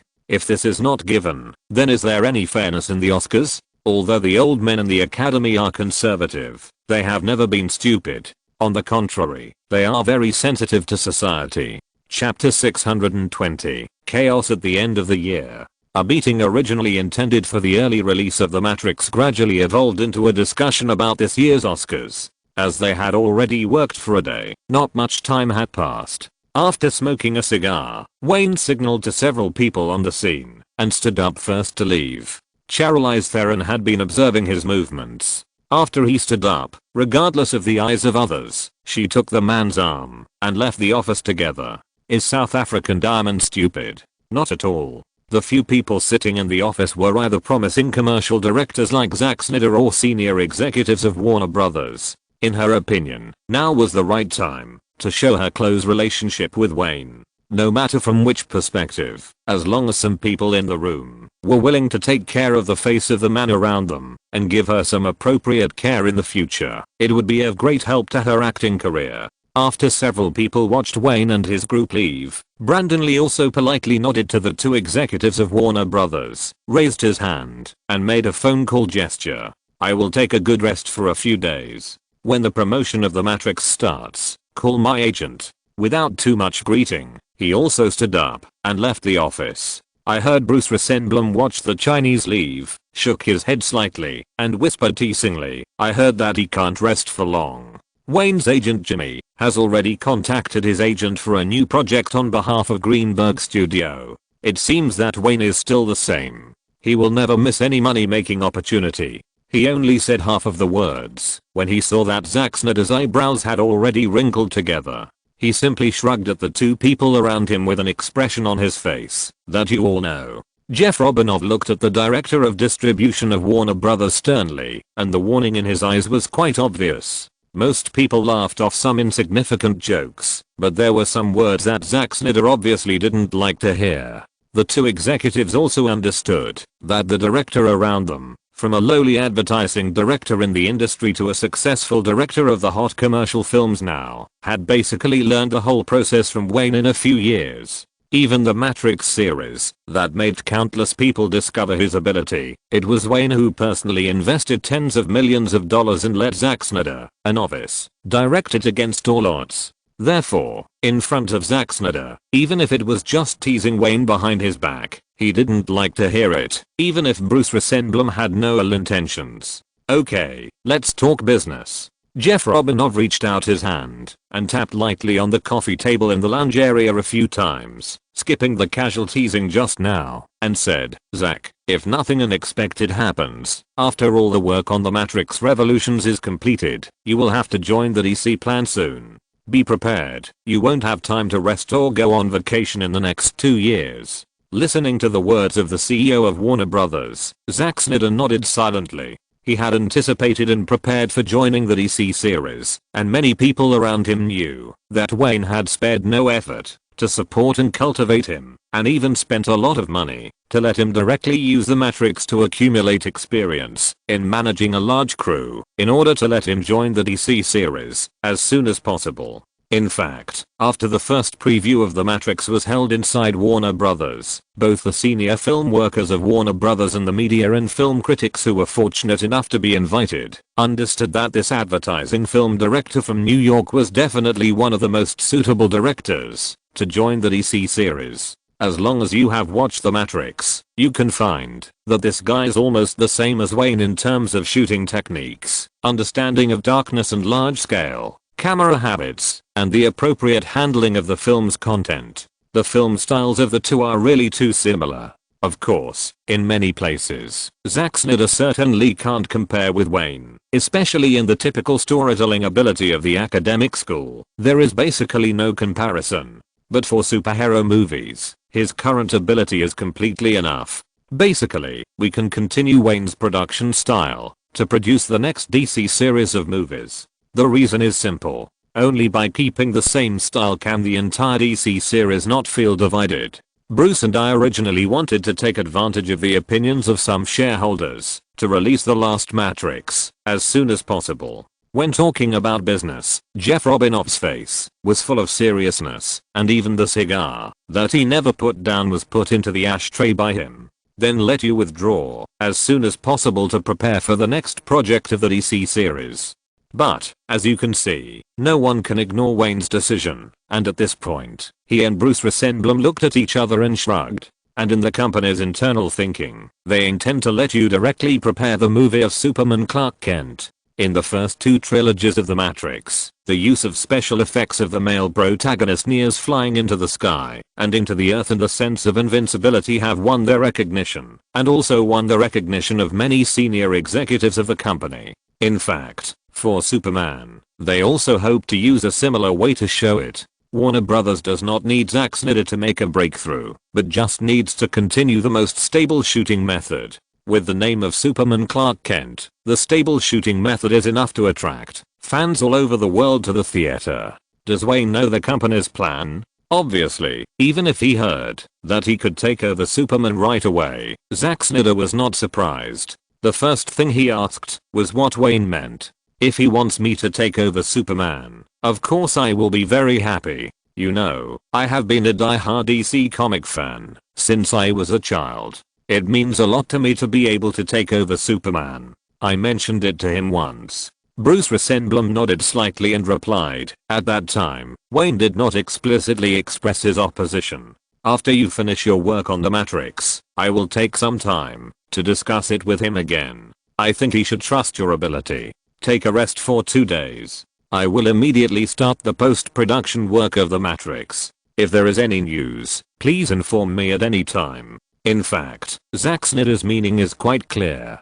If Wayne is willing for him to take over Superman right away, he will be very happy. If Wayne is unwilling, or has other arrangements for him, he will also do it according to the other party's wishes. Everything depends on the results of the negotiation between Warner Brothers and Wayne. So this conversation about the progress of the DC Universe plan ended in a bland atmosphere. Zack Snyder's mind is very clear. He knows better than anyone that only with the support of Wayne can he let go in the DC series. That's right, this series, whether in terms of copyright or other ownership, all belongs to Warner Brothers, but anyone with a little bit of brains can see clearly that in fact, the entire DC series has been proceeding according to Wayne's will, and no one dares to go against Wayne on this series. The Flash is still in the intense filming, and The Matrix has also begun the final post-production work. Since the end of the hot summer season, the North American theater market, which has been silent for nearly 2 months, has ushered in an unexpected wave in the upcoming November.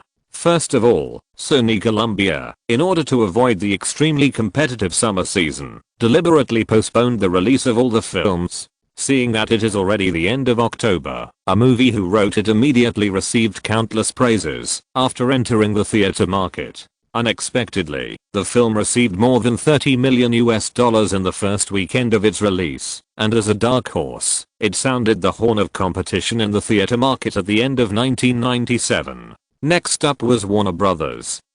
The Devil's Advocate, a low-budget film that was not favored by Warner Brothers, but at the beginning of its release, it took down the thing from the top of the weekly box office with a score of $33.65 million.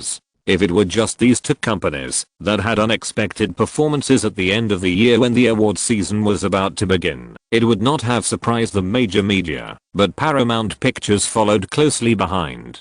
Ashley Judy and Morgan Freeman starred in The Lip, a low-budget crime thriller directed by Gary Fred, which also earned $30 million in its first weekend. The 3 films that were released at the end of October have been entangled in the theater market until early November, and even the box office they achieved was almost the same, more than $60 million.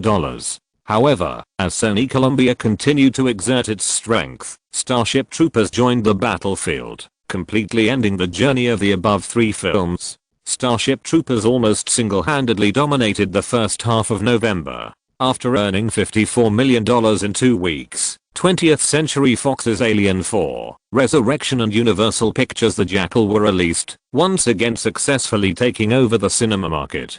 The trend of the North American cinema market during this period was dazzling even for the media. The relatively flat schedule, accompanied by the continuous emergence of box office dark horses, presented a trend of one after another, which led to a rare wave of moviegoers watching movies at the end of 1997. However, this melee independent of the summer schedule had nothing to do with Wayne. His eyes and energy were always on the work at hand, especially the filming of The Flash. Throughout the Hollywood film circle, there may be genius directors who can continue to succeed without hard work, just relying on their innate keen sense of smell for movies, but this person has never been Wayne. He knows that he is not such a genius. Although God has given him a lot, he has not continued to give him such talent. Therefore, he has been working very hard. As long as the shooting starts, he will devote himself to it wholeheartedly. Yes, pie in the sky often happens, but he never expects it to fall into his pocket. If you're listening to this novel on a channel other than Fanfic World, it means they downloaded and uploaded it without effort. We cordially invite you to visit our channel, Mundo Fanfic Novelos. There you'll find the original version of this story and you can explore many other novels of various genres. We're waiting for you to immerse yourself in a world of incredible novels. Chapter 621 The Big Ship Arrives. After mid-November, X-Men finished all the filming. The entire crew, led by Kevin Feige, returned to Los Angeles. Then, under the urging of 20th Century Fox, they immediately started the post-production of the film. At the same time, Wayne led some members of the crew of The Flash to fly to Canada on a chartered plane. The main shots were almost finished, and the crew had to rush to the end of the filming according to the pre-explored plan to carry out the field shooting work. Just received news that the crew of Charlie's Angels has been disbanded at the airport. In the suburbs of Toronto, Canada, Nina glanced at the scene that had just ended and came to Wayne's side to report in a low voice. John Gray asked for instructions. Director Joseph McGinty wants to join the post-production work. Let him join, but he only has the right to make editing suggestions. Wayne heard the news, thought for a while, and said, "Notify John that the editing opinions are still mainly based on him as the producer, but let Joseph join in and consider his opinions appropriately." Okay. Nina nodded, took out her mobile phone, covered the microphone and walked aside. Wayne is a director, but because he is a director, he understands that the post-production work of the film, especially the film editing work, cannot be handed over to the film director. This is also a convention in Hollywood. Novice directors and even some famous directors do not have the right to decide on editing. Standing in different positions, the direction of things will change, which is understandable. The reason why Hollywood lets producers preside over the post-production work is because producers will stand from the perspective of investors and edit the film completely based on the market. For directors, they definitely hope to edit what they have shot by themselves, but decades of experience in the industry have shown that often the editing of the director will contradict the market. For example, the length of the movie. Of course, each director will try to keep the material he shot, but from the perspective of the market, commercial films must be compressed in length. The shorter the better. Only in this way can a movie be screened more times in a single day after entering the theater. It's very simple. A 2.5 hour movie and a 100-minute movie can have 2 or 3 more shows in a day than the former. Compared with the two, the box office gap is very large under the same film quality. That's right, many Hollywood film companies have been frequently exposed to failures caused by kicking directors out of projects after the filming of the film was completed. Some big directors with considerable status in the circle are bound to have such experiences, and Ridley Scott must have the most say in this regard. But relatively speaking, such things will become very small in proportion to the entire Hollywood, so small that they can be ignored. More often, it is more reliable for producers who understand the market better to preside over the editing work. Mr. Greenberg, are you sure? While Robert and others were packing up the camera equipment, the male lead of the crew, James Franco, came over and asked hesitantly, "Are you sure that I just need to pose expressionlessly? Don't I need other performances? I know this scene." Enough. Waving his hand, Wayne interrupted the other party with a smile. "You have to know, James, all the shots we shot have to be edited in post-production. Although this movie, whether it is a large number of performances under the green screen or some actions during the framing, made James Franco feel puzzled, he still chose to shut up." "Julia." Wayne's smile did not diminish. Seeing the depressed look on his male lead's face, he turned around and shouted to the senior student not far away. "Dear senior student, please tell our Mr. Franco what the Kuleshov effect is." Julia, an editor who looks like a black woman, usually appears as a bystander in the crew, but she has never missed the filming process, because only in this way can she better understand the director's intention in the later post-editing. "Okay, no problem." After hearing Wayne's teasing order, she smiled and opened her mouth, revealing a mouthful of white teeth, and looking at James Franco. As early as 1918, the film industry in the world was in its infancy, and all techniques were still in development. Her slow narration not only attracted the attention of James Franco, but also aroused the interest of many staff members in the crew. A group of people surrounded Julia, busy with their work at hand, while listening to her talk about the so-called Kuleshov effect. It was in the now disintegrated polar bear country. A film director named Kuleshov did a very interesting experiment. He first took a close-up of a male actor's expressionless face, and then put this shot together with 3 unrelated shots. Then he showed it to 3 different groups of people, and asked them to record their feelings. Looking around at the curious crowd around her, Julia spread her hands to Wayne. This is actually only necessary knowledge for editors, but these actors and staff responsible for pre-production shooting may not have heard of it. She didn't stop talking, she continued to talk. The first group of audiences first saw a close-up of the man's expressionless face, and then saw a bowl of soup. After watching, the audience praised the man's acting skills, saying that his eyes were full of hunger for food. The second group of audiences also saw a close-up of the man's expressionless face, and then saw a woman lying on a coffin. After watching, the audience still praised the man's acting skills, saying that his eyes were full of sympathy and compassion. The third group of audiences still saw a close-up of the man's expressionless face, and then saw a little girl holding a teddy bear. This time, the audience still praised the man's acting skills, saying that his eyes were full of visible fatherly love. At this point, James Franco's face showed a very obvious embarrassment. From these words, it is not difficult to think that the reason why he felt that he performed well during the filming and was proud of being called by the director after performing once or twice is probably because of the same situation. Do you want to continue? Julia keenly saw the embarrassment of the male protagonist and asked with a smile. It's okay. James Franco noticed that the smiles on the faces of all the staff around him were all kind, so he simply spread his hands and nodded. I mean, of course. So, Kidashov discovered that, when a shot is edited together with another completely unrelated shot, a third meaning will be produced. Later, this universal psychological effect was called the Kidashov effect. Almost everyone showed an expression of sudden enlightenment. Wayne smiled and shook his head, lighting a cigarette with his hand, and took over the conversation with a chuckle. You may not be familiar with this, but if I say it another way, you will definitely feel very familiar with it. With the development of the film industry, the editing technique known as the Kidashov effect is now called montage. He held a cigarette in his mouth, reached out and patted James Franco on the shoulder, and explained, so, don't think that you are just posing, and the expressionless shots are useless. More pictures and effects have always been in Julia and I's minds. After these shots are edited and processed in the later stage, they appear on the big screen, bringing a completely different meaning to the audience. For James Franco now, being an actor is still a process of realizing his ideals, so when faced with some things that he doesn't understand during the filming process, he still maintains his curiosity.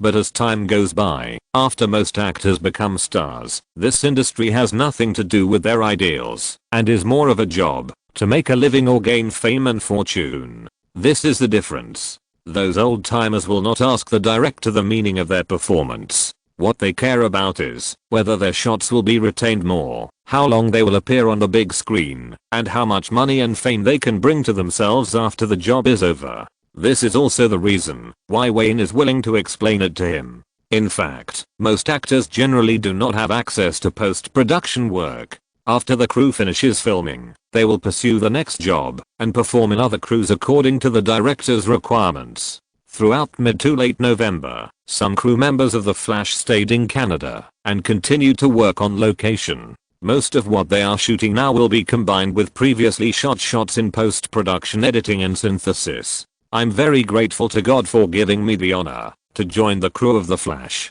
Seeing that December is coming, the crew quickly finished their work in Canada. After returning to Los Angeles, James Franco, the male lead of the crew and the focus of many media attention, said in an interview with reporters at the airport, I have learned so much from Mr. Greenberg. Whenever I have doubts about filmmaking, he will patiently explain to me why mobile photography should be used in different scenes, why static cameras should be used in shooting, while large-scale elevation angles specific follow-up shots, and so on. He is like a knowledgeable film teacher. Every discussion with him can make me understand the difficulty of the director's work. But you know, this is the fun of being able to work with a great director. I built a very interesting character in his ideas. It's like a dream journey.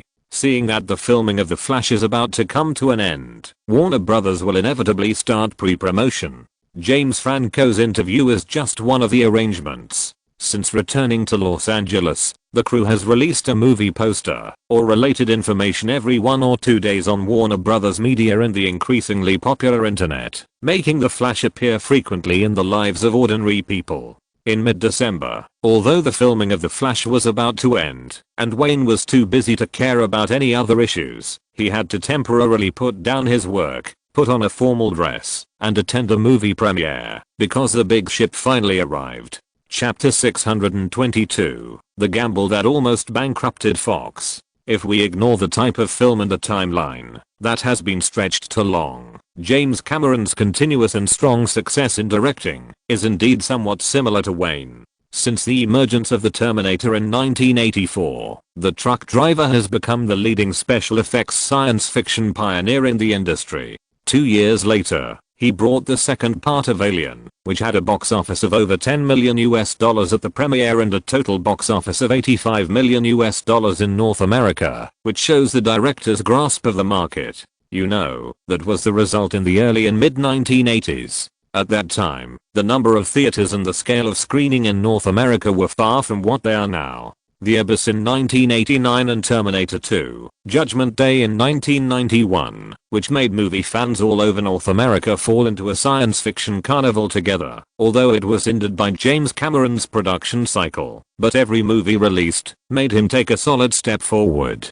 Success, and continuous success seem to have become synonymous with this truck driver. With the release of True Lies, the entire industry almost couldn't wait to give him the same respect as Steven Spielberg and George Lucas. It can be said that, since The Terminator in 1984, James Cameron has surpassed more than 90% of the directors in the industry in just 10 years and several successful commercial films. He has also walked the path of more than 90% of the directors. As time entered the 1990s, Wayne's sudden appearance, to some extent, did slightly overshadow the brilliance of this business genius. The foundation was also laid by the highly individual Happy Death Day. Get Out was a blockbuster and directly entered the club of billion-dollar directors. Then, at the rate of one film a year, he quickly established his position in the industry. The same continuous success, and success again. The difference between the two is that Wayne's filming speed is extremely fast.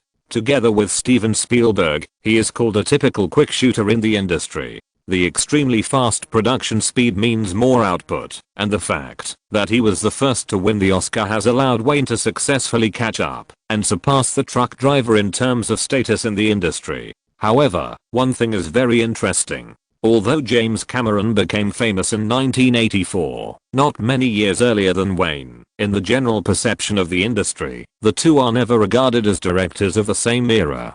People are more willing to regard the truck driver as the previous generation. Maybe the reason why people generally understand it this way is because of the age of the truck driver. No matter how he looks, or how he was born, he is much older than Wayne. And 1990 seems to have become the line that divides the two generations of directors. This project has now become a joke to everyone in the industry. In the red carpet waiting area of the Beverly Chinese Theater, Tim Burton, wearing a fairly formal dress, looked at the noisy red carpet on both sides, shook his head slightly and teased, "Hey, Wayne, I bet that you, a workaholic, definitely don't know the other name of Titanic." Since the time set by the organizer has not yet arrived, Wayne and Naomi Watts, who had just returned to Los Angeles, waited in the temporary rest area. Tim Burton, who had not seen him for a while, happened to be waiting here, and the two naturally sat together. Hearing Tim Burton's teasing, he smiled and shrugged, and asked in cooperation, "What's the other name?" "The ship that is destined to sink." The gothic genius director's personality remains the same, and he has no intention of restraining himself. I heard that James Cameron almost forced the executives of 20th Century Fox to sell their butts. Did you know that? This guy's not only a tyrant on the set, but also has a habit of delaying the delivery of his projects. Moreover, he may have been influenced by you in this regard. What? Tim Burton's ridicule caused several people around him to laugh. Wayne tilted his head and lit a cigarette, then threw the cigarette box and lighter angrily into the hands of the genius director. "Shit, what does this have to do with me? My projects never delay the delivery of my projects. I never forced Jeff Robinov to sell his butts. It would have been better if he didn't explain." As soon as he explained, the people around him couldn't stop laughing. Everyone also knew the relationship between him and Tim Burton. The two were pure friends and old partners. So no matter how they joked with each other, no one would think that Wayne would be really angry. Hey. The gothic genius director habitually took the cigarette, tilted his head and lit one, then smiled and handed the cigarette box and the lighter to Nina, curled his lips, pretended to be surprised and said, "Listen, in the whole Hollywood, it was you who first pushed the cost of a movie to $200 million US. Look, man, the truck driver frequently missed the payment and frequently asked for additional investment in the ship. Who knows if it was influenced by you? Yes, that's right. If I were a director of the same status, I would think so too." The two were chatting. Tom Cruise walked over with Nicole Kidman, and he kept teasing. "Damn, how can Wayne get $200 million US for every movie? If he can get it, I want that shitty number. Ha ha ha ha." Amidst the good-natured laughter, Wayne spread his hands helplessly. "The matter is simple, because the production cost of this Titanic was successfully increased to $200 million US after countless missed payments. In Hollywood now, only Wayne can get this number frequently, and this is one of the reasons why many people are not optimistic about the big ship. He has proved himself more than once, and he can use the production cost of $200 million US to exchange many times the revenue for Warner Brothers. Truck drivers have never controlled such a large investment." The arrival of Tom Cruise did not change the original chat atmosphere. Wayne just hugged him, and the few people continued to chat about various dynamics in the circle while waiting. The biggest gamble in the history of movies, the joke of the whole Hollywood, the funny project that almost bankrupted 20th Century Fox, and so on and so forth. Before this premiere, the media couldn't wait to put the big ship on the bow. However, Wayne always knew that those media reporters who kept making fun of this in the newspapers and those people in the circle who were waiting to see the joke would become a real joke in the end. He knew better than anyone that 20th Century Fox and Cameron had won the bet. Not only did she win the bet, but she also successfully made this classic love movie a box office miracle that no one in the film industry could surpass in the countless years that followed. Is it true that, whenever men get together, they talk about the dynamics of the industry, or about film work and women? Not far behind the men, Nicole Kidman and Naomi Watts gathered together. Looking at the men who laughed from time to time, Mrs. Cruise curled her lips and said helplessly, "Naomi, are these the so-called successful people?" Ha. Yes, they are the successful people that everyone in the industry looks up to. Unlike Nicole Kidman, Naomi Watts did not have any intention of teasing or joking in her tone. Instead, she stared at the men and nodded solemnly. "Nicole, men's desires are nothing more than power, money, and fame. To some extent, these men have already obtained everything that men generally want. Perhaps, this is the sign of success." Looking at the men who were talking about The Flash, Nicole Kidman nodded silently. No matter who it was, they all admitted that these men were definitely the top successes in this regard. Wayne Greenberg, Tom Cruise, Tim Burton, even Johnny Depp, who was always taciturn beside Tim Burton, was also a star in the eyes of most people in the circle. I heard before the organizer came to notify the start of the red carpet, Nicole Kidman turned her head and looked at her best friend from the same hometown, as if chatting casually. "You starred in a movie with a female protagonist?" "Yes." Naomi Watts glanced at Wayne's back and said openly and happily, "The project invested, written, and produced by Wayne is called Charlie's Angels." Damn, these few months of filming are simply torture for me, Nicole. Such a movie that requires everything to be done by yourself is much more difficult than simply playing a vase, and it also suffers too much. "Really?" Nicole Kidman said with a sisterly expression, smiling. "You must send me an invitation to the premiere." "No problem." Naomi Watts also smiled and nodded. At 7 o'clock in the evening, under the prompting of the organizer 20th Century Fox staff, Wayne finally took Naomi Watts' arm and stepped onto the red carpet. As always, the two walked towards the media interview area at the entrance of the theater at a relatively fast pace. Even in the face of a large number of questions from the media, Wayne simply praised the movie a few words, quickly ended the interview, and walked into the theater. "You seem to be very optimistic about this movie." Naomi Watts put her arm around Wayne and asked in a low voice as she walked. When she was facing the media just now, she heard that the polite words said by the man next to her were not just superficial politeness. She really knew this man too well. While talking, she poked the man next to her with her elbow and asked curiously, "Did you participate in the internal preview of 20th Century Fox?" "Of course not." Wayne shook his head slightly. "I'm not optimistic about the movie, but the ability of James Cameron, the director. No matter what the reason is, this big ship, 20th Century Fox and Paramount, did not hold any public media previews, nor did they invite well-known film critics to watch in advance. The attitude of concealing is also the reason why countless people are not optimistic about the film." TSK Naomi Watts rolled her eyes and saw James Cameron standing at the theater entranced to greet her and didn't ask any more questions. Chapter 623 The little golden man you awarded me, I will give it to you personally, okay? $200 million.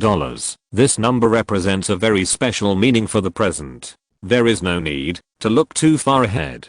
Just 2 years ago, Universal Pictures spent $200 million on Waterworld, which was a complete flop. Now, Titanic has also burned $200 million in the 3.5 years of production, and it is hard not to let the media make associations. Not to mention today's era, even if the time goes back 20 years, the production cost of $200 million is still unique in Hollywood and even in the world. At this time, James Cameron himself was actually worried. Since the completion of Titanic, both insiders and the media have been unanimously sarcastic about this big ship. Even the top executives of 20th Century Fox and Paramount are actually not very optimistic about the film. The reason why there was a grand premiere and the unremitting publicity before the release was more because of the huge production cost. 20th Century Fox was completely forced to go forward in the publicity and promotion of Titanic. It was more willing to ride a tiger and be unable to get off. It is not necessarily a bad thing to open a big ship in various ridicules, jokes, and sarcasm.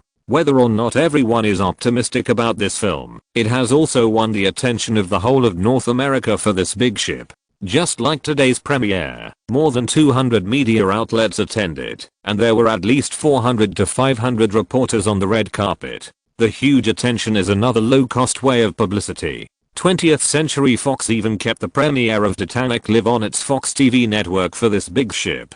The presence of a large number of first and second tier stars and various directors in the circle made the premiere of this unpopular film full of stars. As the host, James Cameron always stood at the door of the theater to welcome guests. Unless the guests had to be accompanied by him personally, he would just stand quietly at the end of the red carpet, watching the big stars in the circle walk onto the red carpet. Wayne was the guest that the truck driver could not neglect. Others came to the stage, perhaps because they were invited by 20th Century Fox and Paramount, or perhaps to get attention and exposure, but he was completely different. Everyone knew that he never wanted to attend such occasions in a high-profile manner. He came only because of a promise made on the Oscar stage. "James, it's just like when I got $200 million a few years ago and started making Batman, The Dark Knight." After shaking hands with James Cameron, Wayne and the other two walked in while exchanging pleasantries. The media and many people in the industry are all laughing at Warner Brothers' indulgence of me. Not only are they laughing at the joke of me taking over Batman, but the media are also constantly reporting on it, mocking that Batman will become the Waterloo of my career. Shrugging, he turned to look at the silent truck driver beside him and continued seriously, "You should understand what I mean. Those who laughed at Batman have all become a real joke in the end." "Thank you." Looking at this young director who is much younger than himself, James Cameron nodded sincerely with a smile on his face. "Wayne, your confidence in Titanic is even greater than mine as a director. That's because I know your ability." Several people walked into the lounge, and Wayne nodded to the guests who greeted him from time to time, but he didn't stop chatting with them. "When I was a teenager, I contributed $11.50 in pocket money to the first Terminator. You don't know that from the moment I saw that movie, I knew the director was a genius, an absolute genius. $11.50 is exactly the price of a movie ticket." The two men laughed out loud almost at the same time. In North America, there is one very interesting thing, that is, the pricing of movie tickets. Since the mid-1980s, the ticket price for a movie has been just over $10. Now in the late 1990s, the ticket price for a movie in a theater is still only $13. What is even more surprising is that even after another 10 years, the price of a movie is still more than $10. If you take into account the impact of inflation and the depreciation of the US dollar. In fact, North American movie tickets have not increased much in the past 2 or 3 decades. In fact, the only large-scale price increase opportunity for North American movie tickets was also created by James Cameron. That's right, it's the massive popularity of 3D. When the 3D fever driven by Avatar spread around the world, theater companies finally took advantage of this trend and set the price of 3D tickets much higher than that of ordinary movie tickets. This rule applies to all film markets around the world. Relevant practitioners know very well that the cost of 3D screening is basically no different from 2D, but this is indeed the best reason for the theater and capital to tacitly raise prices. I'm really too busy today, Wayne. In a corner of the VIP lounge, James Cameron stayed for more than 10 minutes, raised one hand, pointed to the direction of the theater door downstairs, and said apologetically, "After this busy period, I will invite you to play basketball, and then we can sit down and have a good chat. I'm very happy that you can come to the stage to support us. Thank you again." As he said, the truck driver stood up, shook hands with Wayne again, and prepared to go downstairs to continue to welcome the guests who came to the stage. "Listen, James, I'm not kidding." Shaking the truck driver's hand vigorously, Wayne's face was full of seriousness, and he whispered, "I hope that you will personally give me the little golden man, and then I will personally put it back in your hand, okay?" "Okay." James Cameron smiled bitterly at first, shook his head, looked at the other party's serious eyes, put away all his thoughts, nodded seriously, and turned away. Some things cannot be avoided. Many times today, Wayne also thought in his mind that the publicity and promotion of Titanic is definitely not strong in the scope of Hollywood's first-line commercial films. At most, it is just step by step. The quality of the film is indeed beyond reproach. Even when he was on the other side of the Pacific Ocean, he had watched The Big Ship many times when it was rescreened. So sometimes many things are difficult for people to understand. It is such a Romeo and Juliet style sad and beautiful love film that can resonate with countless fans of all ages around the world. "Hey, Wayne, Naomi, do you want to go down together?" Tom Cruise, holding Nicole Kidman's arm, came over before the movie started and asked the big screening room downstairs. "It's almost time, let's go together." Glancing at the watch on his wrist, Wayne nodded, stood up and waved to a staff member, and under the guidance of the staff member, they walked towards the seats reserved by the organizer. As several people entered the theater, more and more audiences, media representatives and guests also took their seats. At 8 o'clock in the evening, this big ship, which was full of mystery in the eyes of countless people, finally officially met the audience. Since the movie started, Naomi Watts and Nina's eyes have frequently switched between the big screen and the first row of the main creators. The two women also discussed something in a low voice from time to time. "Oh my god, he is so handsome. Asterisk asterisk asterisk, why is he so handsome?" Wayne only heard a sentence vaguely, and immediately rolled his eyes, looked at Tom Cruise who was 2 seats away, smiled bitterly and shook his head. He has encountered such a situation before. When Seven was released, Naomi Watts kept talking about Brad Pitt's handsomeness. Now when watching Titanic, she still used the same tone and the same adjectives. This time it was even more excessive. Even Nina, who was always suspected of being frigid, widened her eyes and didn't want to miss a frame. Through the performance of the two women, he knew how great Leonardo DiCaprio's charm was. No wonder countless girls went crazy into the theater again and again, just to see the face of their dream lover, Leo. It has to be said that Leonardo DiCaprio at this stage is definitely popular with men, women, young and old. His appearance makes people completely willing to redefine the term poor boy. "You have to accompany us to the celebration party later." Naomi Watts was not embarrassed at all. She raised her elbow and poked Wayne, and put her arm around Nina's shoulder and said viciously, "We have to go and see this actor. Is he really that handsome in real life?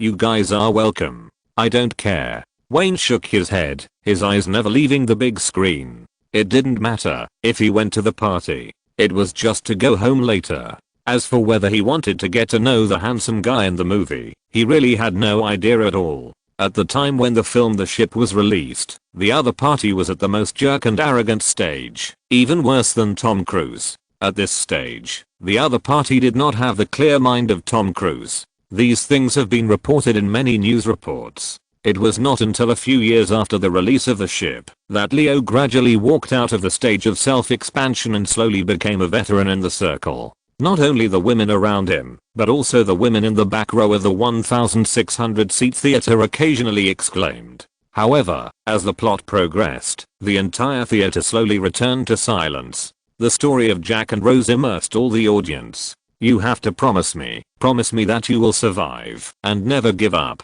No matter what happens, no matter how desperate and helpless you are, promise me now. Don't forget this promise. Ruth, listen to me. Listen to winning that boat ticket. It is the luckiest thing that has ever happened to me. He brought me to you. I'm grateful, Ruth. I'm grateful. When the movie came to the end, Jack was soaking in the cold sea water, saying the last words intermittently, and the whole theater, the voices gradually grew louder and louder, and the women's crying slowly resounded. No, no, no God, why is it like this?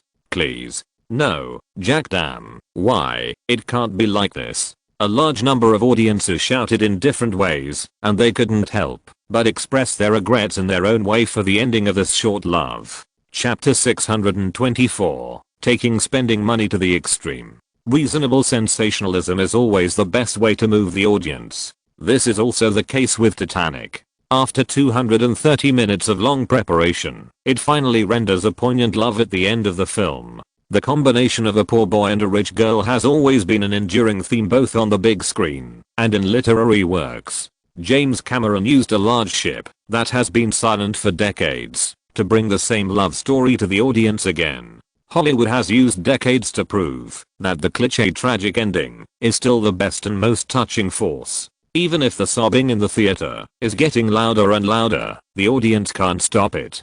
Jack sinks in the cold sea. Rose on the big screen finally fulfilled her promise to Jack. She survived well and lived a happy life according to Jack's requirements. Amid the audience's grief and sobbing, Celine Dion's singing slowly sounded, a classic My Heart Will Go On, which appeared along with the subtitles after the movie ended. This song, along with Titanic, will undoubtedly resound throughout the world. Hula la boom. The moment the lights in the theater came on, more than 1,000 audience members stood up almost at the same time, applauding the movie, the creative team, and the touching love on the big screen. Everyone was clapping their hands with all their strength, and there was an endless stream of women shouting Jack in the theater. Great movie, great love. This was the praise that countless guests and audiences blurted out. Even though the main creative staff of the crew bowed and clapped their hands frequently to say goodbye, the enthusiasm of the audience was still very high. Where's Ruth? Yes, why isn't Ruth here? Almost all the famous and well-known main creators of the crew were there, but the important Ruth was missing from the big screen. Many audiences realized, after calming down a little, that Ruth on the big screen was not here. The media said that the ship was full of misfortunes, and it was not fabricated. After 5 minutes of applause, the audience began to leave. Tim Burton and Johnny Depp joined Wayne and others, preparing to send their blessings to the crew together, and then go to the social reception held by 20th Century Fox together. When he found that several women were looking at him, the Gothic-style ghost director shrugged his shoulders, turned his head and looked around, making sure that there was no one else nearby, and then continued to speak in a low voice. I heard that the British girl who played Ruth suddenly died of cancer on the day when the movie premiered, so she didn't show up. Naomi Watts covered her mouth in surprise. The movie that just ended made her sentimentality not fully put away. That's a pity. Got. Several men shook their heads slightly. No one took this gossip seriously. This circle will never be as beautiful as in the movies. As long as the death has nothing to do with them, no one will take it too seriously. Especially Wayne. The first thing he thought of was that it was a pity. Some things can't be said openly, but after being in contact with Bruce Resendlum, the movie marketing master, for a long time, he naturally has a similar movie marketing mindset. Unfortunately, it was only Kate Winslet's boyfriend who died. If it was her, the revenue of this big ship might be. In fact, it's not his fault that he thinks so. James Cameron is an absolute tyrant on the set. There are frequent accidents during the filming. Many media have reported it, and Kate Winslet has also admitted that she almost drowned in the sea once. Shaking his head vigorously, Wayne felt that he was a little crazy. At least when Batman: The Dark Knight was released, he didn't deliberately think about letting Nicolas Cage have an accident. In this way, he is really a capitalist with a conscience. The premiere of the movie came to an end. The cocktail party held by 20th Century Fox and Paramount became a carnival for the media reporters. The Hilton Hotel, not far from the cinema, frequently appeared with various stars and celebrities in the circle. The organizers even had the ingenuity to set up a small red carpet at the entrance of the hotel. Several people simply got rid of the harassment of reporters. After arriving at the hotel banquet hall, they nodded and dispersed, and began to greet people from all walks of life who were familiar with them. Socializing is always the main theme of this kind of cocktail party. This is vividly demonstrated by the men in suits and ties in the hall and the ladies in formal evening gowns. No matter what kind of virtues everyone has in private, at least in formal occasions, they all look like polite elites. Of course, we have to ignore the men and women who fell in love with each other in the middle of the trip. They couldn't wait to stick together before entering the elevator. What do you think of the movie? The group just found a corner to sit down, and Townsend Rothman, the CEO of 20th Century Fox, came over with a smile on his face with a relatively unfamiliar middle-aged lady. "Hi, Townsend." Wayne stood up and shook hands with Townsend Rothman, greeting him warmly. Then he stood there, waiting for the other party to introduce him. "Wayne, this is Ms. Shirley Lansing, CEO of Paramount Pictures." After Townsend Rothman greeted her, he immediately took a small step to the side and introduced the middle-aged woman in a professional suit next to him with a smile. "Shirley, Director Wayne Greenberg. Good evening, Mr. Greenberg. Nice to meet you, Ms. Lansing." After a few polite greetings, the few people sat down again. During this process, both Shirley Lansing and Wayne looked at each other with undisguised observation. "How is it? Tell me what you think. How do you think Titanic will perform in the cinema market?" Waving to the secretary behind him, Townsend Rothman took a cigar moisturizer, cut out a cigar, and threw it to Wayne, and asked with his head tilted, "Hey, you should understand what I mean. With your professional market vision, how do you feel about the movie?" From the initial preparation to the completion of the filming of Titanic, it took more than 3.5 years. During this period, because of James Cameron's various delays, he kept chasing 20th Century Fox for money, which once made many executives of 20th Century Fox want to terminate and seal the project. If it weren't for finding Paramount, the victim, it would be hard to say what the outcome of the Titanic project would be. The hundreds of millions of dollars invested in this project one after another were all the working capital of 20th Century Fox. Townsend Rothman was actually under great pressure. Even now, 20th Century Fox is gritting its teeth to invest in the film's promotion, so he asked these questions right away. It is almost well known in the industry that the young man opposite him has a perfect vision in the business field. James is a genius. Even Shirley Lansing on the side was stunned for a moment. No one expected that Wayne would give such a high evaluation. Even before the end, the other party exhaled a large puff of cigar smoke and said something that made the CEO of 20th Century Fox and the CEO of Paramount unconsciously open their mouths. "In my opinion, the performance of Titanic in the cinema market will not be inferior to that of my Batman: The Dark Knight."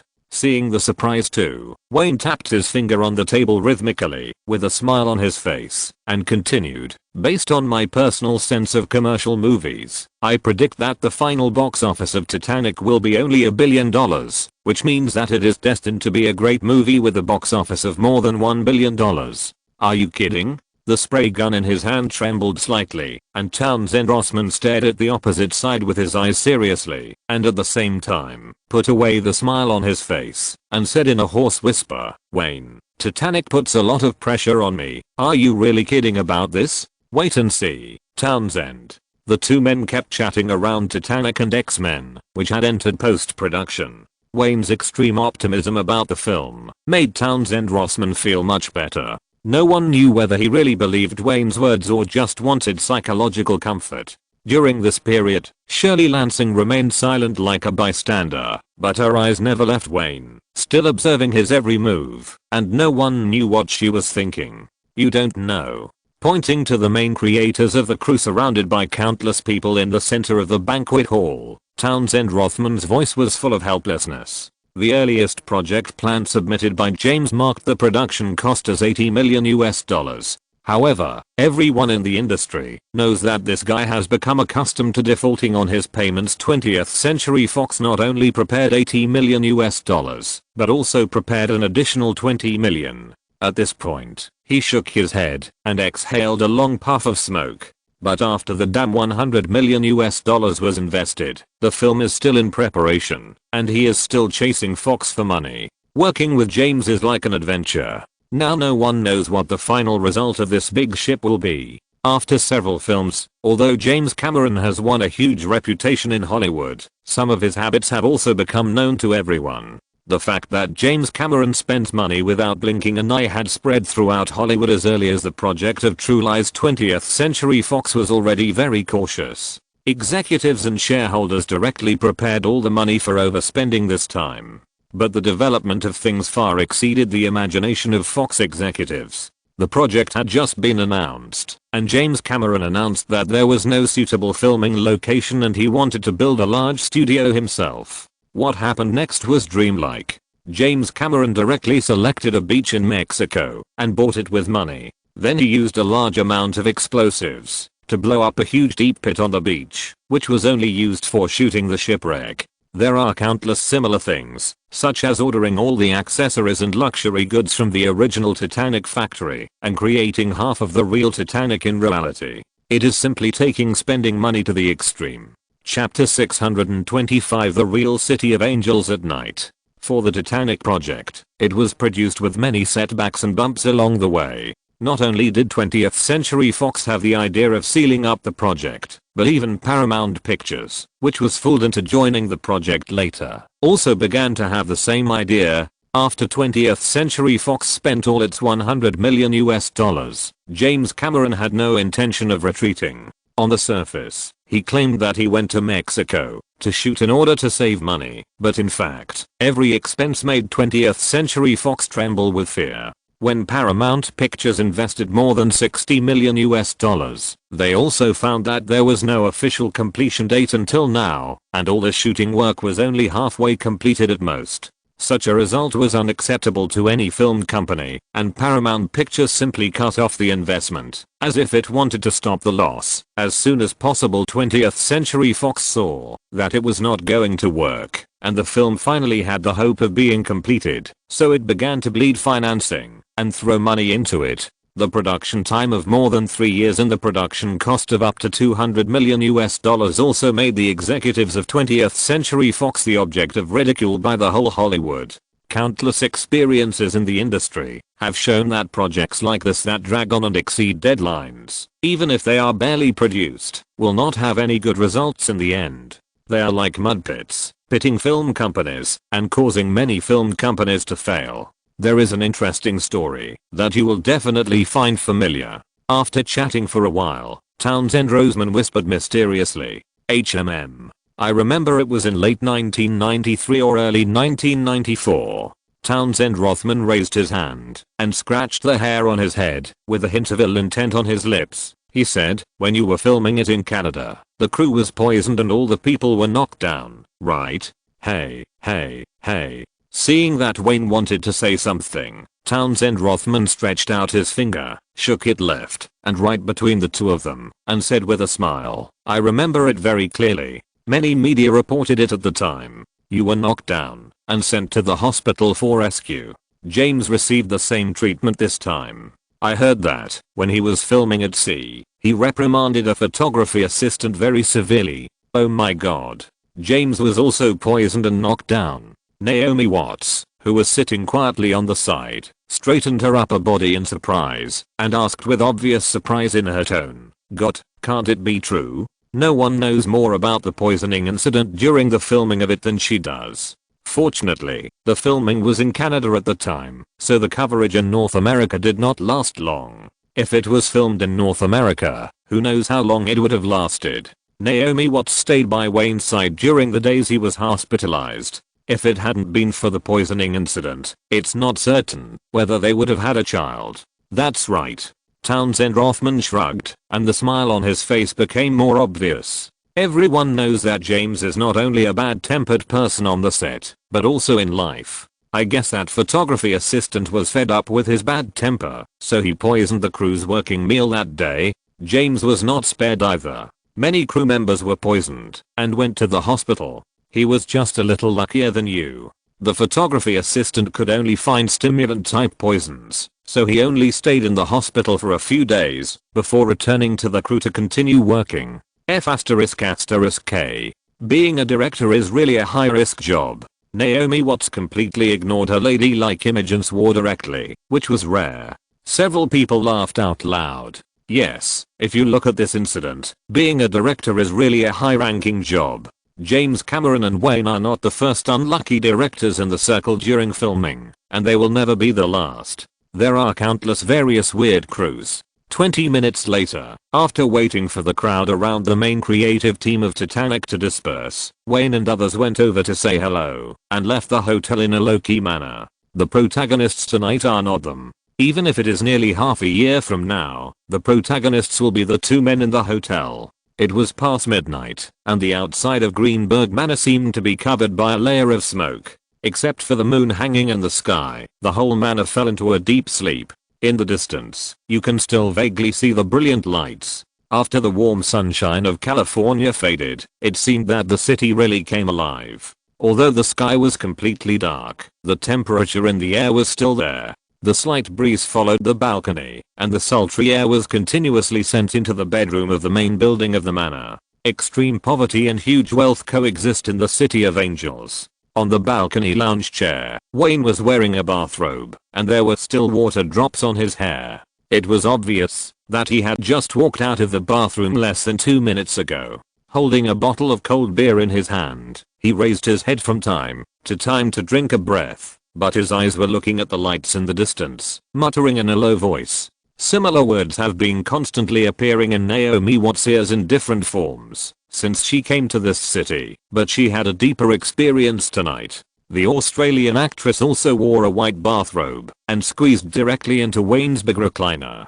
She reached into the ice bucket and pulled out a bottle of beer, hugged her legs with her arms, and looked at the lights under Beverly Hills. After they came back from the hotel tonight, they wanted to go to the convenience store and passed by a street. The scene once again made her feel what the real Los Angeles looked like. Skid Row. The woman whispered the name of the street. That's right. Wayne leaned back in the recliner, looked at the woman's back, nodded and said, Sergi usually calls that street 7th Street. To some extent, that is Los Angeles in the eyes of most people. He still remembers Naomi Watts' surprised expression when the Rolls-Royce Phantom drove into that street from the bustling little Tokyo because it wanted to take a shortcut. The Australian actress must have never been exposed to the slums of Los Angeles at night, which is one of the poorest streets. It looks like the dilapidated walls of the buildings from the last century. Garbage can be seen everywhere on both sides of the street. There are all kinds of food residues and syringes thrown on the ground.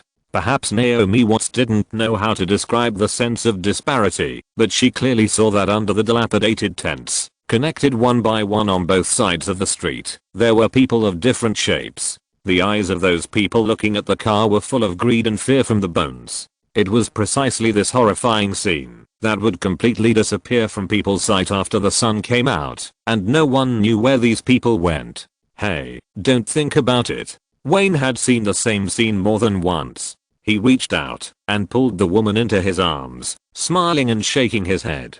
That damn life has nothing to do with me, nothing to do with you, and of course, nothing to do with a little Fendi. Wayne, you beast, don't think I don't know what you are thinking, and it's useless to use tenderness. Naomi Watts pursed her lips, and her white fingers reached directly into the man's bathrobe and pinched it hard. You can call Cate Blanchett and see if he has time to hang out with you. Shamelessness has long been in Wayne's blood. His expression remained unchanged as he blew into the woman's ear. Dear Ms. Watts, don't you think we haven't played those exciting games for a long time? Don't you miss them at all? Having been with him since the 1990s, Naomi Watts knew the man next to her. She rolled her eyes helplessly, stood up from the recliner, as if resigned to her fate, pouted at the man, turned around and walked towards the cloakroom, where all their game equipment was. No, no, no. Naomi, who knew that Wayne hurriedly called her out before she walked out of the balcony. In the other's puzzled eyes, the man shrugged and pouted at the night sky outside the balcony. Dear Ms. Watts, don't you envy Ruth at all? I have a bold idea. Do you want to try to let me draw a picture for you? Recalling the scenes in the movie tonight, Naomi Watts smiled. Yes, she also liked this kind of ingenious little game, so she happily untied the laces of her bathrobe and walked back, leaving the white bathrobe behind. In fact, Wayne knows nothing about painting. His painting skills are usually only enough to cope with the level of storyboards. He has no idea what the so-called art of painting is. When he saw Naomi Watts imitating Ruth in the movie and leaning on the recliner, he was too lazy to even pretend. He just observed for a while with a smile and then walked towards the woman impatiently. When the sun appeared again in Los Angeles, the entire Greenberg manor seemed to come alive again. The patrolling security guards, the weeding gardeners, and the several female staff members who helped back and forth constituted the busy morning of the manor. Honey, the newspapers are reporting about Titanic. Do you want to read it? Wayne, with a towel hanging around his neck, jogged back to the living room from the garden. Naomi Watts, who had a breakfast in front of her, shook a pile of newspapers in her hand and asked, shower first or breakfast first? Let's have breakfast together. Since today is the weekend, the crew is also taking a break, so Wayne rarely has time to run 2 laps in the morning. Long hours of busy work have kept him in the same shape as when he graduated. Even though he is almost 30 years old, he doesn't have much time to exercise, and the reason why he hasn't gained weight like most directors in the circle is simply because of the busy and continuous work. What do the media think of Titanic? Wayne asked as he sat opposite the Australian actress with a glass of milk. Naomi Watts shook her head and said, it's not good. Critics from all walks of life have a negative attitude towards the movie, and so does the media. End of this chapter. Thank you very much for reaching the end. Don't forget to like. Looking for more exclusive content and immediate access? Subscribe to our Patreon. Remember, every like, subscription, or donation encourages us to continue. Thanks to everyone. See you in the next video.